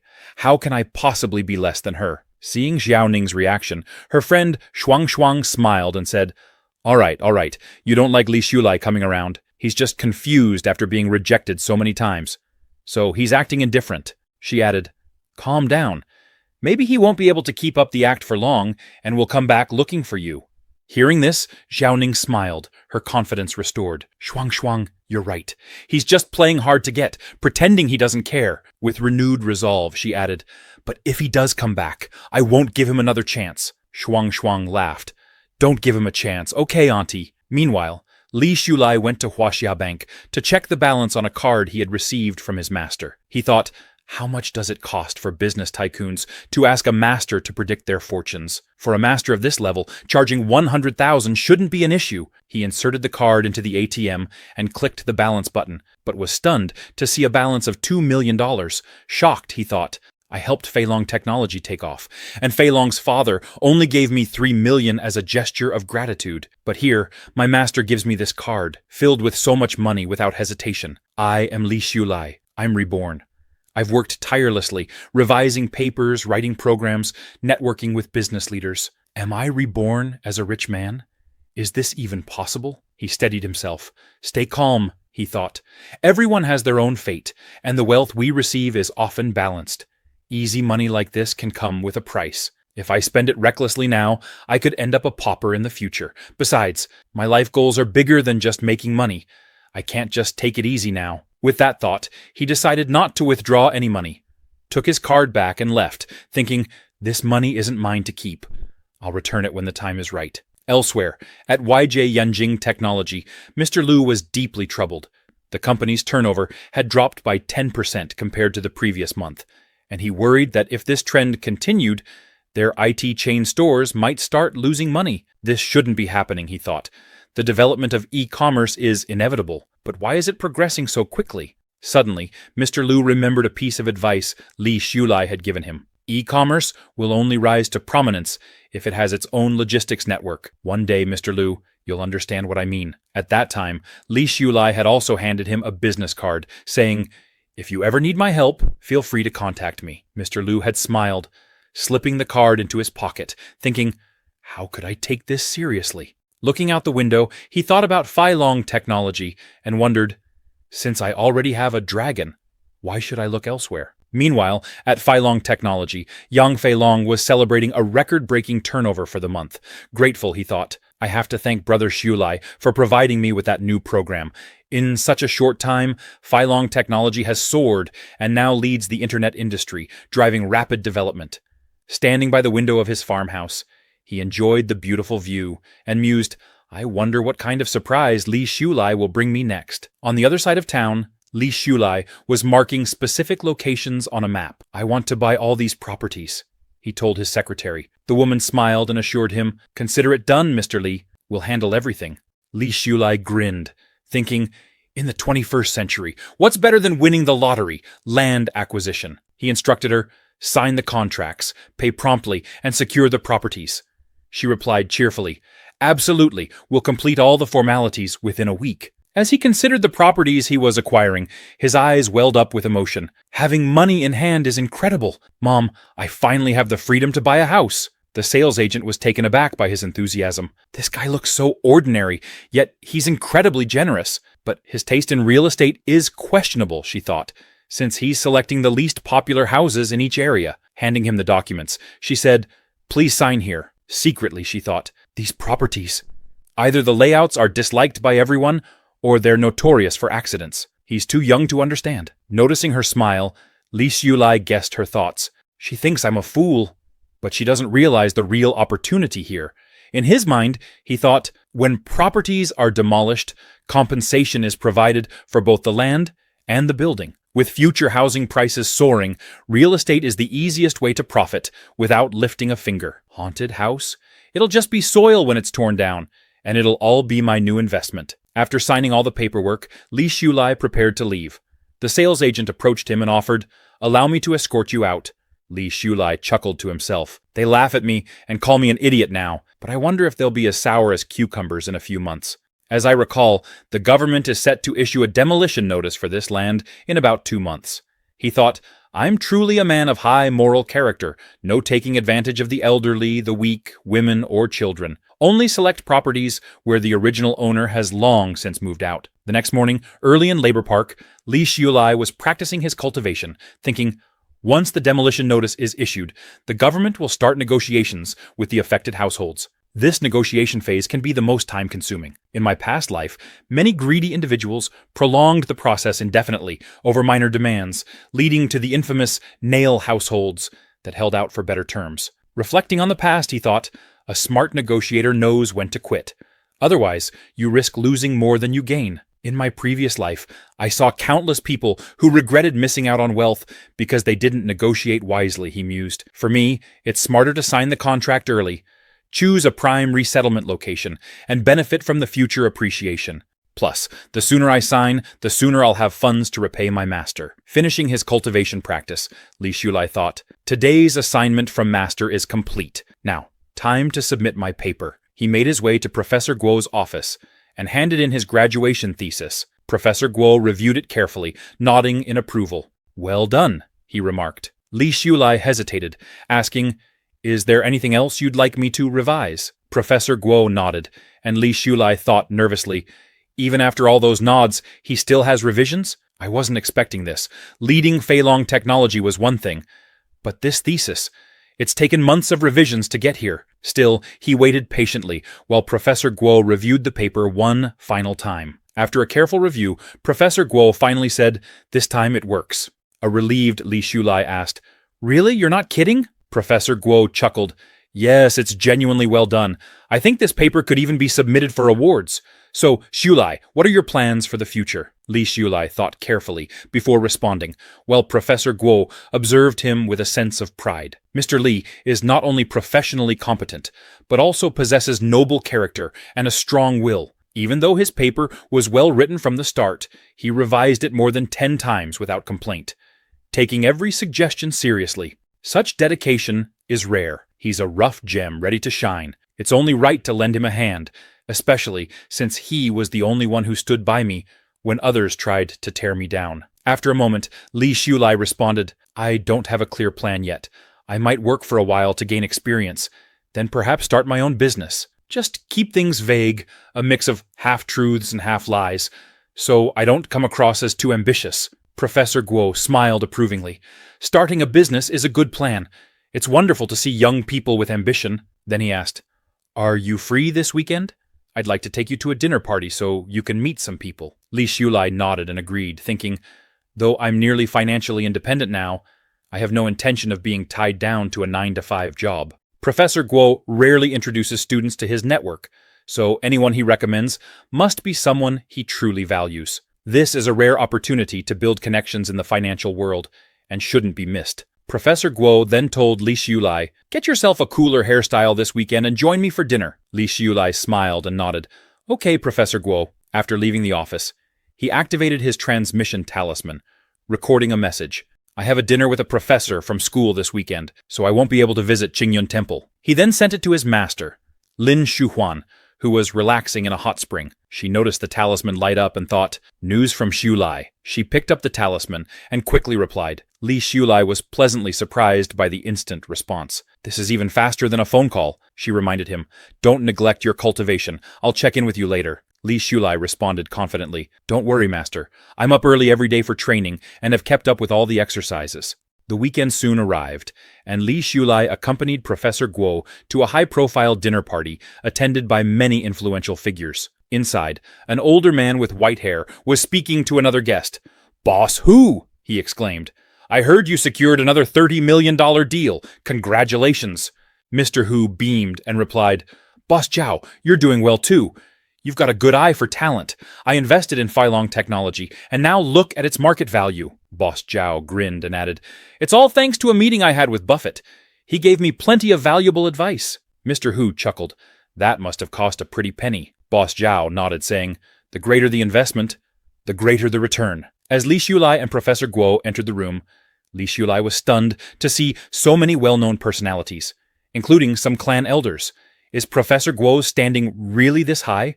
I always thought he was just an honest man who was occasionally bullied at school. Noticing Professor Guo's arrival, several guests approached to greet him, and Professor Guo, in turn, introduced Li Shulai. Nervously, Li Shulai greeted the group, and Professor Guo spoke up with pride. "This young man has noble character and exceptional academic achievements.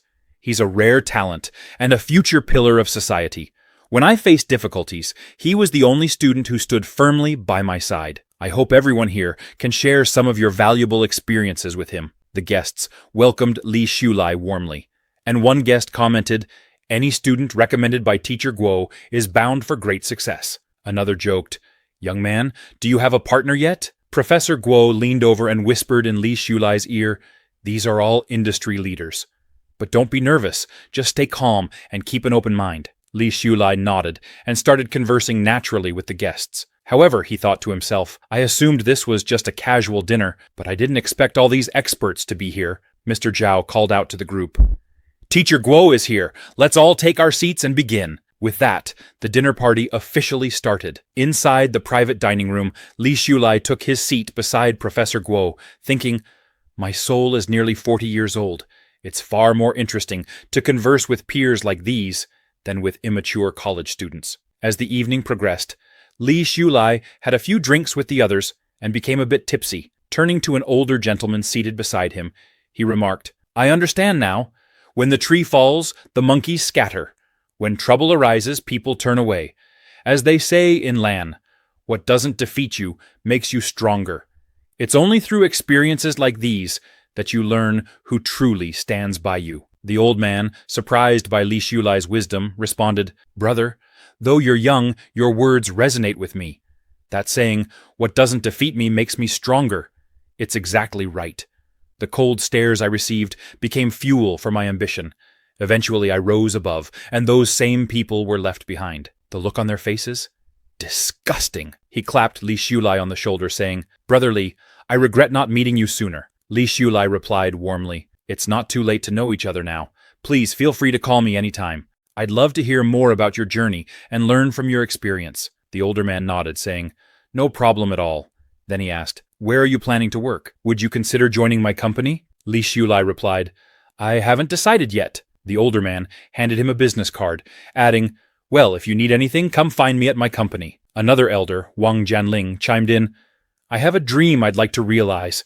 If you have any ideas, feel free to reach out. Li Shulai thanked Mr. Wang, thinking, Mr. Wang is quite interesting. I'll have to find an opportunity to offer him some advice. Professor Guo watched Li Shulai, noting his poise and maturity. Shulai doesn't seem like a recent college graduate, he thought with admiration. After finishing his drink, Li Shulai noticed a young woman with striking white hair seated across the room. She's been sitting quietly this whole time. Quite interesting, he thought. She hasn't said a word. Maybe she was brought here by her father. The white-haired girl noticed him looking at her and asked, Is there something on my face? Li Shulai didn't reply directly. Instead, he walked over, offering her a gentle smile. The girl blushed, quickly turning her head to the side, flustered by his attention. Next, everyone cheered and continued drinking. Li Shulai, unable to refuse, joined in and drank with them. The white-haired girl, uninterested in the revelry, remained engrossed in her book. After finishing her reading, she tried to wake her father, who had gotten drunk and fallen asleep. Dad, wake up, she said, shaking him gently. However, he grumbled, Let me sleep a little longer. Don't talk. The girl frowned, frustration mounting. She needed to tell her father something urgent, but he refused to listen. Confused and unsure of what to do, she looked around for help. Uncle Wang was asleep, and so were the others. Worried, she thought, What do I do now? I really need to go to the toilet. Her face turned red as she realized she didn't know where the toilet was. Li Shulai noticed her troubled expression and thought, She's been reading that book with her head down since I came in. Is she too shy to ask for directions? Then it hit him. Does she need to go to the toilet? Why is she acting like a little kid? The girl suddenly heard footsteps approaching. Panicking, she thought, Who's coming? Please help me. It was Li Shulai. He hesitated before asking, Do you want to go to the bathroom with me? As soon as the words left his mouth, he froze, horrified. What am I saying, he thought. Am I drunk already? This is the most embarrassing thing I've said in 2 lifetimes. A grown man inviting a young girl to the toilet. What was I thinking? To his shock, the girl, with a trembling expression, whispered. Li Shulai blinked, stunned. Did I hear that right? He wondered. What did you say? He asked. The girl, her face flushed red with embarrassment, stammered, I really can't hold it anymore. Scratching his head awkwardly, Li Shulai thought, Good grief, I did hear her right. He finally said, Then I'll lead the way. The girl stood up and nodded. Let's go. Li Shulai felt both embarrassed and oddly pleased. This is such a strange experience, he thought, as they began walking towards the toilet. Along the way, the girl nervously glanced around at the many people still present. Her anxiety was evident. Li Shulai noticed her unease and thought, She must have social phobia. Don't walk so fast, she suddenly said, her voice quiet and hesitant. Li Shulai slowed his pace, realizing her fear. She really does have social phobia. It's like I'm a teacher, escorting a child on an outing. When they finally reached the toilet, Li Shulai said, Go ahead. If I finish first, I'll wait for you outside. Don't worry. His words seemed to comfort her, and she entered the toilet, her face red with embarrassment, but relieved. While waiting, Li Shulai couldn't shake the awkward thoughts in his mind. What a strange situation, accompanying a girl to the toilet. This whole thing feels so bizarre. Moments later, the girl emerged, surprised to find him still waiting for her. She gave him a small smile and said, We can go back now. Li Shulai smiled back. Let's go, he replied. The girl quietly followed him, keeping close. Feeling awkward, Li Shulai decided to break the silence. He turned to her and said, By the way, I'm Li Shulai. His sudden introduction startled her, and she trembled slightly. I already heard it, she stammered. her voice barely audible. Li Shulai leaned closer and asked the white-haired girl, "What do you like to watch? I noticed you were reading earlier." The white-haired girl hesitated for a moment before nervously replying, I like fantasy novels." Li Shulai raised an eyebrow, both surprised and slightly puzzled. "That's it? Is this what people talk about these days?" he thought. "Do I have to tell her I'm cultivating immortality just to pique her interest?" However, seeing her shy expression, he sighed internally. Pressing her to talk seems to make her uncomfortable. The two continued walking together in silence. For Li Shulai, it felt oddly unnatural. "In this life, I've never been this quiet before," he reflected. "Even quieter than when I was crushed to death by a crane." When they returned to the gathering, the white-haired girl smiled softly and returned to her seat. Li Shulai, heading toward his own chair, caught a glimpse of the book she had been reading earlier, The Princess in Distress and Benevolent Men. His sharp eyesight had unintentionally given him a clear view of the cover. "I didn't mean to see it," he thought defensively. "It's not my fault I have such good eyesight." Still, he couldn't help but chuckle to himself. So this is the kind of fantasy novels girls her age enjoy. Later, as the party came to an end, people began leaving for their homes. Li Shulai helped a heavily intoxicated Professor Guo to his feet and prepared to escort him home. Just as he was about to leave, a timid voice called out to him from behind. He turned to see the white-haired girl, looking nervous but determined. "Will you come to eat with us next time?" she asked, gathering her courage. Li Shulai was caught off guard, but quickly responded, "I'm about to graduate soon, and am busy looking for a job. There might not be many opportunities for us to meet again." The girl's face fell, disappointment evident in her expression. Noticing this, Li Shulai added with a small smile, "But if you want to hang out, you can always come to Hangzhou University. We can meet there." Her face lit up, and the air around them seemed to brighten with her happiness. "Really?" she asked, her voice filled with excitement. Li Shulai nodded, before helping Professor Guo into a taxi. As they rode back, he reached into his pocket and pulled out the business cards he had collected from various people at the party. By attending one dinner party, you can collect the contact information of so many influential people. No wonder some people will go to great lengths to be invited, he thought. These cards may not seem useful now, but who knows what opportunities they might bring in the future. He recalled the events earlier in the evening, where a group of older men had enthusiastically proposed forming a sworn brotherhood with him. One of them, clearly drunk, had declared, "Let's become sworn brothers tonight. If you don't recognize me as your brother, you won't leave this room." Another chimed in. In ancient times, there was the story of the three brothers of Peach Garden. "Tonight, we'll create our own oath of brotherhood with Brother Li." They all raised their glasses, shouting, "Drink! If you don't drink, you're not giving us face." Li Shulai reluctantly joined in, sharing a toast with them. Looking back on it, he couldn't help but smile wryly. Everyone was drunk and acting outlandishly. By morning, most won't even remember their so-called brotherhood or any of the promises made. Connections like these are superficial unless you demonstrate real value.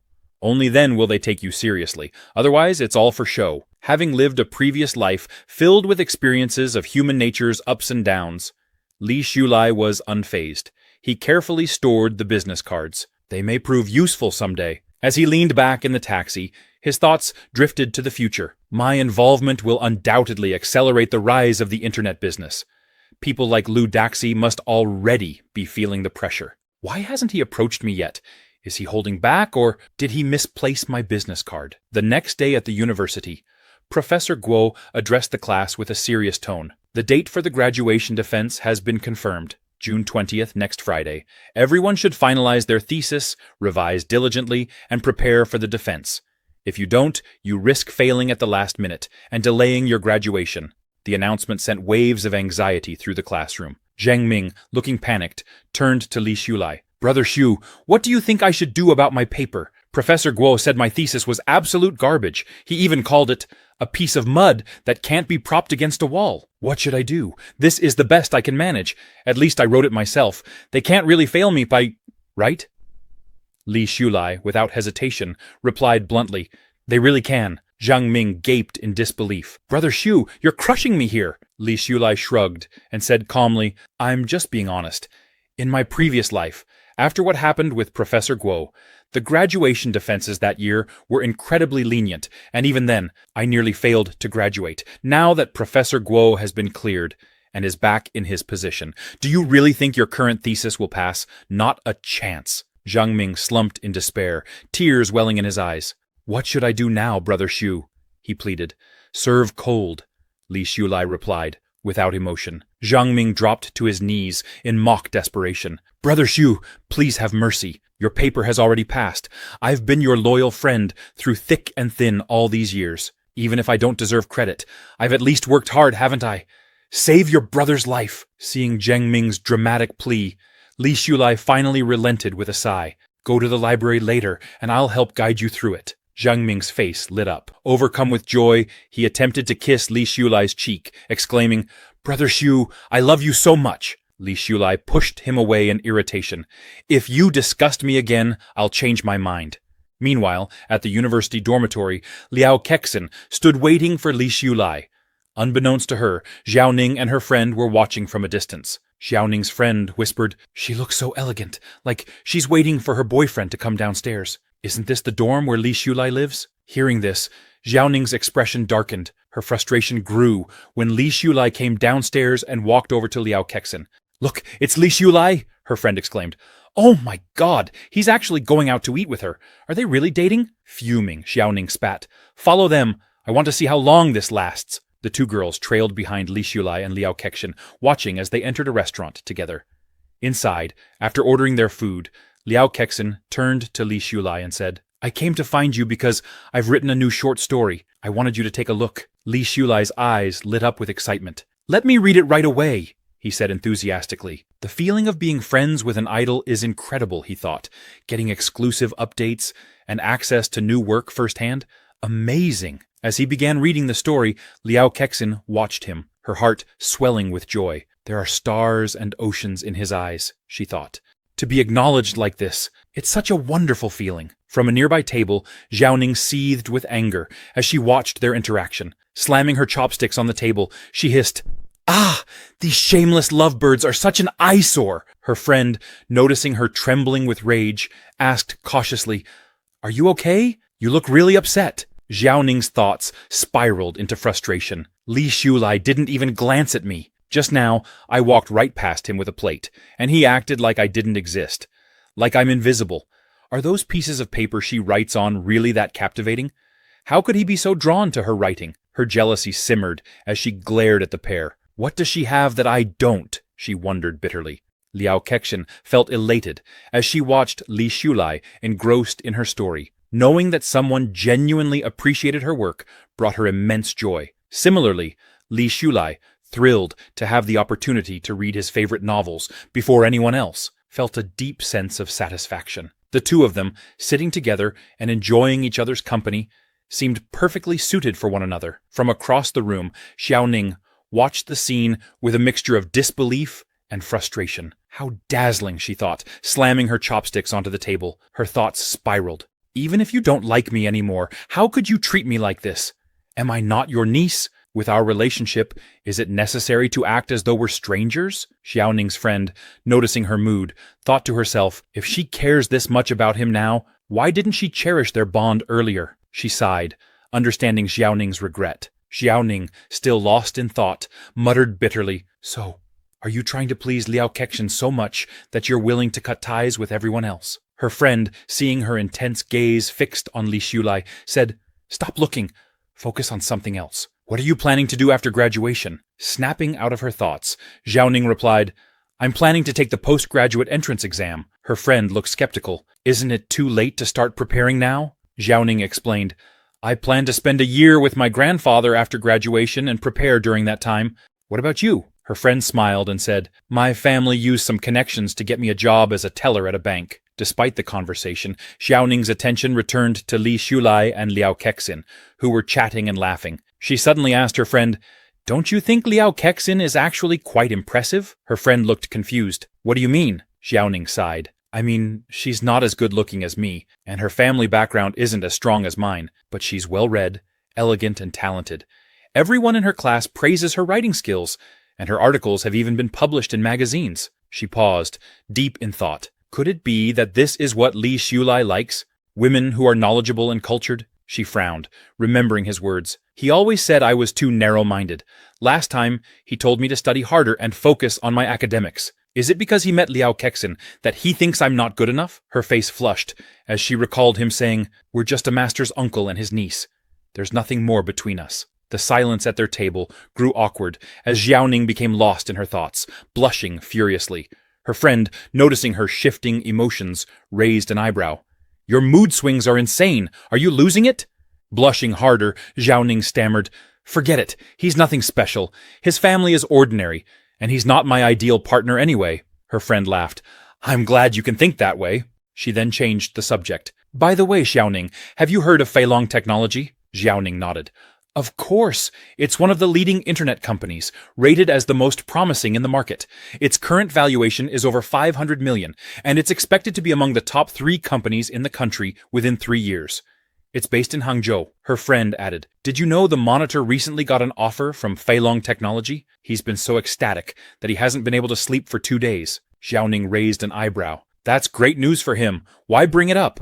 Her friend hesitated before saying, "While I was job hunting, I came across a list of Feilong's main creators. There's someone named Li Xiulai on that list.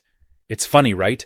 One Li Xiulai is from an ordinary family, penniless. The other is a shareholder of a listed company worth tens of millions, and likely to reach billions in the future. Such a stark contrast, don't you think?" Irritated, Xiaoning snapped, "He's not that bad?" Her friend, startled by her reaction, muttered, "A woman's heart really is like a needle at the bottom of the ocean." Xiaoning, however, knew the truth. He's not just an ordinary man, he's a cultivator. Compared to others, he's far superior. For cultivators, money is insignificant. He has incredible talent and limitless potential. Her expression grew melancholic as she thought, "Meanwhile, I haven't even stepped into the world of cultivation. He's progressing so rapidly." She sighed and said aloud, "He may come from a humble background, but he's academically brilliant, and the only one to have passed the graduation thesis defense. He's righteous, helps others, isn't bad-looking, and he even cooks well." Realizing she was listing his strengths, she stopped abruptly. "Why am I doing this?" she wondered. Her friend smirked. "Wait a second. Have you ever even tasted his cooking? How do you know it's good?" Xiaoning, her face bright red, stammered, I must have heard it somewhere." Her friend teased, "Oh, I heard you loud and clear. You slipped up." Flustered, Xiaoning hurriedly changed the subject. "Let's eat quickly," she said, trying to avoid further embarrassment. Meanwhile, Li Xiulai had just finished reading Liao Kexin's short story. Tears welled in his eyes as he thought, "This is truly incredible. The simplicity of handwritten words carries such a profound emotional depth. If there were a triple-like button, I'd press it. More importantly, perhaps my encouragement helped unlock her potential. In my previous life, I never encountered this story. Confidence really is the first step toward creation." "Teacher Liao!" he exclaimed, his excitement overflowing. "This story is amazing. When will it be submitted for publication? I want to buy a copy immediately." Liao Kexin blushed. "Why are you suddenly calling me Teacher Liao? Just call me Kexin." Li Xiulai apologized. "I was just too excited. The ending was so touching." Blushing harder, Liao Kexin stammered, You don't need to go that far. The ending is a bit sentimental, but not that much, right?" Before she could finish, Li Xiulai grabbed her hands and said earnestly, "Teacher Liao, this story is truly a masterpiece. It's timeless. You must submit it for publication immediately. It deserves to be shared with the world." Embarrassed, Liao Kexin quickly pulled her hands back and said, "What you're saying makes me feel so flustered." Xiulai, reflecting on his own excitement, thought, "I was so moved just now that I couldn't help but act out of the ordinary. I wonder if my idol will mind." Liao Kexin, still slightly embarrassed, said, "I've selected 3 publishing houses, but I'm not sure which one would be the best fit for my manuscript. After all, submitting the same manuscript to multiple publishers isn't ideal. Could you help me decide?" She handed him a piece of paper, adding, "I've listed their pros and cons. Please take a look." Li Xiulai took the paper and examined it carefully. The listed publishers were Hangzhou Literature, Westlake Monthly, and Hangzhou Small Magazine. Upon seeing Hangzhou Small Magazine on the list, he suddenly remembered, although Hangzhou Small Magazine isn't well known now, it will develop into the top publishing house in Hangzhou, and even the south, within 5 years. He looked up and told Liao Kexin, "I think all of these are good, but personally, I'm more optimistic about Hangzhou Small Magazine. It might be selfish, but I prefer their selections." Liao Kexin smiled brightly and said, "Okay, then Let's go with Hangzhou Small Magazine. Li Shulai, surprised by her quick decision, asked, "Don't you even want to know why I chose it over Hangzhou literature?" Blushing, Liao Kixin replied, "I trust your vision and choices. Your suggestions have always been helpful to me." On the other side of the restaurant, Xiaoning, clearly upset, told her friend, "Let's go after we eat." Her friend glanced at her and thought, she hasn't even touched her food, and now she's saying she's on a diet? She's so angry she can't even eat properly. Xiaoning stood up, pushing her plate away, and said, "I'll just lose weight." She stormed past Li Shulai and Liao Kixin, visibly angry and embarrassed. Her friend, trying to hide her amusement, thought, "I never imagined I'd see the young lady chasing her husband to the crematorium with my own eyes. This is so exciting." Li Shulai noticed Xiaoning's frustration and wondered, what's she so angry about this time? Liao Kixin, noticing his distracted look, asked, "What's wrong?" Li Shulai shrugged. "It's nothing. Some people aren't important enough to worry about." However, Xiaoning overheard his words and clenched her fists in fury. "Am I really just an insignificant person to him? I'm his niece. How dare he say that? At the library." Later, Li Shulai accompanied Zhang Ming to the library to help him with his graduation thesis. As they entered, Zhang Ming eagerly said, "Brother Shu, come, sit here, please." Li Shulai rolled his eyes. "Stop with the nonsense. Let me find you a couple of reference books first." He walked to the library shelves and picked up some books. As he browsed, he noticed a familiar figure, a white-haired girl, reading on the other side of the shelves. Shocked, he thought, "Wei Yu? She's my schoolmate?" When he accidentally glanced at the book she was reading, his eyes widened. My enhanced eyesight really doesn't help sometimes. Last time, there were 18 handsome men in her book. Now there are 38.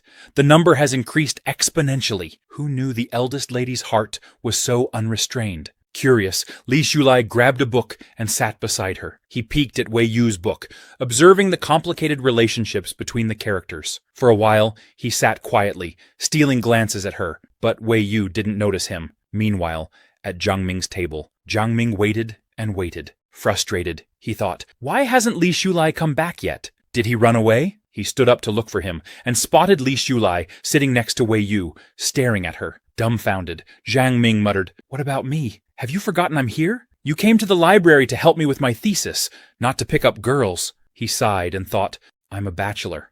I'll study on my own. Whether I pass or not, it's my fate." Back at Wei Yu's table, after finishing her reading, Wei Yu noticed Li Shulai sitting beside her. Embarrassed, she thought, when did he sit here? Why is he next to me? What should I say? Awkwardly, she said, "Hello, Mr. Li. What a coincidence." Li Shulai smiled and replied, "Hello, what a coincidence indeed." Wei Yu, blushing, thought, this is how greetings go, right? Just like in novels. He's so kind and polite. Li Shulai asked, "Classmate, did you borrow this book from the library?" Wei Yu nodded. "Yes, it's a book about the history of the Song dynasty. It's on the bookshelf at G11. Li Shulai smiled. "Oh, I see.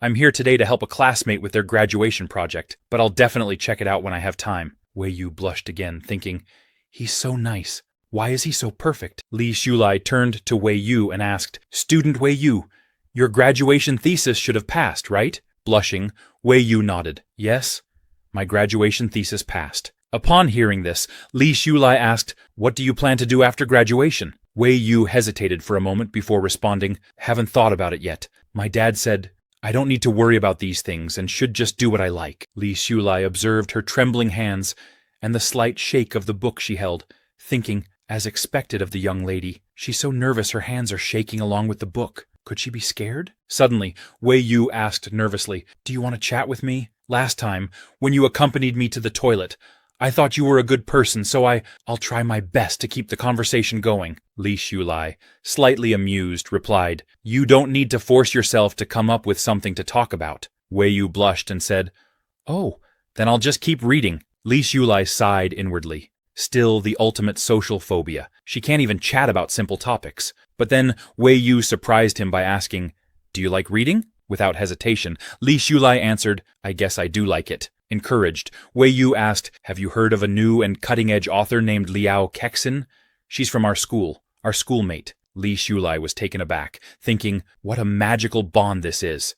Teacher Liao, you've turned a socially anxious person into a chatterbox. This must be the power of living literature. Even Wei Yu is taking the initiative to bring up a topic. Wei Yu continued, I've read several of her short stories. Li Shulai, careful not to overwhelm her, thought, take it slow, be subtle. Don't scare the socially anxious lady. Wei Yu then asked, which of Liao Kexin's works do you like best? Li Shulai confidently replied, actually I like all of them, but if I had to choose, my favorite would be her debut work, Tide. Hearing this, Wei Yu's eyes filled with tears, and she began crying. Alarmed, Li Shulai asked, what's wrong? Are you okay? He thought, no way. Her emotions are like a storm, so sudden and intense. What should I do? Unfortunately, I don't have a handkerchief or tissue. Through her tears, Wei Yu explained, You are my soulmate, and you are also Teacher Liao's soulmate. You're the first person around me who thinks Tide is good. Li Shulai was surprised and thought,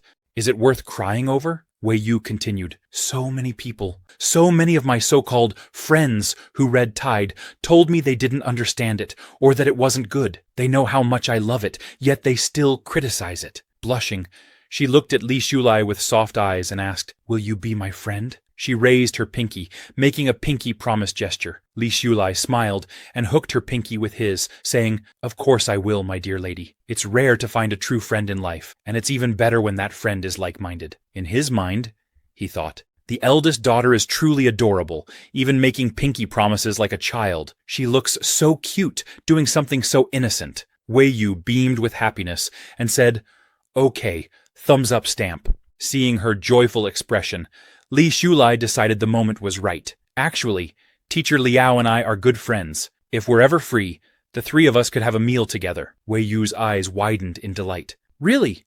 She asked. Li Shulai smiled. Of course, we made a promise to stick together for 100 years without lying. Overwhelmed with joy, Wei Yu hugged Li Shulai tightly without thinking, and declared, I officially announce, from now on, you are my best friend, no one else. Blushing, Li Shulai tried to calm her down. Miss Wei Yu, we're in the library. You're hugging me too tightly. Realizing what she'd done, Wei Yu pulled back quickly, her face as red as a cherry. Looking into his eyes, she stammered, ask you to come over sometime? Li Shulai hesitated for a moment, but eventually smiled and said, of course. Flustered, Wei Yu quickly turned her head away, embarrassed by how close she had gotten to him. Later that evening, Li Shulai returned to the university dormitory, where Jiang Ming was waiting for him. As he opened the door and stepped inside, he thought, I always feel like I've forgotten something. Jiang Ming, sitting on the bed, looked up and asked, Brother Xu, what time is it? Hearing Jiang Ming's voice, Li Shulai froze. I forgot about my old friend, he realized, remembering his promise to help Jiang Ming with his graduation thesis. Jiang Ming smiled knowingly and said, for your happiness, I can sit on the bench, I can fail the exam, and I have no regrets. Li Shulai quickly apologized. I'm so sorry, Jiang Ming. Tomorrow, I promise I'll help you write your paper. Something unexpected happened today. Jiang Ming gave him a pointed look. Unexpected? You mean you forgot your principles for the sake of beauty? What's up with that girl today? Feeling guilty, Li Shulai hesitated. Jiang Ming, feigning bitterness, sighed. Bro, you've been quite lucky with the ladies lately. First Xiaoning, then Liao Kixin, and now that white-haired girl today. He grinned mischievously and added, come on, tell me the truth. It's the least you can do to make up for my emotional damage. Li Shulai sighed and began explaining everything to Jiang Ming. The next day at the university cafeteria, Li Shulai brought Liao Kixin to meet Wei Yu. Wei Yu, nervous and fidgeting, struggled to start a conversation with Liao Kixin. Li Shulai noticed her anxiety and thought, the young lady's social phobia is acting up again. To break the awkward silence, he said, Wei Yu wants your autograph, Teacher Liao. Please sign something for her. Liao Kixin smiled warmly at Wei Yu and asked, no problem. Where should I sign? Gaining some courage, Wei Yu replied, anywhere you want, Teacher Liao. I even brought a few magazines you published. You can sign those. She hesitated for a moment, then joked nervously, here is fine too, as she gestured at her clothing. Liao Kixin blushed slightly, thinking, that's unnecessary. She quickly changed the topic by suggesting they order some food. The three enjoyed their meal together, and Wei Yu, who usually struggled with social interactions, found herself genuinely happy. Turning to Liao Kixin, she asked, Teacher Liao, would you like to visit my home? I've bought every issue of your magazine. I've filled 3 large bookshelves with them. Liao Kixin, surprised, thought, 3 bookshelves? But I've only published a few works. Wei Yu continued enthusiastically. I bought at least 100 copies of each issue. It's a pity your earlier works are out of print. I couldn't collect many of them, but I've asked my dad to help me find them. Li Shulai, listening from the side, thought to himself, she truly is a wealthy young lady. After finishing their meal, they began walking back toward the dormitories. Liao Kixin suddenly stopped and said, I need to head to the publishing house, so I'll leave now. You two can continue chatting. Wei Yu's eyes sparkled as she asked, Teacher Liao, should I call a taxi to take you there? Liao Kixin waved her off with a smile. No need. I'll get there myself. But if you ever want sample issues in the future, just let me know. I'll sign each one and bring them to you. There's no need to buy so many copies. Wei Yu's face lit up with happiness. Teacher Liao is so kind and gentle. Is this what a privilege feels like? She thought. Li Shulai, watching Wei Yu's reaction, mused, she's even crazier than I was when I met my idol. Before leaving, Liao Kixin said, Take care, Wei Yu. Let's meet again soon. With a big smile, Wei Yu replied, Take care, Teacher Liao. After Liao Kixin left, Wei Yu turned to Li Shulai and said, Thank you for introducing me to Teacher Liao. Now I have a best friend. Li Shulai smiled at her and thought, I promised you I'd be your best friend, and I meant it. But Teacher Liao truly is amazing. She managed to bring out the social butterfly in you. Now that she's gone, you're already stuttering again. Noticing his silence, Wei Yu said, If you ever need help in the future, I'll do my best to help you. Li Shulai smiled warmly. We'll talk about the future later. He thought to himself, I gained another wave of favorability from the young lady. This is what I'd call an accidental achievement. July 1999, graduation day. The students gathered to take their graduation photos, marking the end of an era. Teacher Guo called Li Shulai over and handed him a graduation photo. Looking at it, Li Shulai thought, After my rebirth, I've experienced college graduation once again. But this time, everything is different. He smiled, reflecting, In this life, Teacher Guo didn't meet the tragic end he did in my previous life. This rebirth was worth it. Glancing at Teacher Guo's happy expression, he thought, If you survive a great disaster, fortune will surely follow. I hope he has a smooth life from here on. Suddenly, Teacher Guo called out to him, Li Shulai, come here. Li Shulai quickly approached, and Teacher Guo said, When you're out there, make your way forward. If you need help, feel free to come to me. Li Shulai smiled warmly. It will definitely be a great experience. Teacher Guo, you too, take care of yourself. Seeing Li Shulai's expression, Teacher Guo couldn't help but feel a bit worried. You don't need to worry about me anymore, he said. Li Shulai hesitated before replying. Teacher Guo is a rare good person, so of course I'm worried. For decades in my last life, I often thought about you. He then said seriously, Life is full of ups and downs, but you'll always bounce back after hitting rock bottom. No matter how hard it gets, don't ever give up. Persevere, and you'll eventually see the bright moon. He paused, thinking, I remember hearing this in a TV series 5 years later. Teacher Guo looked at him with a faint smile. You've graduated. You're no longer a student, but a member of society, yet you dare to lecture your teacher. Li Shulai scratched his head apologetically. I was wrong. However, Teacher Guo thought to himself, others might see these as mere cliches, but Li Shulai's words touched my heart. There was a time I truly believed I couldn't move forward. I almost gave up, but fortunately, I had good students like him. He then said to Li Shulai, Life is not always smooth sailing. You're still young and have many opportunities ahead. Even if you stumble, as long as you work hard, you'll rise again. Li Shulai nodded firmly. I will do my best, Teacher Guo. Elsewhere on campus, Zhang Ming approached Li Shulai with a big grin. Brother Xu, thanks to your intensive tutoring, I passed my graduation defense. It feels so good. I owe you a big meal later. Li Shulai chuckled. You don't have to treat me to a big meal, but you must stop fooling around and help your dad with his work. Zhang Ming nodded confidently. Of course I will. But honestly, I don't know when we'll all gather in the dormitory again. Let's make a pact. Old classmates in Hangzhou will meet for a small gathering every 6 months, and everyone will gather for a big reunion every 3 years. His eyes welled up as he continued. We used to have a bond where we could always rely on each other. Now, we'll be scattered across the world. I'm not ready for this. He lunged forward as if to hug Li Shulai, who quickly stopped him. Enough! Communication tools and transportation are getting more advanced. We can meet whenever we want. Now wipe your nose, Li Shulai added. Focus on your future. You already have what it takes to succeed. As for me, I have my life plan and will move forward step by step. Zhang Ming, surprised by his serious tone, teased, Brother Shu, why are you looking at me like that? Are you going to confess your love to me? Has this day finally come? Though I can't bear to part with you. I'm not ready to sacrifice myself for you. Li Shulai sighed in frustration. Why didn't I notice how weird he was in my last life? He kicked Zhang Ming's backside and shouted, Get out! Zhang Ming lay on the ground, pretending to cry. Li Shulai shook his head and said, I wish you a bright future, great success, and endless achievements. He thought, I too must run forward. In the future, I'll continue to help Zhang Ming's family overcome challenges. Zhang Ming, moved, asked, Why are you being so sentimental? You're going to make me cry. He extended his hand for a handshake. Brother Shu, I also wish you great success and a promising future. Li Shulai shook his hand firmly and replied, Work together. Let's move mountains if we must.